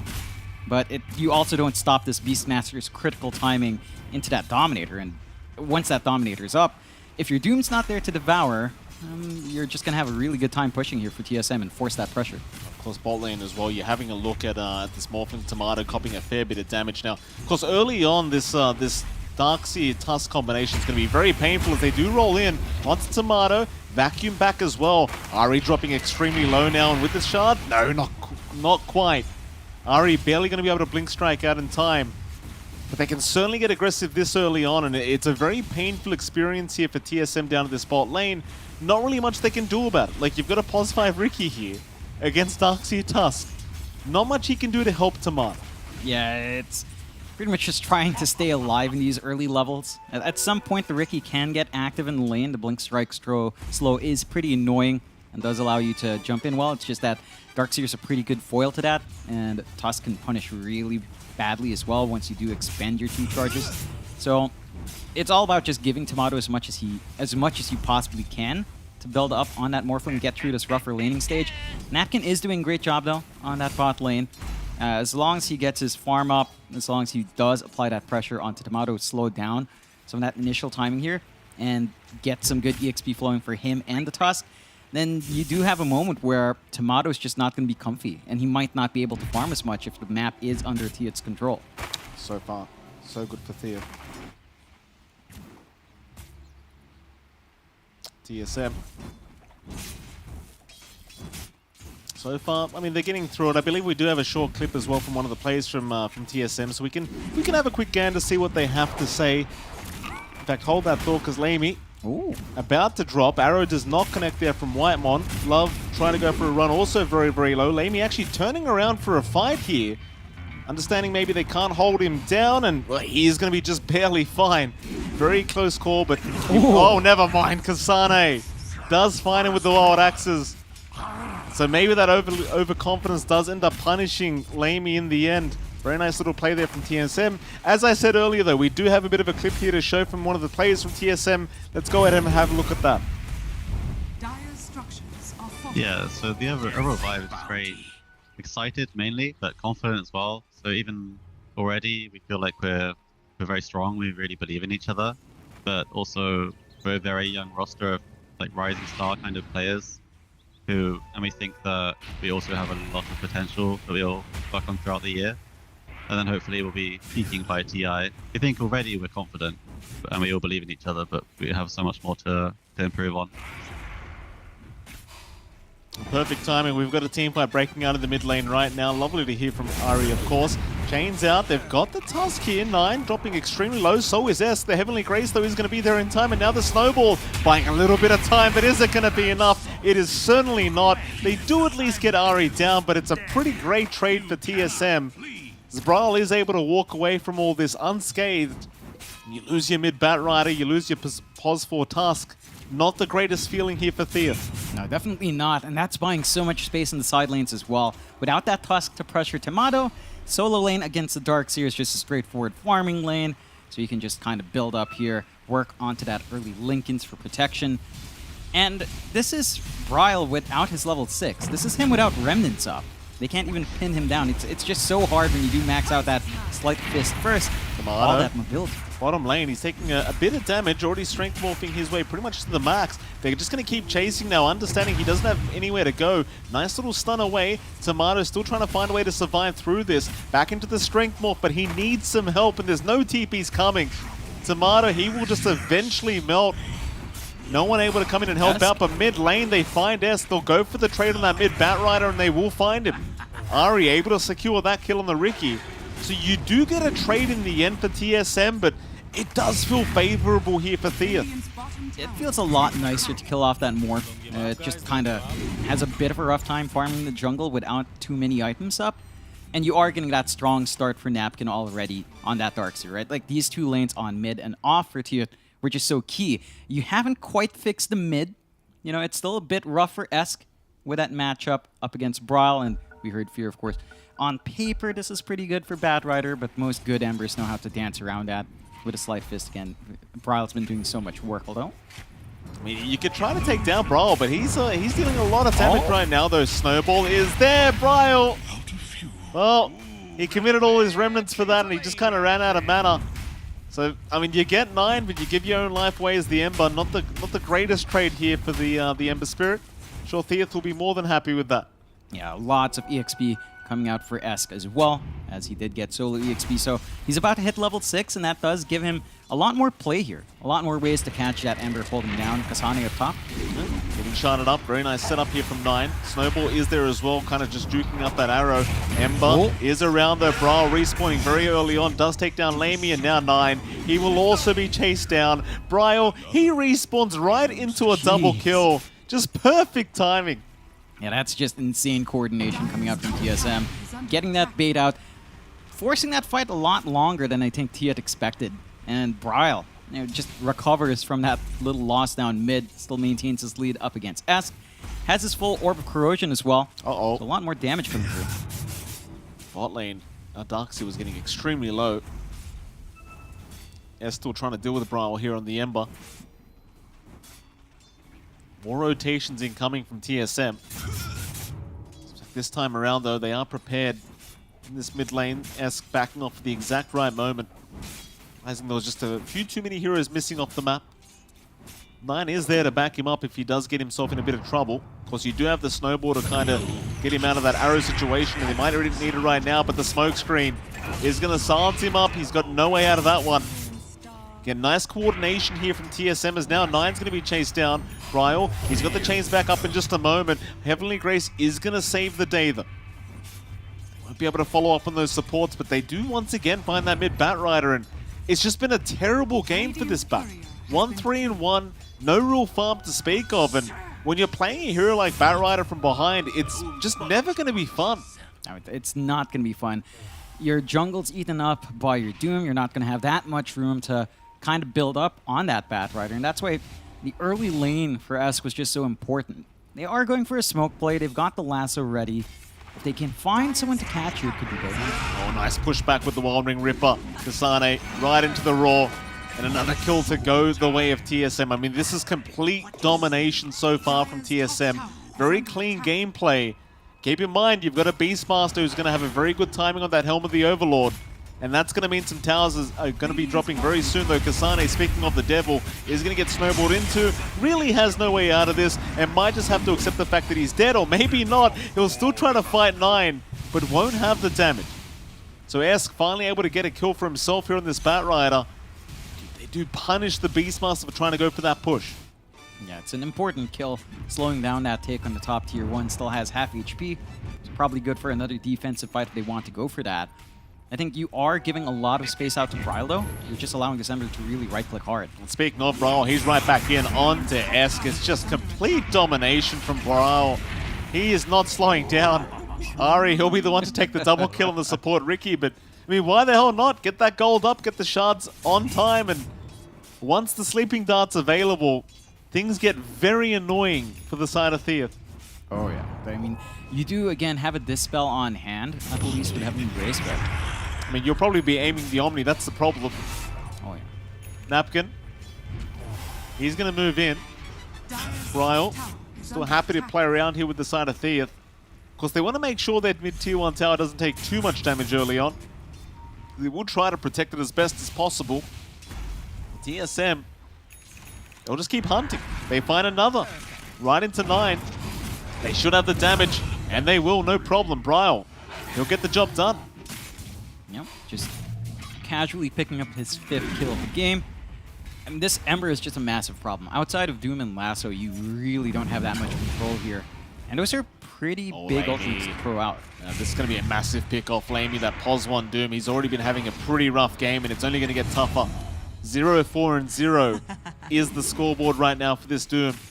Not the Pos 1 you kind of want to have on your team right now. And well, Theath, they've got to find a way to buy much more time, as now a Roar flies right out onto the Omni. Kasane, no hesitation with that Roar. Love's going to try and buy himself a little bit of time, but Ari's on the chase. He'll keep the vision up, and Kasane eventually will have his way with Love. And they will. Ari now on a mega kill streak on this Pos 4, or rather Pos 5, Ricky. And I'm just not sure what you can do as Theath anymore. Like, this draft, it's meant to be the stronger draft in this early game. That has not been the case, and going into the mid game, it's certainly not going to be the case. Nah, they still need a lot more farm. You need Esk to be online. You need Lamey to be online. You're kind of there with Napkin. You're almost at the mech, but it doesn't feel like the mech is going to do enough. Although with the sustain you have, it could be good. Although the chains out, Lamey, he can't catch a break. TSM, they are smothering the side of Theath. Absolutely smothering them. Not in the loving kind of way. We go again. Bryle, he sees Esk. He gets the chains out. Nine's going to try and help out, and we'll do enough to buy time for Esk to get out of there. Ari doesn't really feel like he's in too much danger. Bryle, meanwhile, still chipping away as they do pick off the tusk. They're just projectiles at Esk. Esk is going to try and go for the lasso. Ari's fine. Esk may have given his own life away for this. Heavenly Grace is out, but it's not going to save his life, I don't think, as Bryle eventually takes him down. And now a third. Love, he had to stick around to support his teammates, but that's just a triple kill. that's rough times now for Theath. Everyone's just kind of dropping one by one, coming in. The coordination from TSM is just on point. Bryle coordinating out with Whitemon, getting these arrows up. The follow-through from Ari. You don't have counterplay for Smokescreen. You might have that Dispel on hand, but as long as Smokescreen's around and you don't have a Force Staff, Ari's just going to be a menace every single time, and we are a long way from finding any Force Staffs here, Mike. A very, very long way, John. 18-4. 7k advantage now to TSM. I'd hate to look at the win probability right now. I don't think it'd be looking too healthy. I'm not going to do it. Mid lane. Onto the... Oh, not again. Yeah. Not Lamey. Not again. Oh, there's a wall, there's a vac, maybe they can turn it. Kasane's down, Lamey, he might drop eventually because Brawl jumped into the backside. Maybe they lock him down, however, Brawl has not got the kill yet. Still on the chase, Lamey healing up, but not quite enough. Brawl does take him down. Mind you, it is a 2-for-1. So yeah, they lose their pos 1 Doom. It's not great news. In fact, there might be even more Wymon's being caught out now. He'll try to leap away. Flame Break is there, and eventually they'll find the Mirana. So a 3-for-1 trade here for the side of Theath. You give up your pos 1 Doom, but it's some pretty good rewards in return. Yeah, you get a lot going there. You know, those are some pretty nice kills. It's not the biggest in the world. Kasane's a pretty good pick off to take on the Beastmaster. If you look at the big picture, though, all that movement out is achieving one more thing for TSM. Tomato is just left unchecked. Like, he's going to have Lincolns flying out right now. You're not going to be able to doom this morphling up. He's going to be able to protect whoever jumps in with the Lincolns as well. And TSM, I mean, despite dropping 3 heroes, it's not enough for Theath to come back in. So you're still pretty happy. You're slowing down Lamey. You're making this Doom just take so much longer to come online, and you're buying space for Morphling. Oh, there goes our Darkseer. Napkin, he's going to drop. Shards out, but won't connect on anyone. Just cannot follow up here, Theath. And I was going to say, I completely forgot there was a Morphling in the game. Tomato, he's having the dream right now. This is every pos 1's dream. Just their team dominates, and they just sit there and hit creeps all day. Yeah, this is the peak core performance you want from pos 1. 0-1-0 participation, but all the farm in the world. That's how you play it. Chains out again, Bryle. He's been on fire with this these Ember plays. Still the Heavenly Grace buying him some time. Be enough, Bryle will back off for now, though. I say that, he moves right back in. He's continuing to chip over and over again with that slide of fist and chains. The Omni around, he won't go too much further. Meanwhile, Tomato bought T2 tower. Yeah, he's just here solo. Like, no threat, nothing to be worried about. Lincoln's up. You're going to have to commit at least 2 spells on him to pierce through. And I know, like, even if you somehow manage to hold down Bryle now, it's at the point where Tomato is basically just going to be able to take over the game if you're not careful. So I think Theath, they just didn't find enough from their Batrider and their Darkseer. There is still some counterplay, but it does feel like it relies on TSM overstepping. Bryle, he's in again. Esk, he could try for a lasso, but won't be able to. Snowball won't land either. They'll just keep going. Here comes the ancient Black Dragon. Heavenly Grace popped. It's not going to matter. Esk is gone. Bryle's godlike now. Love gets a tip. He's going to try to run, but they'll just roar up the Darkseer. I mean, this is just such a painful experience. Ari even finds Love's Omni Knight in the backside to boot. 9k advantage now. And TSM, they're running right towards the Roshan pit. I mean, they're speed running this game 1. Oh, they are. And they have no reason to back off. They've hit their spikes on Kasane. You're ready to contribute now on Tomato. And for Theath, it's just a really awkward game. I mean, you see that Guardian Angel come out. There's still a lot of mixed damage here on TSM. There's still a lot of magic damage bouncing around that the Guardian Angel just doesn't save you from.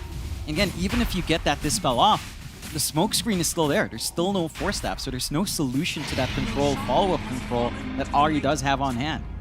Absolutely not.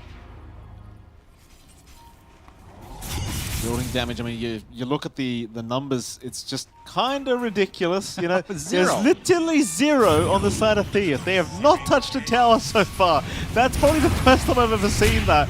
Into the Dire Triangle they go. They're onto Bryle. They've got the Doom out, but have they got the damage to follow up? They are definitely trying. Bryle's dropping lower, but still seems just perfectly fine. He's not going to drop. Love now in trouble. They'll take him down to boot. Bryle's back up without the Doom now. Sleeping Darts to hold X down. They'll punish the Batrider eventually, and that they will. Triple kill for Tomato. When's the last time you saw that in a game, John? I don't think I've ever seen that myself, actually. 0 damage. 0 building damage. It's remarkable. You'd think you're playing against a Treant Protector, but you're not.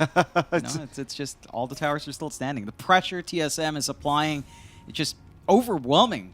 They've got their foot in the pedal, full gas here. Lamey? He gets slept. Just a warning shot, you know. That's what these Rickies do. That's the thing. Like, they always do this. Why is the cooldown so low? That's the real issue with a spell. Why is it a shard? That's my issue with that as well. And it's better, but it was used to be better. It got nerfed. That's the worst part. Man. Yeah, you have to admit, right? The small plays coming out from TSM as well. Tomato turning into Love, turning into the Omni Knight to get that save on Bryle. I mean, that Heavenly Grace literally saved Bryle right there. And I don't know how often you see that on a Morphling, turning into a hero that's not really the most amazing form to turn into, because it's not really the most offensive, but still having that huge impact out from Tomato. Tier 2's gone. High ground defense at 18.5 minutes in. It's tough for Tier here. Arrow, it's going to land. There's Lamy going down again. That'll be the 7th death of the game. Chains out. Bryle setting up perfectly again. Heavenly Grace is there. Tomato, he might still blow up Love. In fact, Bryle will get the job done himself. Meanwhile, S gets caught out as well. It's just such a rough affair. You kind of get to the point now where I think you're starting to think about calling it. The lasso is out, but Bryle's not going to die. Oh, I don't know what to tell you, John. I don't know what to tell you. What? Bryle. He's on fire, this guy. 14, 1, and 12. Yeah, there GG. you go. Yeah, they've had enough. You can't blame him. Look, the thing was, we talked about this with this kind of draft from the side of Thea. It's like, you fall behind early game, there's just no recovery from it. And against a team like TSM, it's... this is a great team. This is one of the top teams in NA. You can't afford to fall behind like that, sadly. You really can't. And they just relied so much on that Batrider and Darkseer coming online, as Fear called. You know, Yeah. He knows his stuff. And does he? Mostly. Right. I'd say, you know, 1 TI in his belt. Only one. Only one, though. True. Caveat to that. Still, you know, they didn't get enough from Esk. They didn't get enough from the Darkseer as well. And Bryle just knows the matchup. Like, yes, he picked Ember first. Yes, they picked Batrider to counter. It doesn't counter if you know how to work around it, and Bryle just went for this sleight of fist spill that just couldn't be stopped. Yeah, well, with that, we are going to head back to our panel. Let's have a look and see what Fear does think about that game number 1. Woo! Yeah, Fear. Yeah, that's on you, man. Wow, that was a difficult experience, to say the least, for the side of TF Gaming. Not only did they find themselves losing the game, so far the fastest loss suffered in the NA DPC. It might even be the fastest one of all DPC regions. But talk to us about this, Fear, not just from a play perspective, because pretty much everything that could possibly go wrong went wrong for them in that game, right? How on earth do they recover for game number 2? But also, what could they have done differently in this time? It's tough. Like, all their lanes were very difficult. Like, I worried about the mid matchup, and it wasn't necessarily just getting owned 1v versus 1. The rotations are really good on TSM. Like, they kept coming mid, the arrow was there, they forced both supports mid, and the support combination along with the mid laner, it was just stronger. You have the Ember right there with the chains, arrow, smoke screen down, Tusk on several occasions. He wanted to save someone, but there's just a smoke screen silencing him, so he could not use Snowball. So they were really smart. They identified the problem here, and they just took the fight to the mid lane, and that freed up space for both side lanes. Beast got a Snowball, Tomato got a farm. Just classic textbook play by TSM here. Yeah, it's just like the moment where we list up the copy pass stuff. They just got to work on their this and that. Yeah, that was definitely a very rough game for TF Gaming, and it didn't really show promise. It really didn't show promise from the start to finish. Like, the draft, obviously, it did go for TSM. We also felt it here in the panel, but then execution-wise, we didn't see any upgrade. Unfortunately not, and unfortunately with a draft like what they actually put on the table here, execution is extremely important to be able to pull out, right? They have this Omni, this Darkseer, this Doombringer. These are not heroes that necessarily come back when things are going super, super poorly. You have to be able to execute from jump. Unfortunately for them, they were not able to accomplish this. They didn't get many kills, but I must say, right, at some point, I looked at Whitemon's score. This was around the 12-minute mark in the game. He was 2-0-14 Fear, and the team at that point had 18 overall kills. When you're running away with the game in that fashion, and the enemy team doesn't have these super flash farmers that can help them come back, is there even a way back into the game, or should you already start thinking about game 2 at that point? I don't think there was a way back into this game for them, unfortunately. Like, they kept playing around mid lane, like Whitemon just always there with Bryle. And the worst part about this is, like, this is a first phase Ember, right? Yeah. And they have a lasso as like their only stun. Maybe later on they carry Doom, we'll be able to get a Doom on him, but like Bryle not only had the freest game, he's just an amazing Ember player, right? MVP for sure for me in this game, but like he just didn't have any fear in the world. He could just keep running at them. Like, who's going to stun him? A Snowball? That's not good enough. He's never going to let Barretter get close enough for a lasso. And like it was just way too hard for them this game. I think this draft they tried to execute really relied on them crushing their lanes. Yeah. And when you're going against a team that, objectively is just more talented than you individually, that's not a good approach. And Panda, it becomes even more difficult when you look at how the game actually evolved, right? The fact that Tomato didn't even have to be involved all that much, was allowed to just farm for the most part. Brawl was just like, cool, I want to farm heroes, you can farm waves and creeps.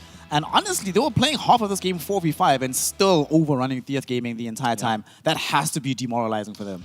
Yeah, that's when you know when you're on the winning side that your carry player is doing the right thing. He's hitting creeps and the rest of the team is just winning the game for you technically. He's making sure that you're going to be closing it out in the end. But yeah, TG, Theath Gaming, I tried to find positive things, and I think the only thing right now is Esk.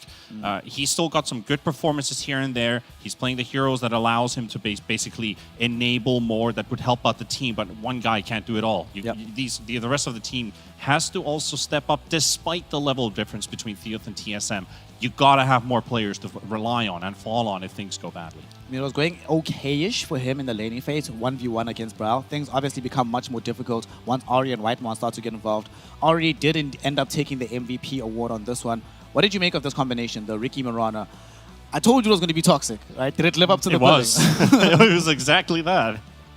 I mean, they tried their best to picking Omni to deal with it too, but if you use the combination on Omni, well, what can you do? What are you supposed to do? Yeah. And unfortunately, the way that Ari was moving around this map and how quickly he was able to get access to the invis, the amount of money and investment from the supports just to try and keep track of where he was, it was fairly immense. And unfortunately, because of the way how well things went in the early game, even if you saw him coming, it didn't change anything, right? He still sleep darts you, jumps on you, smoke screen, arrow hits, and then you're dead anyway. It's one of those things sort of similar to how EG rolls, right? You know what they're going to do. Can you stop it?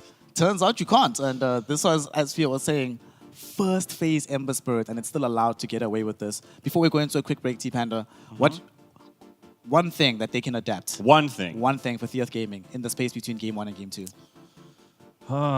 Pep talk. I guess you got to have some kind of pep talk, and it could be, let's not focus on the negatives. We know we got to stomp in. We still got a Game 2 ahead of us. Try to look for the positive things, even if they are non-existent or so hard to find. Something to look forward to, because these are still the hardest teams you're playing up against right at the start of your season, basically. So live off of the good things that we have, maybe trust the draft a bit more, adjust it a little bit here and there. A good pep talk, just to give them a bit of that extra morale in the team. I think that's what they need. Well, on the long coaching run. Staff right now, I think, will have to pull out their inner Nelson Mandela, their inner Phil Jones, whatever inspirational character you can imagine. They need it. So right now, we're going to be giving them a little bit of time to get that pep talk going and hope that it's effective so that we can go into a deciding Game 3. For now, though, TSM ahead 1-0 up against Theath Gaming. We shall see in Game 2 if they can continue to steamroll in this fashion or if Theath Gaming will finally inspire some hope in us all here in the North American DPC. Don't go anywhere. We'll be right back for game number 2 in just a couple minutes.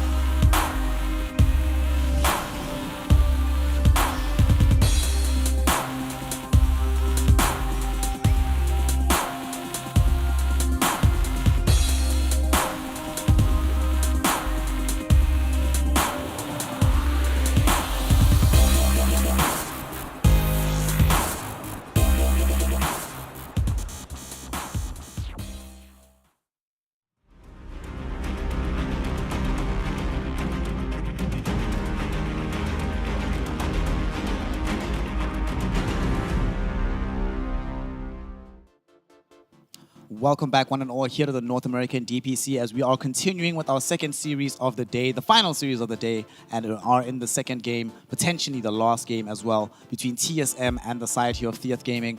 Theath, they need a bit of a miracle. It's going to be a bit of a difficult comeback at this stage in time, but stranger things have happened throughout the run of the DPC, and hopefully strange things do indeed happen today so that we get some entertaining Dota out of this affair. Gentlemen, T-Panda, Fear, earlier on, T-Panda was mentioning that they need an amazing pep talk, right, from their coach and from the backroom staff.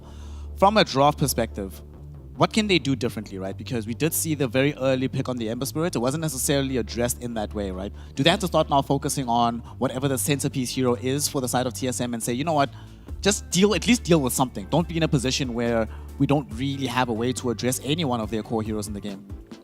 Yeah, I think they were too afraid of what they saw, and I mean there's so many problems with it, so I can like start from the beginning, right? I don't think Batrider is good versus Ember. I think they counterpicked themselves there. That's a problem. The next problem is they picked the Omni Knight to try and deal with this combination instead of relying on items, and they already had their hero selected, right? The Doom was already there, so now they already made this lane weak where they didn't want to put Doom in position 3 anymore.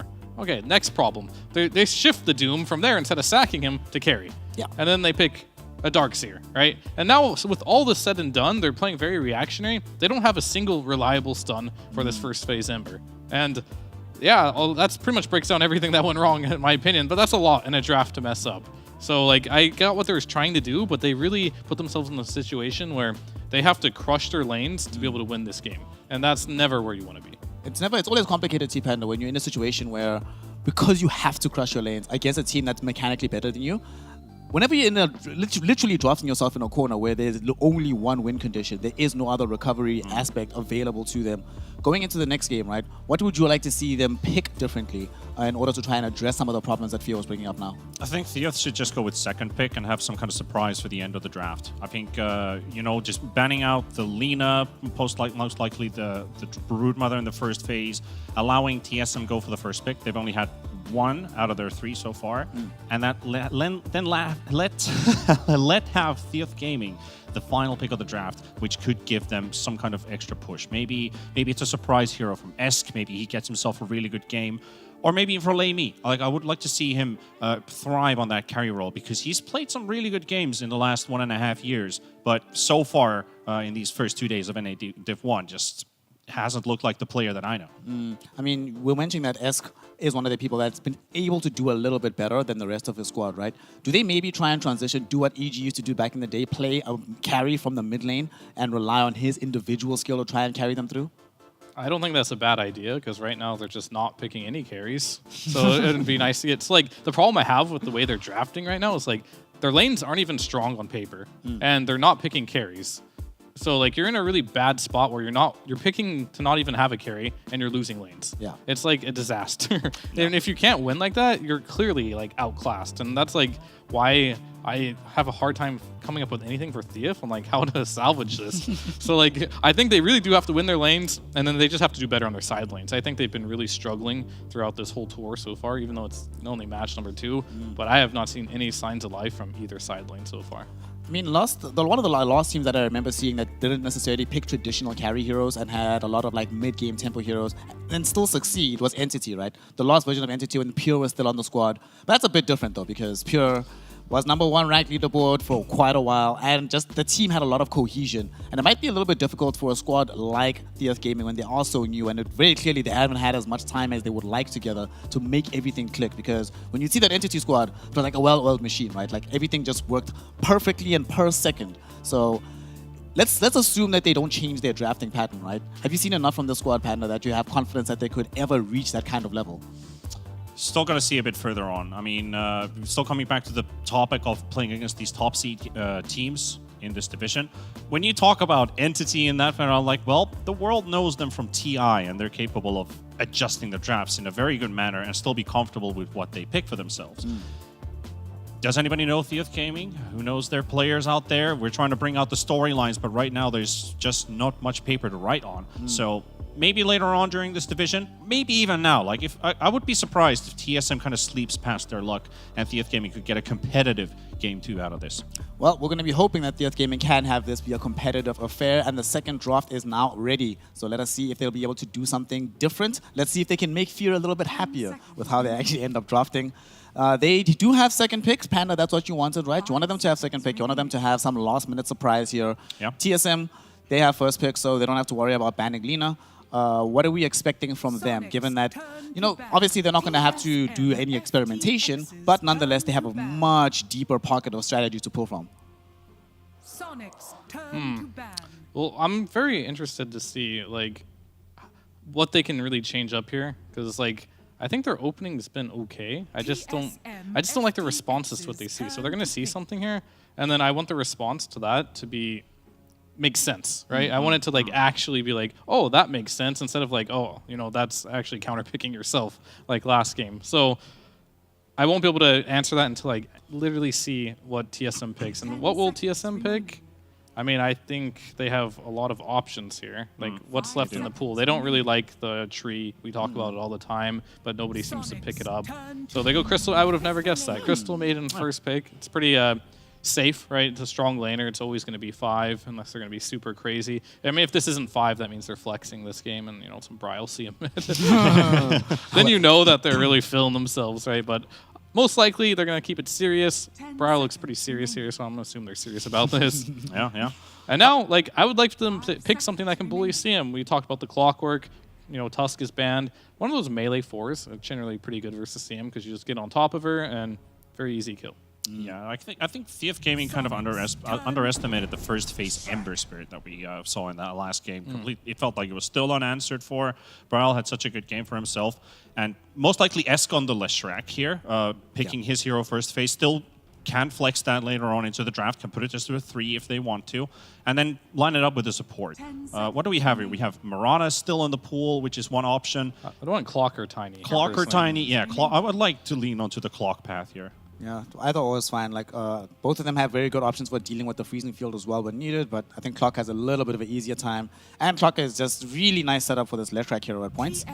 But they go for the Tiny, also still a great hero, with some toss-back plays. Earlier on in the series with Alpha, one of the few fights that actually went well for them was when Wish went in and just got actually really good toss-back, so that could be an option. Oh god, they forgot to ban Brute. Yeah. Kasane immediately is like, oh, look!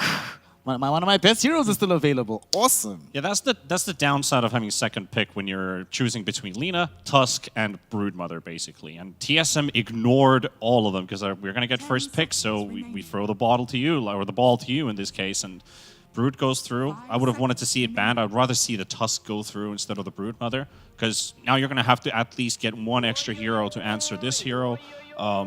Really put emphasis on how do we hold our side of the map if we end up losing some of our lanes, because Brood is still a big nuisance to play against very early on into the game. You don't even need to have big items. It's just level dependent when this Brood just kind of gets out of hand, and then you have to worry not only about the Brood split pushing or going into team fights or looking for pickoffs, because your supports are going to be scared, your towers are going to be scared, and then what are the rest of the crew going to be doing? Do we stack up as 4 to hunt the Broodmother? A lot of resources spent on that. Yeah, there's definitely plus and minuses here. The plus is they get to see their lane, and they actually get to choose something to react to this. So if they do have a good reaction, maybe they can shut the Brood down. The downside is they did let through a hero that a lot of people consider just like OP, right? Yeah. So if they do counterpick it and then lose to it, that's going to be very problematic. But I do like the fact that they're going to have more chances here to counterpick what they see. And I'm just hoping they choose the right heroes. A lot of them will get banned, the Monkey, the Naga. Obviously, they know their Broodmother, they're going to protect it. Yep. But I don't think they can get rid of everything. And so far, Theath Gaming, they're not afraid to play unconventional things. Maybe they'll bust out, like, you know, the Tide carry or the Kunkka carry to, like, make sure they win the lanes. And I would not be opposed to that either. I certainly wouldn't be opposed either. At this point, it's anything that can stick, right? Any positive aspect that you can get out of this game would definitely be useful. And of course, now they're going to be getting into the pocket of branding out these Brow heroes. You see Crystal Maiden, you don't want to give Ember or Invoker away. Becomes way too effective all across the map. And the question I have, though, for Theath Gaming, how they fight, because that's also one of the things that's bothered me about some of the games we've seen from them, is that it just feels like they reach the stage of the game where they just can't fight anymore. They just run completely out of damage. Sure, in this game, they do have access to the slash track. They have some kind of team fight with this Tiny, but I want to see a little bit more from this. The Tide that you mentioned here would be nice. You know, Ravage is a cool spell. Just in general, having this chunky boy that stands up front, but there's still space for maybe heroes like a sniper, and then you get the other two heroes that you get around them. Just ensure that they're always creating enough havoc, like just pure havoc, and then the damage will come from the Leshrac and the sniper. Hopefully, if that's an option. Yeah, you could consider it, but then again, it comes back to the Brood question. Brood just loves to run at the sniper and just evaporate him right away from the game. So it does take away some of your carry pool heroes that are very volatile against the Brood Mother. But you already got one hero potential of building a Blink. How to get there? Well, maybe another support or a core who's able to play aggressive early. Phoenix is still in the pool, which could work out well with the Lesh and the Tiny and at least hold those lanes a bit stable. Fire Spirits is a pretty useful tool considering at level 3 you're already doubling the damage that you're dealing with the dot. And the attack speed slow. It can clear out this. Maybe, I'm not sure if it actually clears out spiders at level 2, but you're not really aiming for those. You just want to get those heroes slowed down enough and buy time to get your cores online.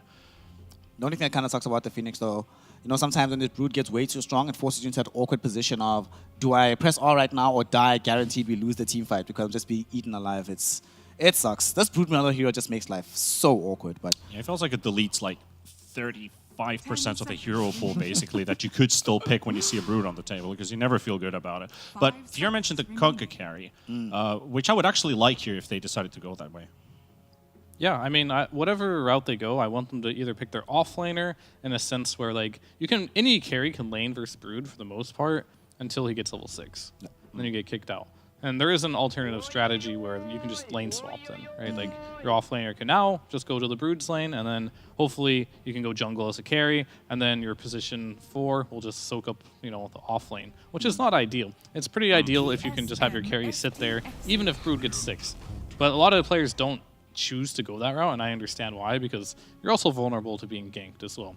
What they can't do, though, is just not address it whatsoever. Lesh does not address it. I've seen people try. Lesh does not want to keep going to that lane and just sitting there. He wants to run around the map. He wants to take towers. He wants to gank the enemy carry. You want to make some space on the map so Lesh can do his thing. And it's either going to come down to the carry now or the offlaner to really just delay the Brood Mother. Because if you don't delay the Brood Mother, you talked about it, your support's going to feed, the carry's going to feed, tower's going down. Where is he going next? Making webs to the mid lane. Now mid's going to feed. Now it's a snowball effect that we see most of Kasani's game. He does it with Lycan. He does it with, you know, Beastmaster. He's going to do it with Brood if you don't shut him down in the laning stage. on the bright side, they at least have living armor. So as long as they have some kind of addressing of this hero within the laning phase or something that can clear out these waves a little bit later, then at least you can mitigate the damage, right? It's not going to be a complete runaway snowball effect. It can still happen, but you're slowing it down somewhat.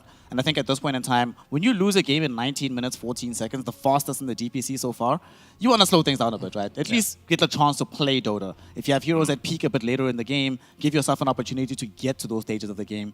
But now TSM, burning through the reserve time quite deeply here, Panda. What do you think they're considering? Are we just going to go for the Morana right now for the TSM?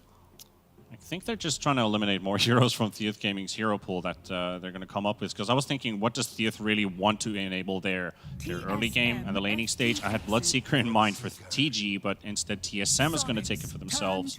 The other one I thought about was Pudge Carry for some wild reason. I feel like it could actually work for them in this game. But, you know, just the basic meta Morana pick, because there were one support still out. And going for the Bloodseeker, Lesh hates playing against this hero. Dream Protector also feels a bit vulnerable because of the Blood Right and being spotted in the trees, you can't hide anymore. And also heroes that take quite a lot of damage early on. So this Bloodseeker just gets amped up a lot. You've got CM, great harasser. Morana, great harasser. Bloodseeker loves having these in your team. Yeah. It also feels like one of these games where having BKB carries a pretty hefty premium. So on the side of TSM, I'm very happy to see a hero that's going to be able to get this item somewhat early. LC emerging right now for Theath Gaming. I mean, this has been Fiora traditional response to the Broodmother for a very long time, right? You spam the overwhelming odds against the Spiderling army. Not going to be playing on the same side of the map, though. And lately, this Legion Commander hero just felt a bit finicky, in particular because you need damage to back her up. And there is damage, yes, but it's not like out and out immediate burst 100-0 during the duel, right? It still takes a little bit of time for this damage to come out. How do you feel about this LC at this stage of the game? It could be a carry Legion still. Good. And they could flex a Slush Rack. I think I've seen Lamey play it. I mean, he seems like the type of player. You know, he just played carry Doom, right? So like, I think they do want to lane this against the Brood.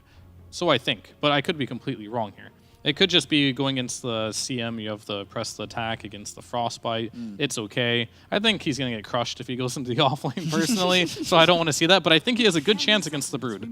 So I think that is a lane they can look for. They can also, like, they have last pick of this game, right? So they can make this less track. They can decide, like, are we going to lane it against this Bloodseeker plus CM lane, which I think is manageable, right?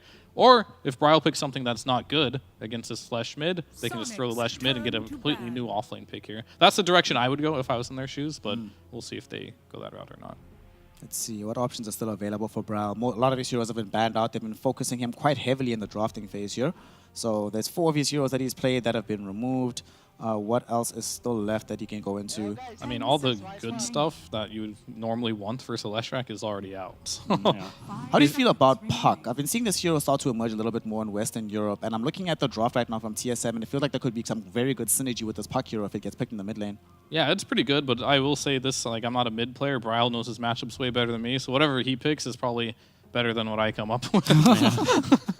Yeah, there's also the Primal Beast is also in the pool, which could also be useful here for TSM. I was also kind of wondering about the OD that Abed played They before. banned it. Just banned they it, just banned it, never mind. But yeah, Viper and Primal Beast are like heroes that I would maybe lean on to. Primal Beast could work, but I think maybe a bit better than the Viper does. I just want to see him have a hero that can constantly be active on the map. Yeah, that's what they need. I think so. Because, like, they have Brood offlane. They have Imrana.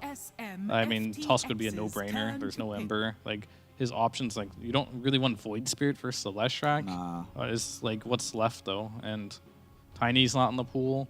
It's kind of a hard pick, honestly, for TSM, because all the things you do want are not in the pool, unless I'm, like, brain farting here and there's something obvious. No, it's going to be a sniper mid. All right, they're just done. You know, they're just like, maybe they'll switch it. I don't think Brile's going to play Bloodseeker, but I could be totally wrong there. But I think they're just going to farm. Like, this is going to be a much slower game from TSM, most likely, because they don't have real playmakers in this game.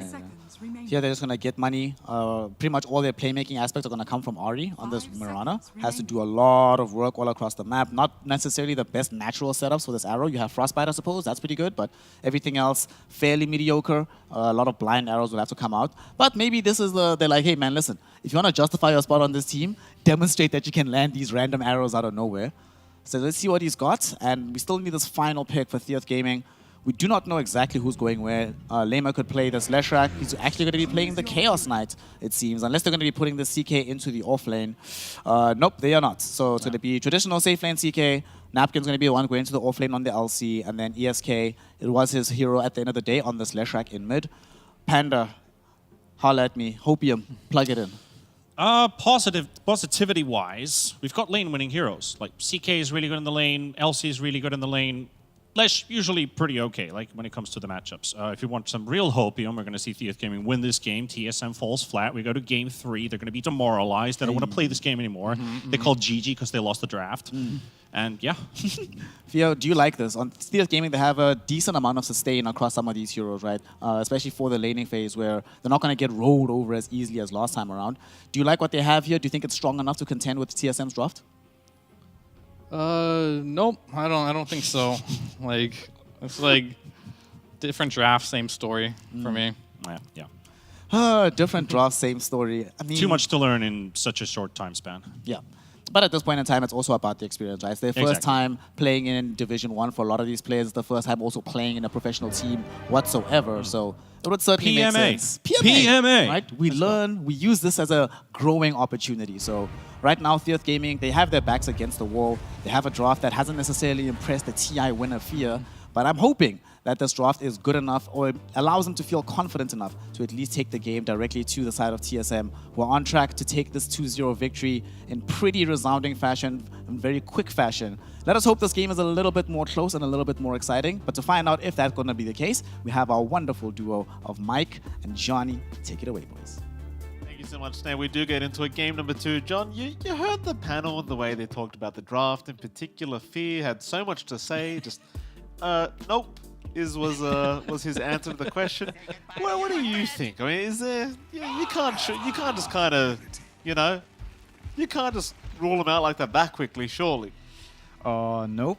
I mean, there is play here for Tiet. Oh, They hold are on a wrapping minute. around here. This might be the play. Wymon gets caught out by a stun. He's a very, very soft support to go after. A massive Crystal Nova, but he does end up going down. That'll be a first blood the way of Theath. In TSM, they do not have an answer. Yeah, that's one way to get it done, right? You know, you go for these early smokes, go for this aggression. It's a good first blood to find.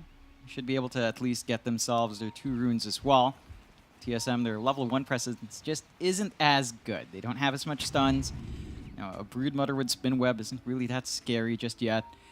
So Tiet understands what they have to do, and I think they've got to come out strong like that. We heard T-Panda say it a while ago. They do have strong lanes, like at least stronger laners. And as long as they leverage and learn from that weaker start they had last time, if they do come out with a stronger start here, get their side lanes, get their mid going a lot better, then I think that's where it comes in. You do have this early timing that you can play around. It does raise the question of, you know, will you even get that space up against a Broodmother? Like, yes, you do have the Legion Commander counter, but it is still a Broodmother. Like, you hit certain timings, it will just focus in and push out. And it will.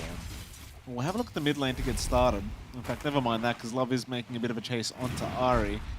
Actually, stun out as well here from our CK. Ari's taking a lot of damage here on the side of TSM. And one more might do it, no, but Love is still going for the chase into the tree line. That'll definitely favor Love.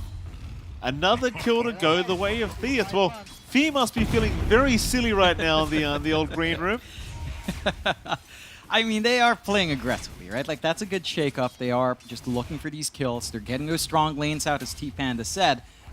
And there's really just not much Ari can do. Maybe walking into the tree line wasn't, you know, the best place to go up against a Treant Protector. You are giving some space out to Kasane at least to hit level 2, hit level 3, and be a lot more comfy in that solo lane. The other lanes for TSM are going decently as well. You know, Vrald's matchup mid is pretty alright. I don't see Esk dying in this lane this time around. There's no real outplay potential for Vrald to do that unless Esk really missteps. So I think that's one shining point for Tiet as well. You have a much more even mid that can come true. And you can get aggressive on mid as well if you do find that opportunity to rotate. Like 9 coming in on the Tiny, getting an avalanche toss into the Leshrac. Easy kill on the sniper if Brelt's not careful. Certainly so. Bottom lane once again, they are going to try and make a move, get very aggressive here against Kasane, and that they do. Maybe getting plenty of damage off. Such a strong combination, this bot duo between the Treant and the CK. Just the amount of base damage these two have, it's kind of ridiculous.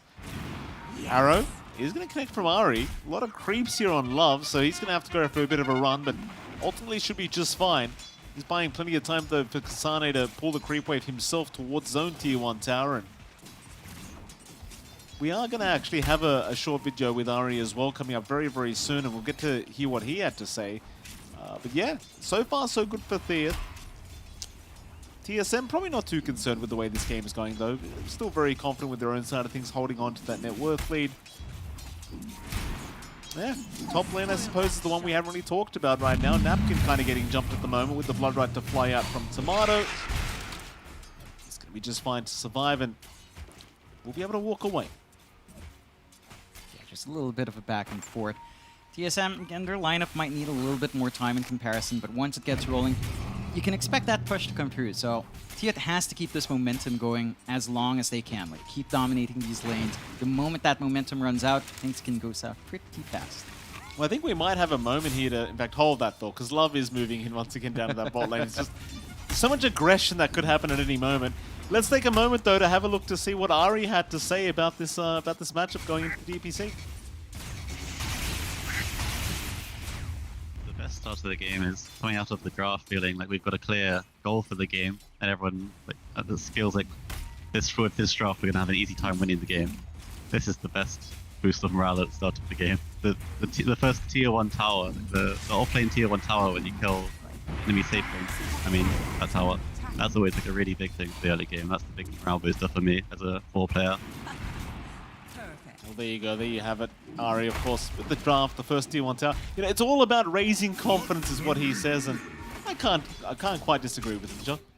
Yeah, you just want to feel good about your game, right? You want to feel good about playing Dota. You want to feel good about your team. And Dota is a battle of morale, right? Like, you know, most great wars are fought not really by killing the other side, it's just by feeling better. Dota is no exception to that kind of warfare. Yeah. So mental warfare definitely the big thing of Dota 2. And Ari's highlighting that as well. I do want to point out that bot lane. Part of that ridiculousness is really just how much you get with Reality Rift with such high base damage heroes.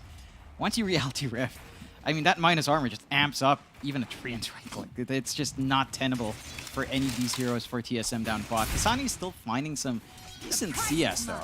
He isn't falling too far behind, but you definitely have an edge here on Tia, so have that early build-up for them. And slowing down the Broodmother can buy you some much-needed time. Holding on to that tier 1 slows down that momentum. Here we go again. They'll try to Kasane on this Brood. Kasane will try to fight back with the Insatiable Hunger. Lamy getting a little bit low, so is forced to back off. In fact, Ari's going to leap right in. Lamy now, the one in trouble, and does go down. There you go, just confidence from Kasane. Level 2 Insatiable Hunger proving to be more than enough to just heal through the damage outlook. And well, Thea's got to be a little bit careful now, as you don't really want to feed Gold back the way of the Brood, considering how tough of a start she's had. Now Love in danger. Sane probably not going to have enough to finish off the job. In fact, Lamy now going to jump right back in, but it seems like at this point TSM have kind of equaled out the lane, and a little bit challenging for Thea to continue the domination they once had. It's just that patience TSM needed. Once you do have the levels up on Brood, you've got the Hunger, you've got the Bola, like the right clicks just start slowing down, especially with the Bola up onto Lamy. They don't have follow through without that damage coming out from the CK. So you can't commit on the all-in, and Kasane now can just kind of work his way up, hit that level 6, and really look for the push. You're not laning against the LC, so the wave clear isn't there to handle that split push you want to pull out here. Dire's top tower is under attack. Love. Fight over that Invis rune there with Ari, and does manage to pick it up. Neither mid laner will be able to get that power. Rune is now 9. Barely going to avoid that arrow. In fact, I believe it was the headshot of Bryle that knocked him far enough to avoid the arrow. So very, very lucky there for our mid laner. Esk. Back in on the left rack. Because Esk had an incredibly unfortunate last game as well in that Batrider. This time around, not so bad. 26 and 9 so far. Hasn't died once. Be happy with that performance, I'm sure. At least for now. Yeah, just free to farm right now. No big rotations lining up for the mid yet, and I think that's something that Tia could have maybe built upon more a little bit, but the lane for 9 was tough. He's still just level 3 on his Tiny. That is more than enough to kind of toss Bryle out. He is playing really cautiously, and they do have good wards to protect Bryle on mid from any sort of shenanigans. So just going to have to settle into a little bit of that farming game. Again, they've got to be pretty reactive on the map. It feels like on Tia, the moment TSM will kind of clump up and try to buy space for Kasane to split push bot, they've got to do something about it. Top lane, Napkin's having a bit of a rough time. He had to run through the Rupture, and it's just not going to be enough. They'll go for a bit of a man fight, but Tomato has the back of Whitemon, and rather Whitemon has the back of Tomato, and we get the job done. Bottom lane, Love. Try and go for a run, and we'll be able to just get away from Kasane and Ari. These lanes now starting to look a little bit stronger for TSM. Radiant's courier has been killed. Thea, be careful again not to throw the momentum back the way of TSM, because we've seen what happens if they get off to a good start. And it's not going to be any different with this kind of draft either. Like, you're against a Broodmother and a Bloodseeker. If they get those initial items up, they can just start running at you. Mid lane, however, speaking of running at 9, we'll get a nice toss back onto the left rack, but now in comes the cavalry to back up Bryle, and it looks like he might just survive through it. He barely dies, but at what cost? Oh, too high of a cost. And Esk dies first. He doesn't get the XP from that. He does get a decent enough gold bounty, but TSM are a little bit happier with that. Timely rotation out, timely TPs coming out from Whitemon, and Ari walking in at the right moment. And for Tiet, it does feel like there was a little bit of pressure to get that move going. Right? Like we've talked about 9 having to move on that Tiny with the smoke. Breaks, there's enough time to react there.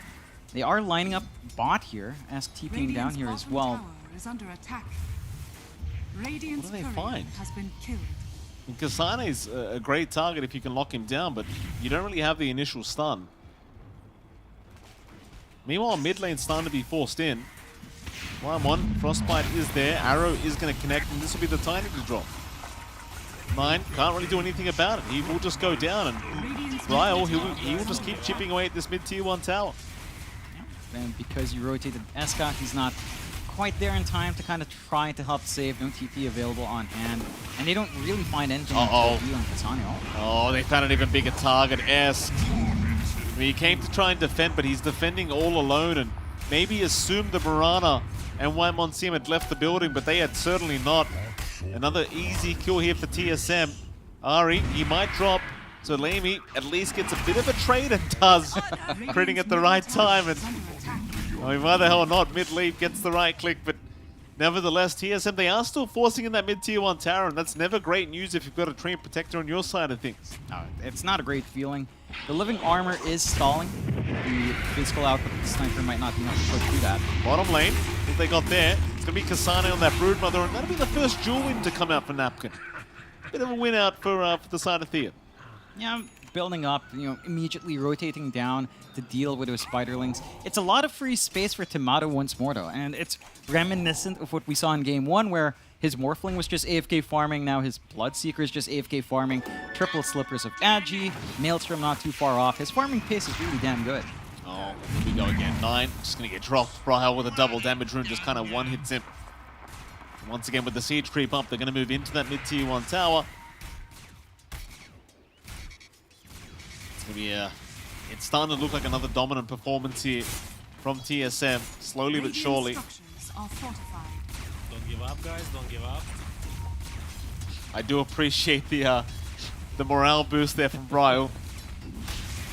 Yeah, for the other side. Yeah, I have a feeling he's not trying to really boost the morale of Thea. John. Oh, I wonder what makes you say that, Mikey. Oh, goodness me. I guess I'll take a moment to remind you, John, the odds did kind of reflect this this kind of performance here between these two teams. TSM, of course, at 1.09 compared to Thea 6.72 in terms of odds from our betting partners, esportsbets.io. Top lane, they are going to drop 9. The Tiny down once again. And TSM are just running right back to the mid lane. Just rinse and repeat.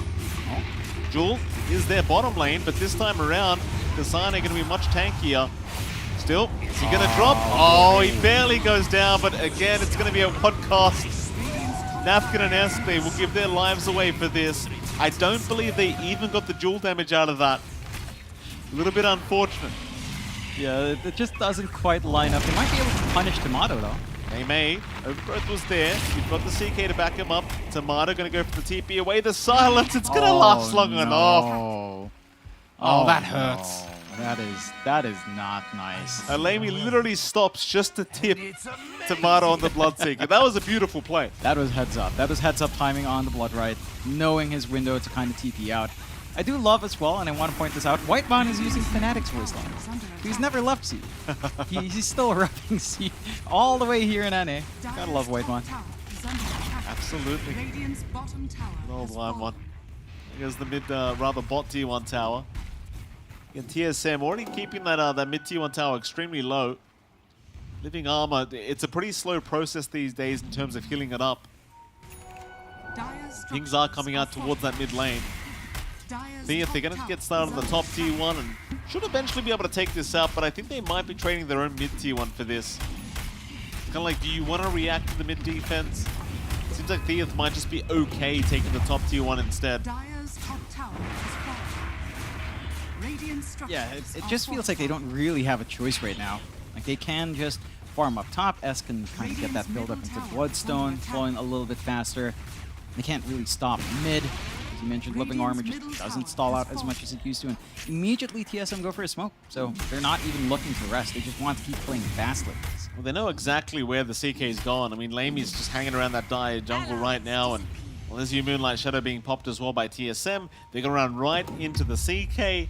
Just a matter of locking him down, and Whitemon, he's going to cut him off. Arrow will be there to follow up. And there's just nothing they can do to help. Absolutely nothing.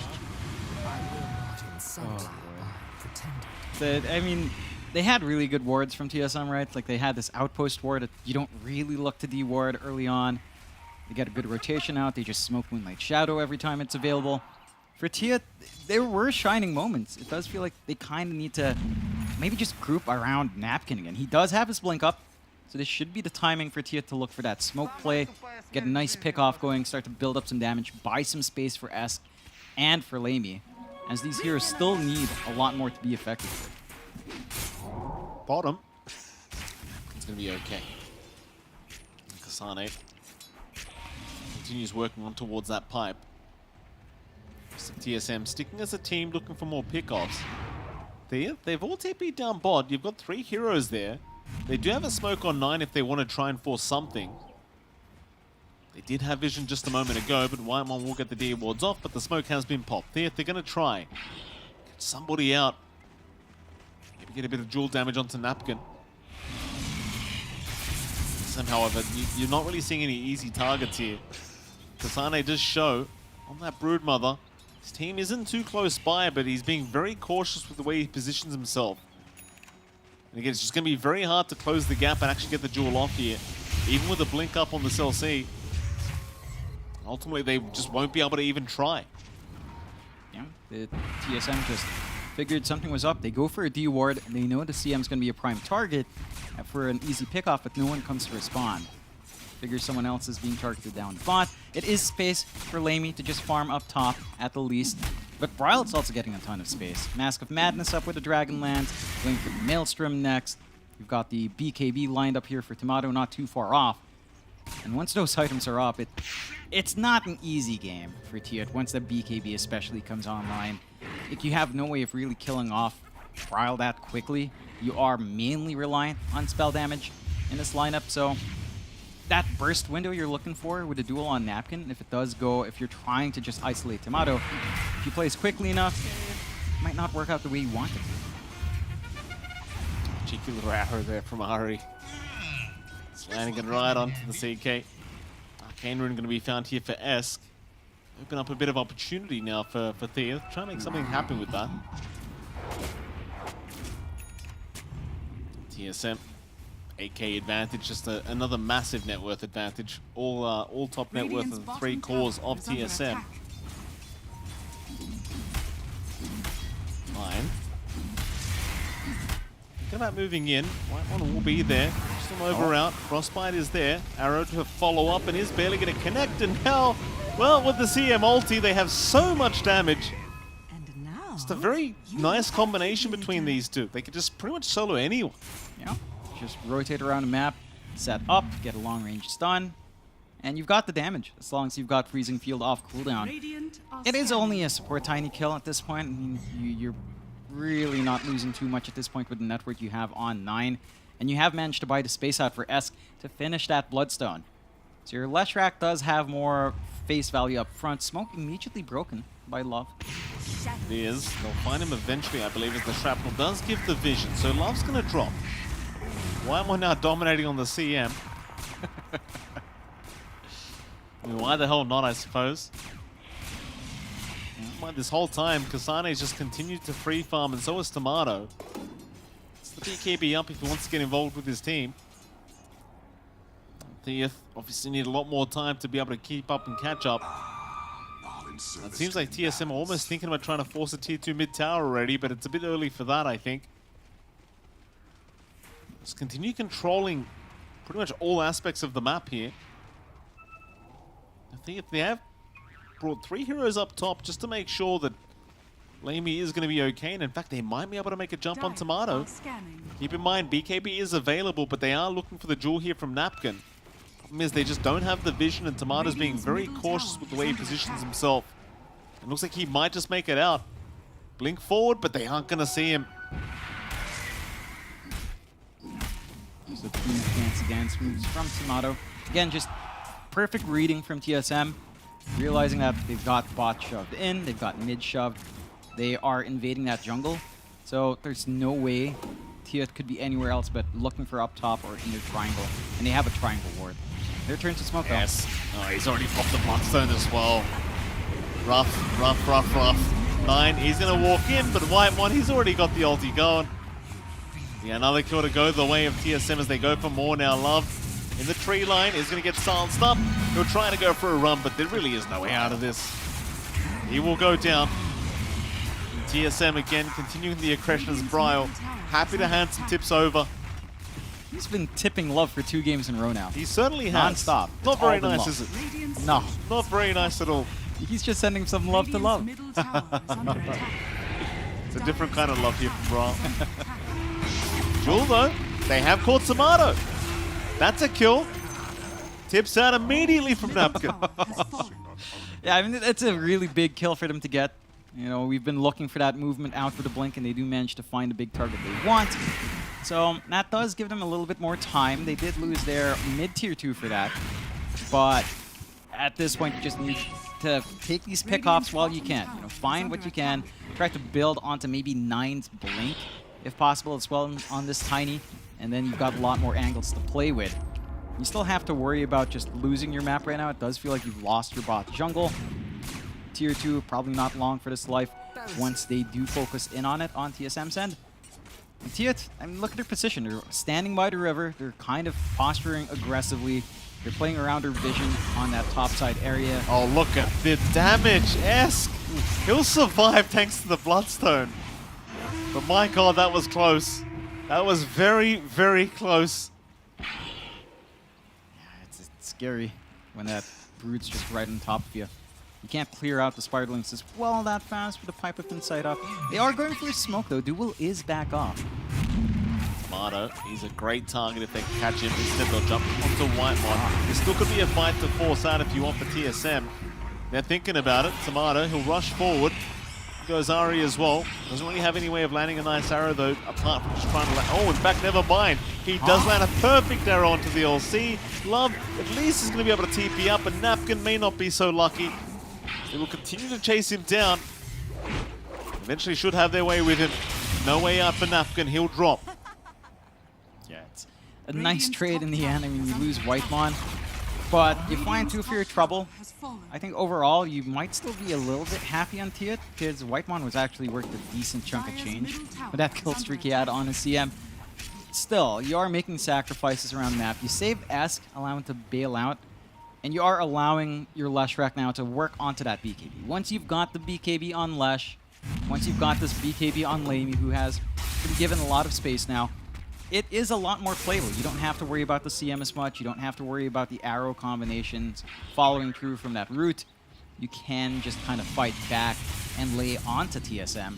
And the high ground is there for Tiet. If they manage to get this blink up on 9, you've got some plays left. You can just always go for the toss back, go for the duels, and kind of stall from there. TSM, Roshan, it's up. Go ahead and force it. Nice easy Roshan to take as well, just no contest to come. Nothing Thief can do about this. He'll just probably go to the way of Tomato. Go ahead and pick it up himself. TSM, they might take a bit of time here to get some farm up, maybe go for a reset. They're the ones that probably need more time, however. Sticking as a team at the moment, just protecting Lamy, giving him the time he needs in the CK. You see how much of the map they control right now. It's really only the bottom side of that Radiant jungle. Not a very nice position to be in if you are Thea. Meanwhile, you look at top lane, Kasane is just casually pushing that top tier 2 tower. You know, I just don't think a defense is coming. No, you can't stop it. The Spider Army is just way too much, even with the living armor up. It doesn't stop it. You've got the full Arching Greaves up as well to just keep healing up the Spiderlings, giving a little bit more armor. And I think for Tiet, you do have a pretty decent timing now with the BKB up in Lamy. It's just that you lack damage. It's trying to work onto the Mage Slayer. It should be up in a timely manner at the least. You can mitigate some of the damage coming out, go for the Bloodthorn down the line. But you've lost your map. No outer towers left. Smoke out from TSM. And try to flush out remnants of Tiet here. Here we go. TSM. See Love first. Moonlight Shadow's there. They'll catch up the tree. Not the biggest kill in the world, but they'll take what they get. The rest of the Theath really just on the right side of the map right now. Not sure what the plan is, because TSM is still running towards them. Maybe just no way out. They've got TPs available, but they have not committed them in the arrow. Ari's going to land it. Lamey, forced the BKB TP away, will be able to make it. Napkin, he does also get out. Just not the best use of time. At the same time, they don't really have anywhere else to play. If they were looking to play aggressive, they've got the duel ready. They kind of just want to burst someone down, and Brow just plays it super safe. The one thing for TSM right now, I feel like if you're feeling confident enough, you could go just bash your sniper. You know, you could definitely do that, but Brow is just going for the Gleipnir. So the smarter play rather than the memer play, but bash your sniper. Yeah. That stops TPs. It's new tech from John X5. You heard it here first, ladies and gentlemen. It's new tech from my stack. That's what they do. They grief me. Oh, tier 2 bottom tower will drop. Radiant's bottom tower has fallen. All out of towers now gone. You've only got high ground to go here for TSM. Age is still up for 2.5 minutes. I mean, it's a similar story to game 1. Like, they're kind of backs against the wall right now. There's just very little places to farm. Little objectives to go for themselves. TSM, they can take their sweet time with this if they so wish. They could also just choose to rush the high ground with this Aegis timing. Really up to them. Yeah, they've got this game under their control right now in TSM. It's down to Tiet to find an opening. Like, they do have this blink up on 9, so they've got another timing to play with. Blink toss back is there, or just isolating here becomes a lot easier to open up for the LC duel. You can see how confident they are. Love. It's caught out. Whitemon going for a solo pick off here and does get it. It's just such a tough thing, right? Like, because you can pop Overgrowth to stop the freezing field, but then you popped Overgrowth. Yeah, pretty much. It's a no-win situation there for Love. So, you know, just cop the death, respawn, wait for an opportunity. And TSM, well, they can just keep doing what they want, really. We're seeing a Gleipnir build up by Tomato as well. So, multiple Gleipnirs. I'd love to see them all come out at once. Sounds fun. Yeah, I mean, why the hell not? Like, it's just kind of hard when you've got that much lockdown available from TSM. Only really one BKB available right now on the side of Theath, so I suppose you have the press the attack as well from Napkin, but that's about it. Very, very rough to fight into. They just can't leave the base. Theath just trapped in the base right now. They can only just take out the Spiderlings from a mile away. That's pretty much it. Aegis will expire pretty soon, so they might be able to smoke up and try to make something happen. It doesn't seem like TSM are going to be able to get anything done with this Aegis. Though I say that, Moonlight Shadow has been popped. They are trying to find someone, and there's a 5-man smoke out from Theath. So they want to try and time this correctly. Ari is going to break that smoke and just leap away. Now TSM. Oh, arrow. Not going to land on Lamey. The chase is on. Kasane gets caught. Like, never mind, Napkin. He was the one tossed up. And he's just going to drop. Dual damage to go the way of the Broodmother. Lamey's still trying to force the fight, but it's not working in his favor. He needs to get out. Tomato's right back in. 9. He might drop to boot and does. Yeah, that's rough. Smoke being broken. Your opening just disappears. High ground immediately pumps out from TSM. Great use of the Gleipnir. Picked up by Brow. Just getting that additional lockdown to find those extra pickoffs.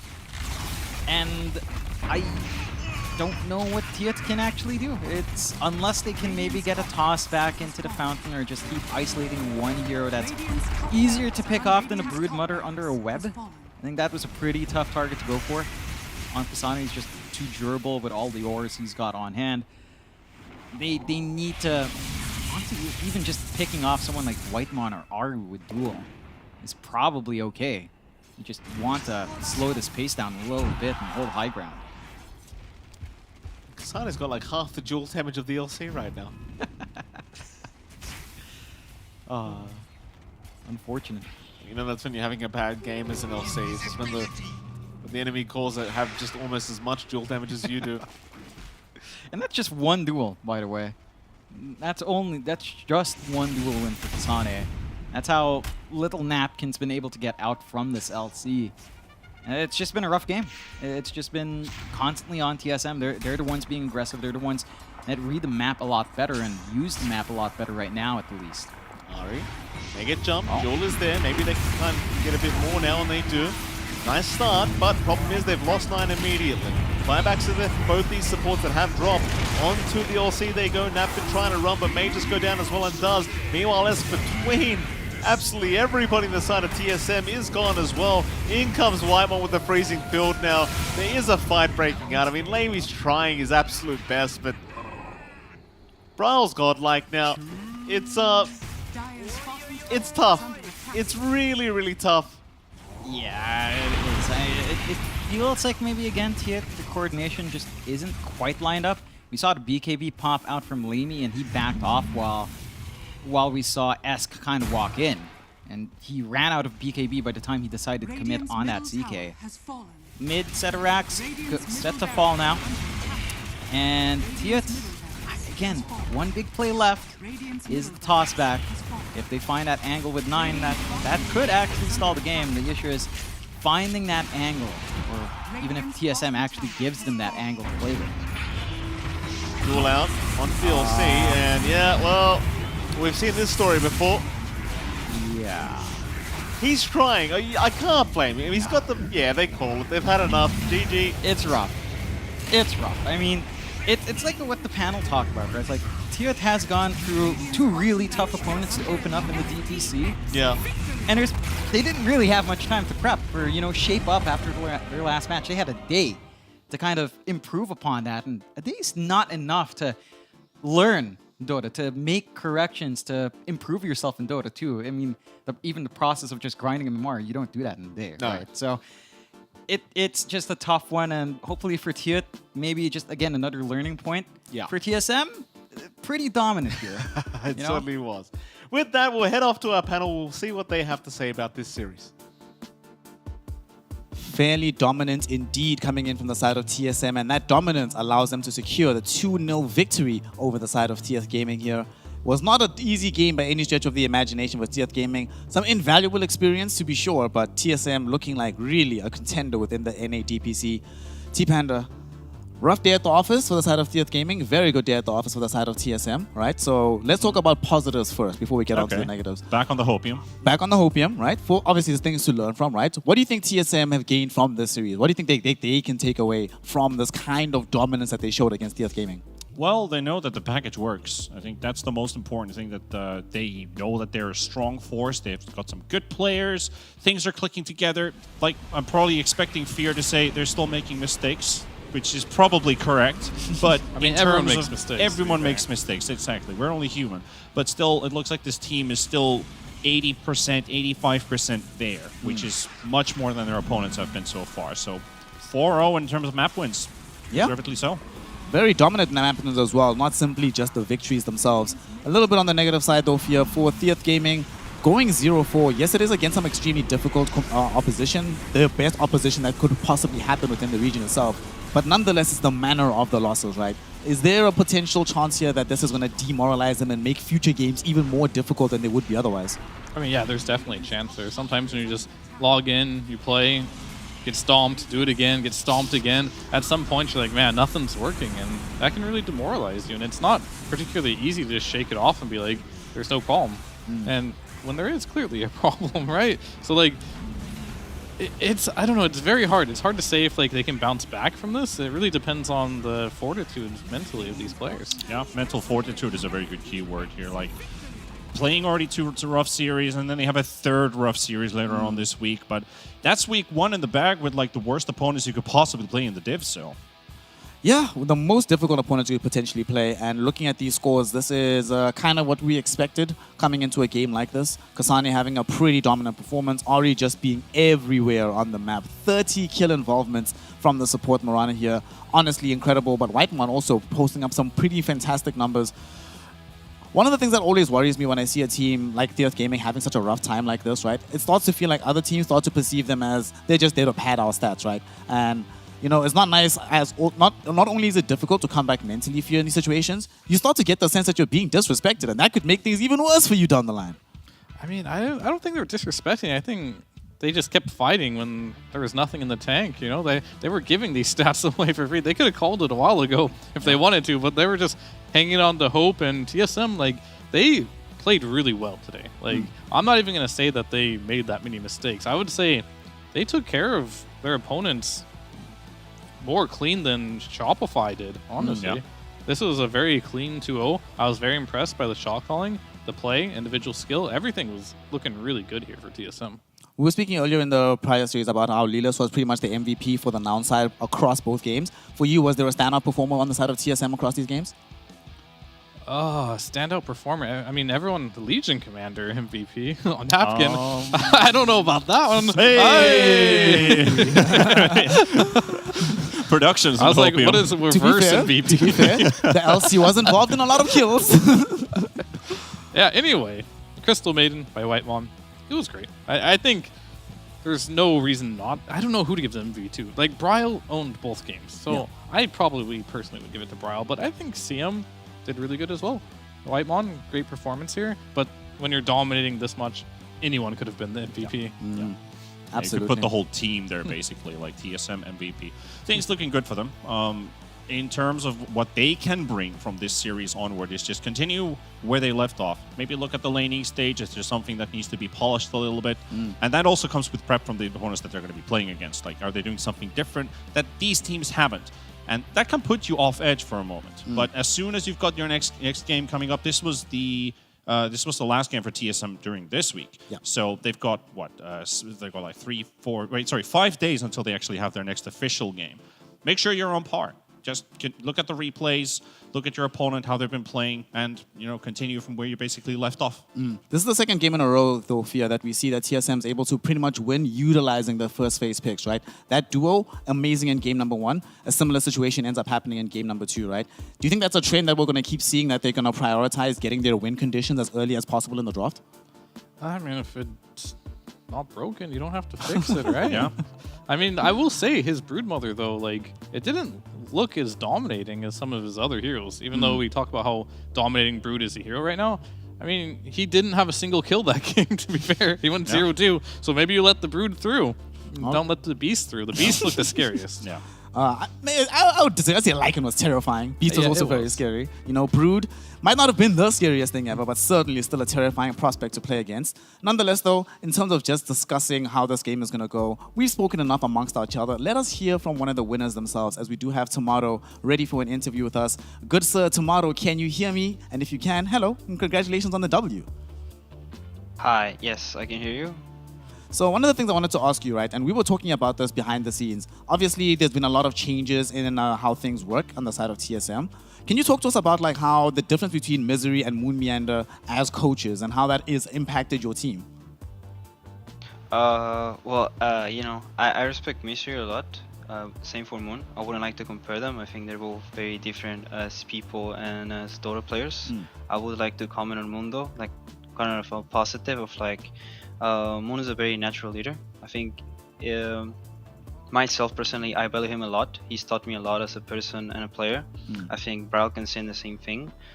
And he just has this eager, he has this fire. Like, I don't know, it's really inspiring to have someone that tries so hard in the game and studies the game so much and is so smart and is also willing to understand different aspects of life and give it to her teammates. Not only have like good Dota teammates, but have like good people in your team.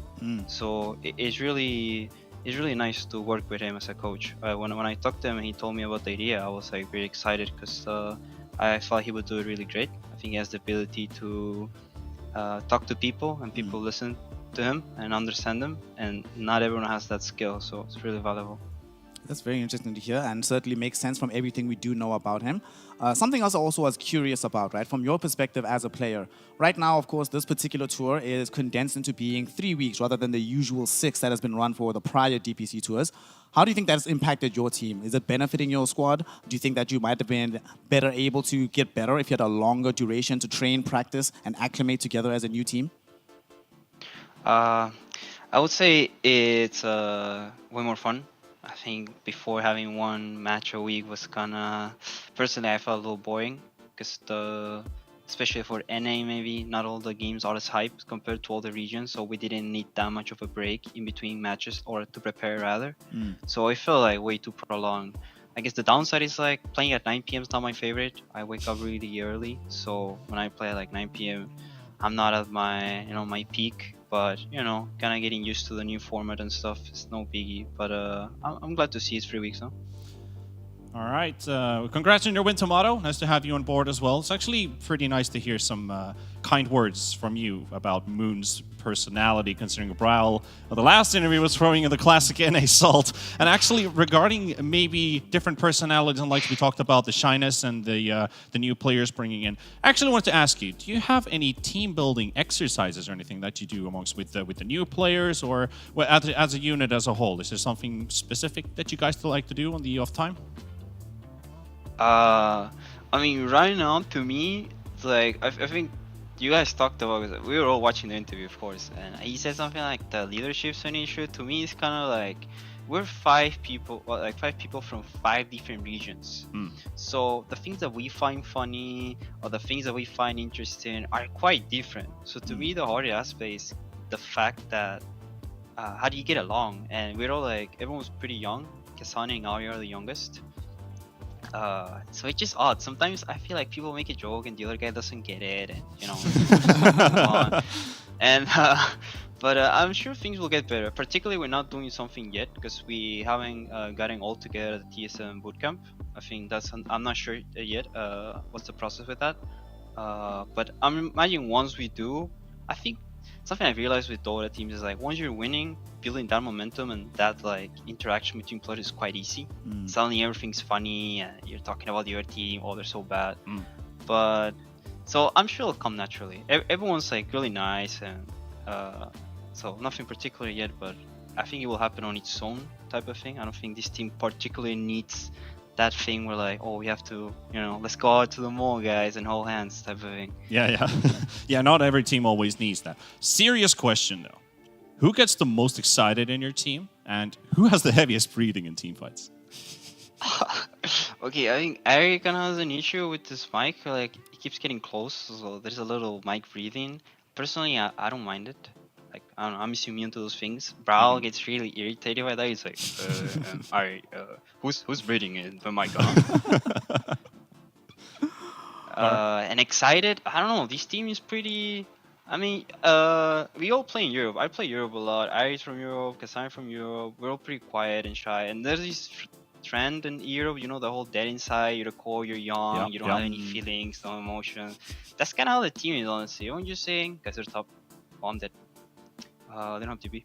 So, which I think is nice. If you look at Thunder comms, which they practice a lot, they're very efficient, they're very clear, no emotions attached to them.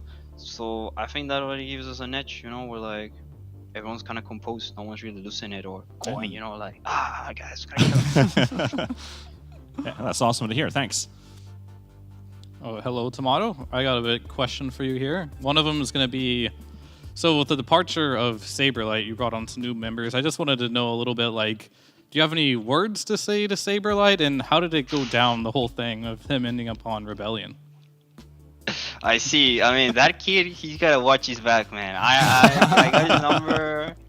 I know his weaknesses. I know his strengths. I'm gonna lane against him. I'm gonna beat his ass. I'm gonna beat his ass. No mercy, man. I'm gonna hold out. This can be like my TI Grand Final when I play against that guy. All right. So the second question will be for you. Like, so you said you watched the interviews. Bryle, I think you heard him talk about Moon Meander's performances on your team. I wanted to know if you felt the same way. He said Moon Meander's position 4 was, on his quote, sussy. Do you feel the same way?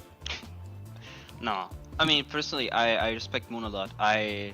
Moon had this phrase that, at every tournament when he said, if I'm playing close to the best on the team, something's wrong. I'm not the best player, guys. And the fact that I'm playing so well compared to you guys means that people are underperforming. And I thought that was true. I knew this guy was like mechanically limited. I was still surprised how much impact, because you've been a pro player for so many years. You know that being a good player doesn't always mean like solo killing someone. It's like the comms that you give, it's the leadership, it's like the draft. You're like, guys, we should pick this, we shouldn't do this. You have this idea, you execute it, and he did all those things at TI. I think from my side, I think he was the best player with how much he tried to and improved as a person. But yeah, I mean, he's not gonna be close to Saksa. You know, he's not gonna be a 12 KMR player. So I think, yeah, he had his sussy moments, of course. But So there was we some gotta look at truth to life it. at the positives. Yeah. It's yeah. like, So was it his decision to coach, or how did that go down? I think, yeah, I think it was an own decision. I think not everyone has the guts, you know, to do it and be like, step down. I'm gonna get 5 young players and I'm gonna make them the best possible. I guess the only guy that did was like Xiao, you know, this guy was like top of China, and then at some point he's a coach, and he's like one of the best coaches being at Dota 2, right? So I can see the same future for Moon. I think this guy's been a great player. He had a down, you know, when he wasn't like at the top and stuff. He struggled. We've all been through there, but I believe in his ability to lead this team very far, and I think everyone on my team is very capable of reaching to the peaks of Dota and playing the best. Speaking of the nature of your team, you were mentioning earlier about how this team is comprised of a lot of different people, a lot of different nationalities, a lot of different personalities as well. When we were speaking to Yamsen earlier from the side of Nouns, he was saying that he's very proud of the fact that his squad is pretty much bled through. It's all NA, NA, NA, right? Do you think that potentially TSM might have a bit of an advantage from the fact that you have a lot of different ideas, a lot of different views on the game, rather than all of you coming from the same region?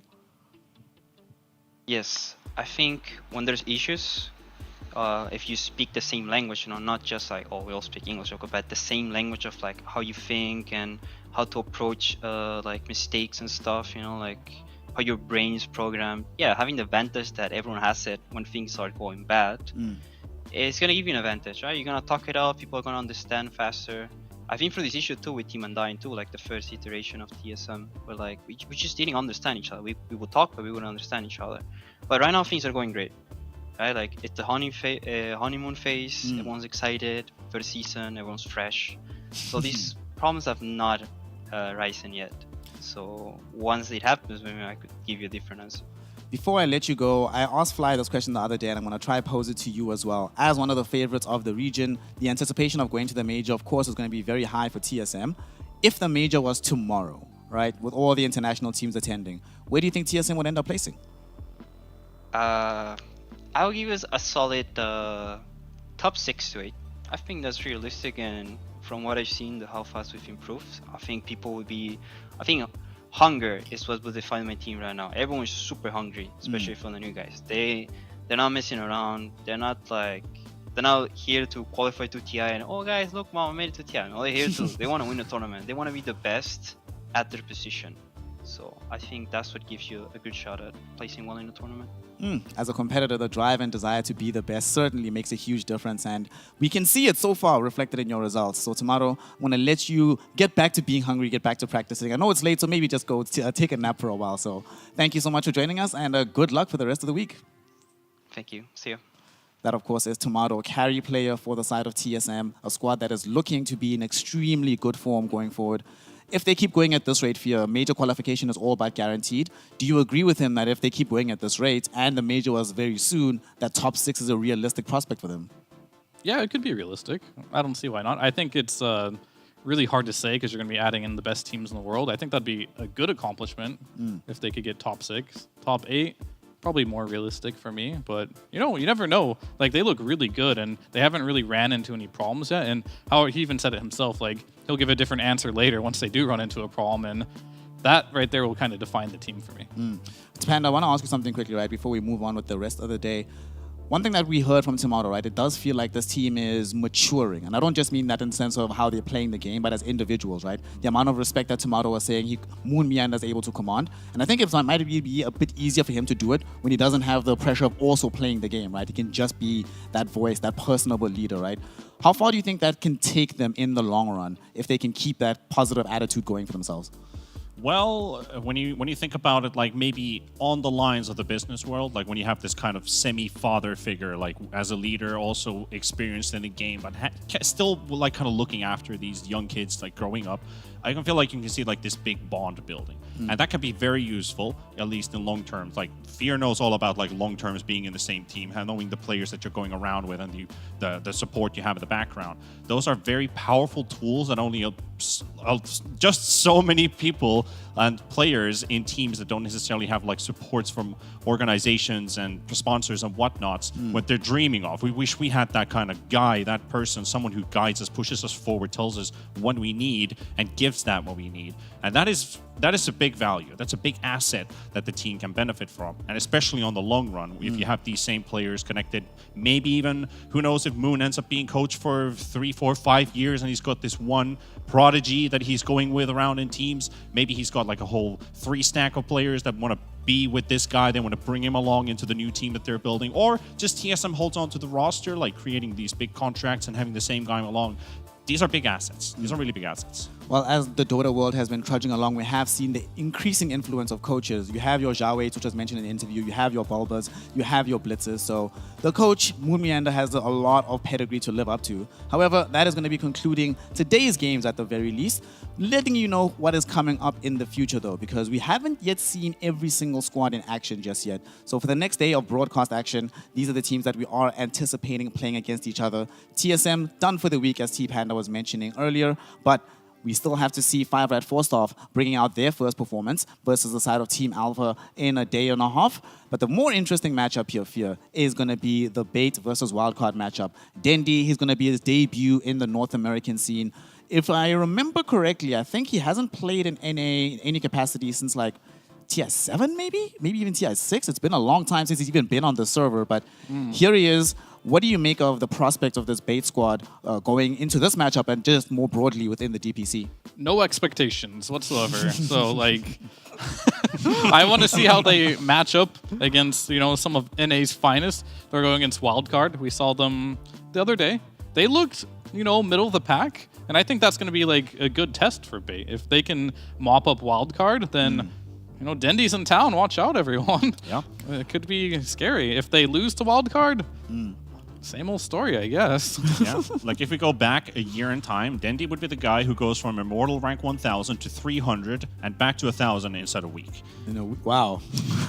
High variance, I suppose. That was a year ago. Maybe we have a new 2023 Dendy coming out with like big guns. Who knows? Maybe he's got that motivation, now that he's in NA. I'm pretty sure he has the motivation. I think it's never disappeared from this guy. New environment, new situation, this might be buoying him to greater success. Of course, here on the NA DPC production crew, we have all had our predictions up about how we think this entire season is going to end up finishing at the very end. And here we go. Look at these talent predictions. So far, I'm feeling good. Fear, you feeling good about this? You want to change anything? I'm feeling a little nervous about my alpha prediction, but other than that, I'm feeling pretty good. Panda, how are you feeling looking at it now? I mean, you have to see the whole week through to see where we actually are, but, I think everybody's pretty happy with their predictions so far. I mean, it's still going to be a big battle between Nouns and TSM with their positioning for top 2 and 3. And maybe even Bait Wildcard 5 Red Forstaff is going to be like a battle for the 4th place. Who knows? Right? There's still some spicy stuff coming up this week. I think after our next day of broadcast, that's when we can really start to look, right? Because we still haven't seen 5 Red Forstaff nor Bait in action. Fear put them fairly low. Bait, I put them a little bit higher than him, but who knows how the world of Dota can shake up, especially because Dendy is not playing alone, right? He's been reunited with Funnick, which is really, really cool to see, right? The two of them almost won TI together in TI3. Obviously has Moose in the team as well, who's been a mainstay of the Americas region, and Stonebank, who managed to qualify for Division 1 in the last season. Of course, he's changed teams now, but the pedigree and the potential is there. But unfortunately, as we've seen over the last couple of days, potential is not enough, right?